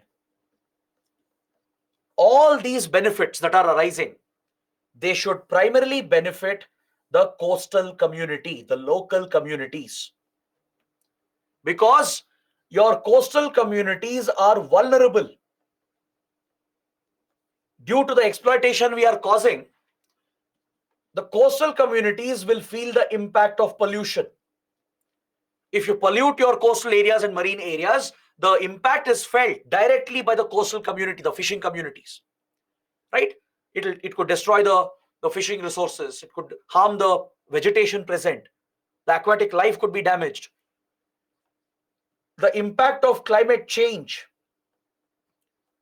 especially that of rising sea levels, and even the increase in extreme weather events such as cyclones. The impact of these disasters, right, which is a result of climate change, it is mainly felt by your coastal communities. Coastal communities are at greater risk. They are more vulnerable today to the impact of disasters that are linked to climate change. We are witnessing more and more extreme weather events like tropical cyclones, right? Rising sea levels due to melting of ice caps and glaciers. So this threatens the low-lying coastal areas. It threatens to submerge coastal and fishing villages, and the burden will be borne by your coastal communities. They are at great risk. The one way in which you can manage the risk and protect the community is by providing for their welfare, by providing them jobs, creating alternate livelihoods for them, right? Compensating them for the losses, providing them better education and healthcare, making them disaster resilient. This all requires investments. And the strategy suggests that the benefits that are arising, the money that is coming, the revenue, jobs being created, the industrial expansion, that should all benefit the coastal community primarily. When these principles are followed, as far as the economic model in coastal areas are concerned, such a model is called the blue economy model. All right?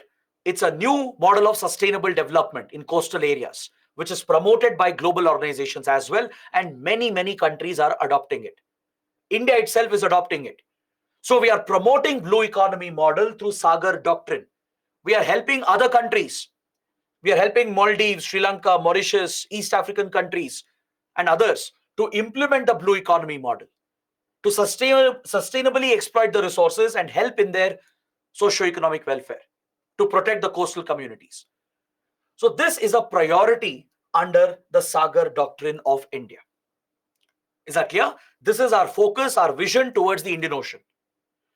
Our focus is to provide security and growth for all the countries, assist them in any way possible, and become the net security provider and be seen as the first responder. This is how we can protect our traditional influence.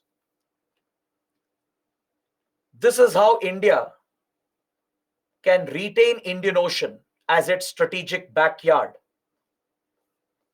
and we can protect our national interests, which is our economic stability and national security. Is that clear? India's future growth prospects, our stability, our overall security is tied to the Indian Ocean. So this is the focus of Sagar Doctrine. So if this is clear, right, you can expect a question, a mains question on this topic. UPSC can ask you to explain what is Sagar Doctrine, what is the vision behind it, or explain the priority areas of Sagar Doctrine, right? Or how is Indian Ocean crucial for Indian foreign policy? What major interests do we have? How are we trying to protect our interests in the Indian Ocean? Such straightforward questions can come. You have to explain the significance of the region and explain this policy and the vision and principles behind it. Is that clear? So with this introduction, let's start with the first country in Indian Ocean, that is Sri Lanka. We'll study India-Sri Lanka relations. We'll start with the topic. We'll try to cover some basics, and we can continue this on Monday, that is next week.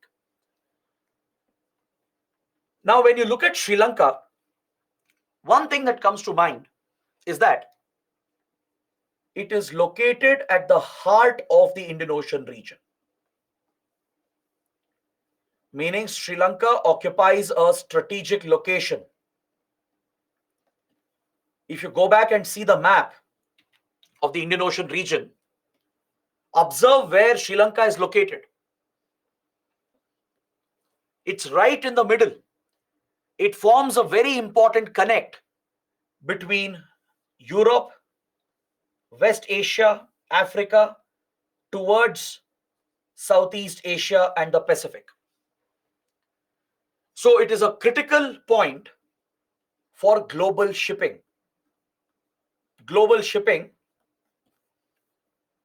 depends on Sri Lanka, and the country has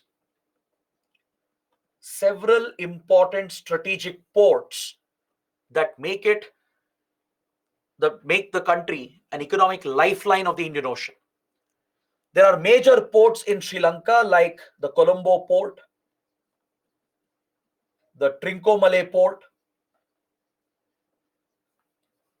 You have the Hambantota port built recently by China, the Kanke Senturai. All these are major ports of Sri Lanka. Later, I'll show you the map. You will see where the ports are located as well. All right. So Sri Lanka has multiple strategic ports which are vital for global shipping.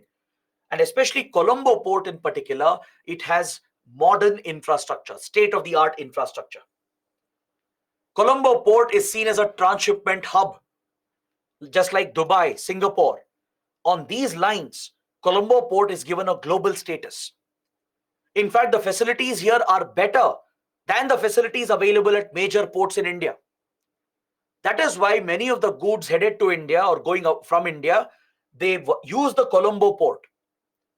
Several goods coming from other countries to India, they don't dock at Indian ports. They dock at Colombo, and from here the goods are then sent to India. Many of our exports as well are routed via Colombo port. It has become such an important transshipment terminal and a hub of global shipping, online with the ports of Dubai, Singapore, and others. So it has a great deal of economic significance. In many ways, our economy is tied to the Colombo port. There is a very close connection that exists, and that makes Sri Lanka a very, very important country. It's not just the economic link, even culturally, historically, we share very close ties with this country. Sri Lanka, of course, was part of the ancient Indian civilization itself. Right? These countries are more of a creation of modern times. Before colonial rule, and much before that, during ancient times in particular, Ceylon, as it was called, right? Sri Lanka was known as Ceylon. It was very much part of the same Indian civilization. So there has been a strong Tamil influence from southern India, a strong Dravidian cultural influence, the Tamil language, the Tamil cuisine, right? The Tamil ethnicity in general, right? Or the general Dravidian South Indian influence is very strongly found in Sri Lanka. And even there is a strong cultural link through religions. Hinduism, Buddhism, Islam, Christianity. They all form a direct link. There's a strong cultural bond that exists. Don't forget, Sri Lanka is a majority Buddhist country, right? Majority of the Sri Lankans are Buddhists, and India is the birthplace of Buddhism. That is a direct connection, a very strong cultural connection. Look at our Hindu epic books like Ramayana, Mahabharata, right? They all make references to Lanka, correct? Even Islam and Christianity form a direct connection. Several Muslims and Christians in Tamil Nadu and Kerala are directly related and connected to Muslims and Christians in Sri Lanka. There's a very strong bond that exists. So this is a historical link, a cultural link dating back to ancient times, several centuries ago, thousands of years ago. So with such a country where we have such close people-to-people relations and cultural relations, obviously we should have close relations with such countries, right? We have a close economic link, a close historical cultural link. So it's only natural to expect the relations to be strong and to have a friendly relationship with such important neighbors. In Sri Lanka, there are many concerns as well. There are many issues, threats, which affects India. And one issue which has dominated this relationship is the deep ethnic divide in the country. In Sri Lanka, you find a major social division. There is a deep-rooted ethnic divide, ethnic communal divide, which led to a brutal conflict, a brutal civil war that lasted for several decades. This civil war that Sri Lanka has gone through from 1970s till 2009, for almost 40 plus years, Sri Lanka was ravaged by this conflict. It was triggered by ethnic communal divisions in the country. And India was involved and had a direct role to play in this ethnic conflict. The civil war in Sri Lanka was primarily between the Sinhala Buddhist majority,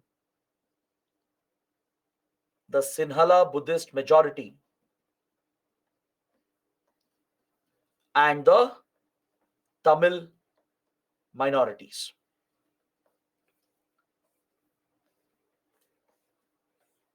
See, Sinhala is an ethnic identity. The Sinhalese, they are a group of it's an ethnic group essentially. And most of Sinhalese, majority of them are Buddhists. They follow the Buddhist religion. All right, so Sinhala Buddhists are in majority in the country. Whereas the Tamils, representing a distinct ethnic group and a linguistic group, they constitute the minorities here. Tamils, they are primarily Hindus, but you have a lot of Tamil Muslims and Christians as well. This is essentially the demographic profile of Sri Lanka. This is the human geography of Sri Lanka. And you will see how this directly influences the geopolitics of the region. Right? Geography of a place plays a direct role in geopolitics. That's what we have studied. So this demography, this human geography of Sri Lanka plays a direct role in the politics the region has seen. Now let me explain a little more about Sri Lanka's demography. Now, if you look at the map, there are two maps I've shared here. This map is showing you the ethnic profile, the ethnic distribution. This map is showing you the religious distribution. Both the maps are little similar. They appear to be very, very similar. That's because wherever you find the Sinhalese,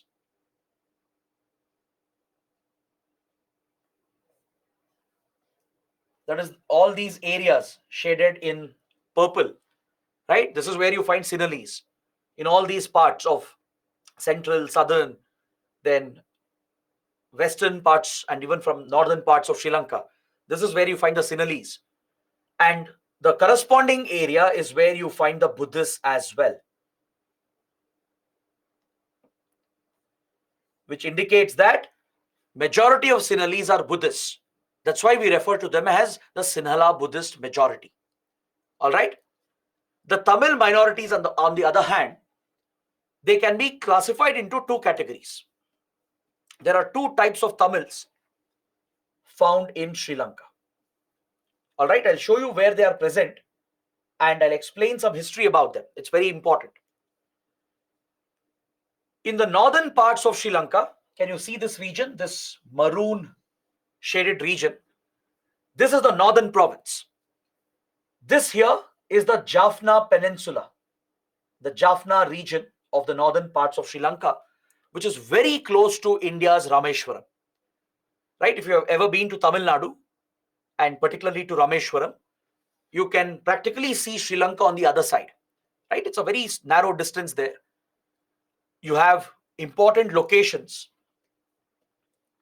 You have the Park Strait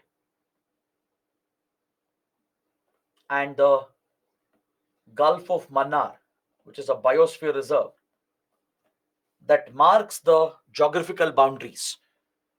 So India's Tamil Nadu, particularly the Rameshwaram region, is very, very close distance-wise and even culturally to the Jaffna region in northern province of Sri Lanka.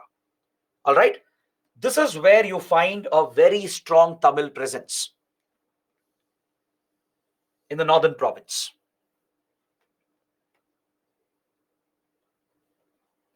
That is primarily in the Jaffna region and around it. All right. Similarly, in eastern Sri Lanka, you can see the same maroon shaded area in the eastern province of Sri Lanka as well. So you find a strong Tamil community present in eastern parts as well. So the Tamils found here in northern and eastern province, they are known as Sri Lankan Tamils. They are called Sri Lankan Tamils. They are one category of Tamils in Sri Lanka. They are known as Sri Lankan Tamils. The second category of Tamils are known as Indian Tamils. And where are they found? Indian Tamils are found here in the central highland. Can you see this region? This is where you find the Indian Tamil community in the central highlands of Sri Lanka. All right. Now, why am I explaining all this? What's the difference between Sri Lankan Tamils and Indian Tamils? Why is it important? You'll understand that. See, in Sri Lanka, right, the Sri Lankan Tamils I was referring to, they are the Tamils who migrated to this region many centuries ago. Many of them are Hindus, some are Muslims, there are some Christians as well. All right. These are the Tamils who moved naturally through the natural course of migration from southern India towards Sri Lanka. This migration happened several centuries ago, since ancient times. Since ancient medieval times, Tamils from the southern region, right, primarily today's Tamil Nadu, they have naturally crossed over and settled in these parts of Sri Lanka, in the northern and eastern parts of Sri Lanka. These are the Tamils who had well settled, and they lived in harmony as well with the Sinhala Buddhists. For many centuries, the Sinhala Buddhists had no problems with Sri Lankan Tamils. It was a natural migration, a natural bond, and relations had developed, trade and cultural ties. All right, there were many cases of cross marriages as well. So Sinhala Buddhists, the natives of Sri Lanka, had no such issue or problem with Sri Lankan Tamils. This was the historical context. But then, as usual, the British intervened.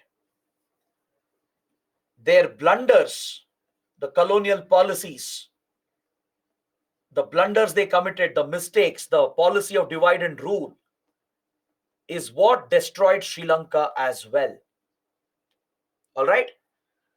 Recently, they brought another set of Tamils into the country called Indian Tamils under the indentured labor system. In the 1800s and 1900s, which is more recent, right? Thousands of Indian Tamil families from the Madras province were transported under the indentured labor system, which I was explaining. They were made to work in the plantations that are grown in Sri Lankan highlands. This was a primary business for the East India Company. The British enterprises, they grew tea, rubber, and spices. Tea, rubber, and spice plantations, they have been the lifeline of Sri Lankan economy. Even today, one of Sri Lanka's biggest export, which is critical for its revenue and economy, is the export of tea, rubber, and spice, which has a huge global market. It is very similar to our Western Ghats. The Sri Lankan highlands or central highlands of Sri Lanka, the geography, the weather, the mountainous areas, right, the soil structure, it's very similar to Western Ghats of India. In Western Ghats, what is the major crop? It's plantation crops, right? Tea and coffee, rubber, and all spices, especially pepper and cardamom. These were prized assets during the colonial period, especially in Europe, right? Pepper, cardamom, tea, and rubber had a huge market, and these were very expensive products. So the British colonial companies, they exploited the region. They set up their plantations here, and they needed cheap labor to run the plantations, to maintain the crops. And they found cheap labor in India. As slavery had been abolished, they couldn't get African slaves. Right? Under slavery, the European colonial powers, not just Britain, many other colonial powers, they had destroyed humanity. African slaves were treated as products, as commodities who could be sold. There were slave markets they had set up. If you guys have heard of Zanzibar, right, which is a very popular island in Indian Ocean, it belongs to Tanzania. It's near East Africa. Zanzibar had been turned into a slave market. All right, the Oman Sultanate was primarily running this slave trade market, where the British and the European colonial powers would trade, sell, and purchase African slaves. And guess who financed the slave market? You'll be shocked. Gujarati financiers. Financiers from Gujarat, they would sponsor the slave trade, right? They would make profits, whereas Omani Sultanate would run the market, and the purchasers, the sellers would be the colonial powers. This was an evil nexus through which Africans were abused and exploited for centuries. This exploitative system was brought to an end with the prohibition of slavery. Right? The British Parliament finally brought out a law which banned slavery. Now the British companies needed cheap labor since they couldn't get African slaves. Now they started exploiting Indians. Right? They brought out the indentured labor system, which was an abusive, exploitative system. It was an indirect form of slavery. They would sign contracts saying they're giving employment, promising high salaries and a good standard of living, they were basically duping Indians. Or they would take up those who are in jails, those who had committed crimes, those who weren't paying taxes, right? So such people who have been arrested and thrown in jails, they would be forcefully taken away and dumped on these islands to work for their factories and their plantations.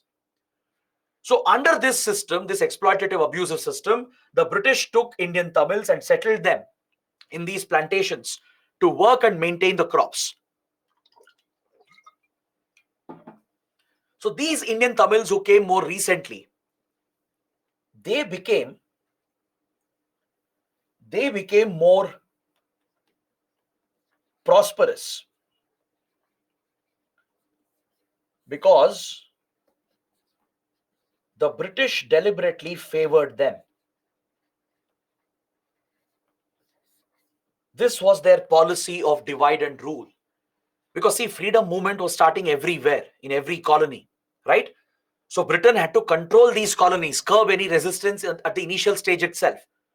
They knew that Sinhala Buddhists are close to Sri Lankan Tamils. It's not easy to divide them.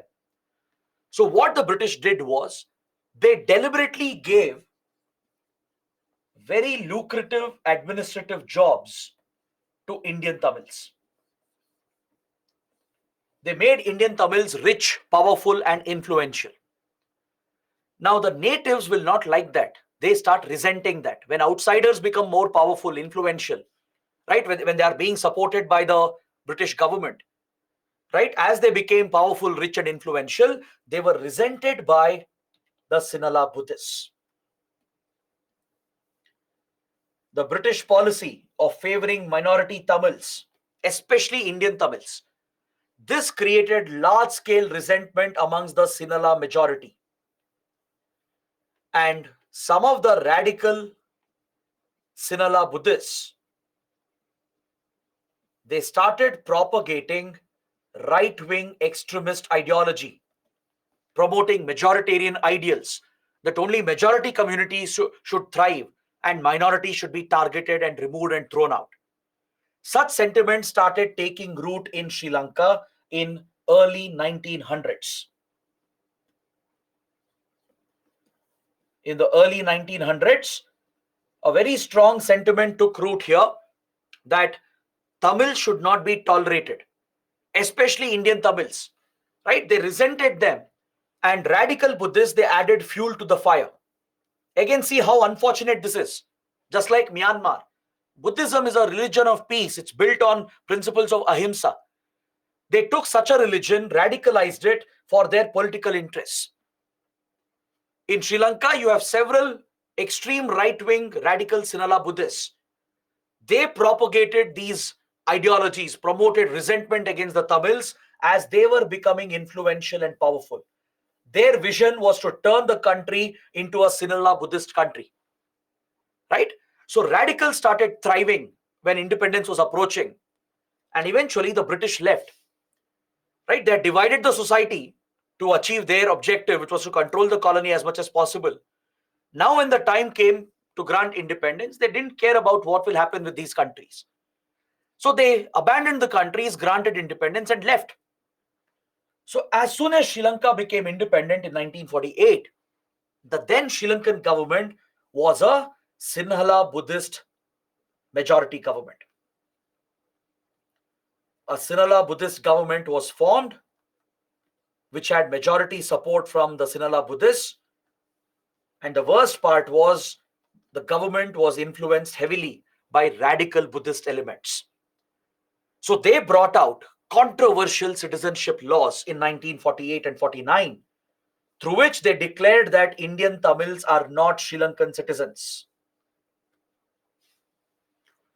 Prior to this, clashes also had happened. Violence had broken out between Sinhala Buddhist radicals and Tamil minorities, especially Indian Tamils. Based on this hatred and resentment that had built in the Sri Lankan society, the Sri Lankan government, which took over from British rule, right?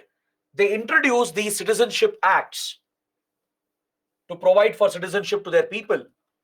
And in 1948 and 49, they brought these controversial provisions through which they declared that Indian Tamils are not Sri Lankans, even though they had settled here for a good 150 years. Right? From 150 years, the community had settled, integrated with Sri Lankan society. Right? But the radical Buddhists would not give up their resentment, their hatred. At any cost, they wanted to target the community. And they brought out this rule through the Citizenship Act, and they took away the citizenship of Indian Tamils. They said they are India's headache. They are Indians. They should be India's responsibility. They did not give them citizenship and made them stateless. It is very similar to what Myanmar did with Rohingya Muslims. Even there, radical Buddhists influenced Myanmar's military junta, took away the citizenship of Rohingyas, made them stateless, and put the responsibility on Bangladesh. Right? The Sri Lankans were doing the same, putting the responsibility on India, asking India to take up Indian Tamils as refugees and settle them. And they refused to give citizenship to Indian Tamils. Now, the problem with such policies is that when majoritarian communities target minorities on ethnic lines or religious lines and take away the citizenship, make them inhuman, treat them as inhuman objects, right, render them stateless, they will have no protection, right? The police will not protect them. There is no law protecting them because they are not citizens, they are stateless. So even if they are targeted, even if there is violence against them, even if mass atrocities are committed against them, no one will be held accountable. In a way, state will be supporting such violence. That is exactly what happened in Sri Lanka. Right? The responsibility was pushed onto India. Initially, Prime Minister Nehru cautiously accepted some Tamils and gave citizenship in India. Because we wanted friendly ties. We didn't want problems in the beginning itself. We already had enough headaches in the region, and Sri Lanka was becoming a new headache and a nightmare for India. All right? I'm not even exaggerating. The policies were so brutal. Sri Lanka was turning into a nightmare for India from the beginning. So the Nehru government cautiously accepted some Indian Tamils because we feared that if we don't accept them, they'll be targeted. A genocide will happen against them. Tensions were high. Violence clashes had already occurred.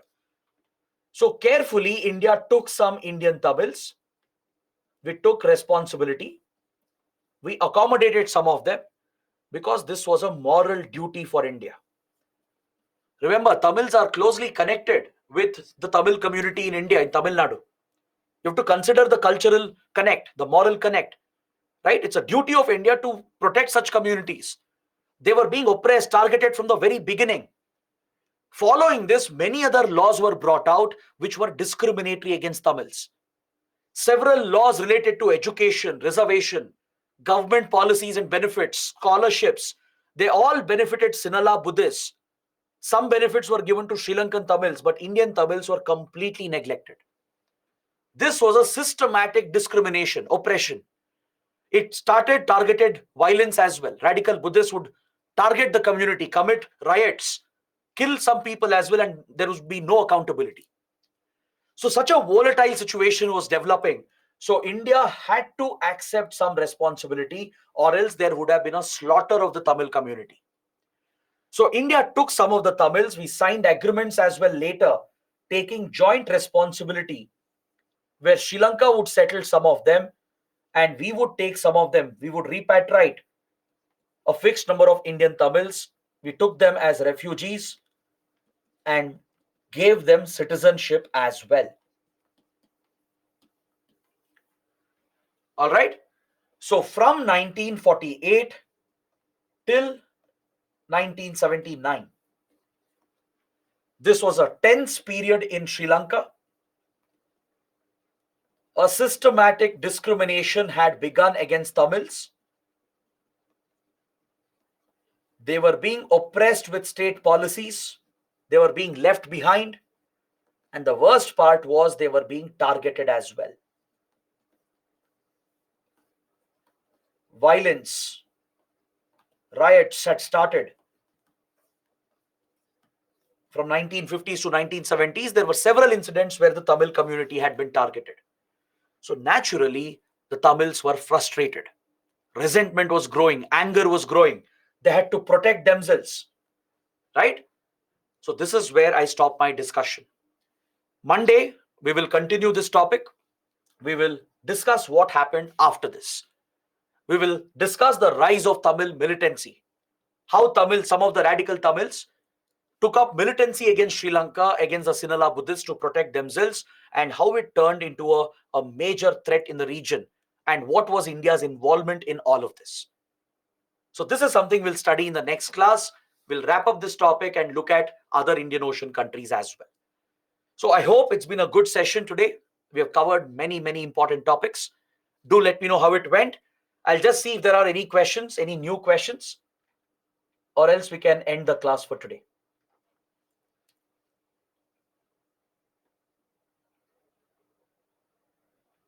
Priyanshu is asking, there are many other areas to connect Xinjiang with Tibet, but why only Aksai Chin is used by China? That's because Aksai Chin is the easiest route. Why will China build longer routes to connect Xinjiang and Tibet? Aksai Chin is a shorter route, right? It's a quick connection, a strategic connection to link Xinjiang and Tibet. So that is why China is obsessed with Aksai Chin.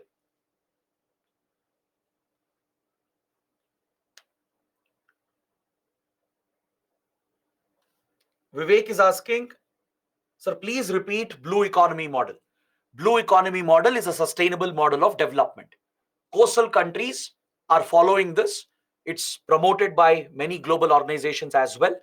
All right. It's based on the principle of sustainable development. The first focus of blue economy is to sustainably exploit marine resources, to not harm the environment, to not cause damage to the coastal and marine environment, and to not overexploit the marine and coastal resources. That is the first priority. Second, whatever benefits are coming from the exploitation, right, the revenue, the jobs, they should all help the coastal community, because coastal communities are vulnerable. They are facing the impact of disasters. They're affected by climate change, rising sea levels. They're affected by the pollution caused by the industrial activity.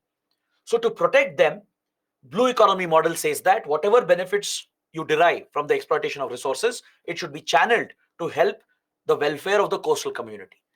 So when you implement these principles in your economic model, right, this is called blue economy model. It's implemented by coastal countries. What is the role of UK and European Union in South China Sea? UK and European Union obviously take the same stand as the US. They oppose China's aggression. They support UN clause and international rules-based order. And they've sided with US and India and others to put pressure on China to follow UN clause and international rules.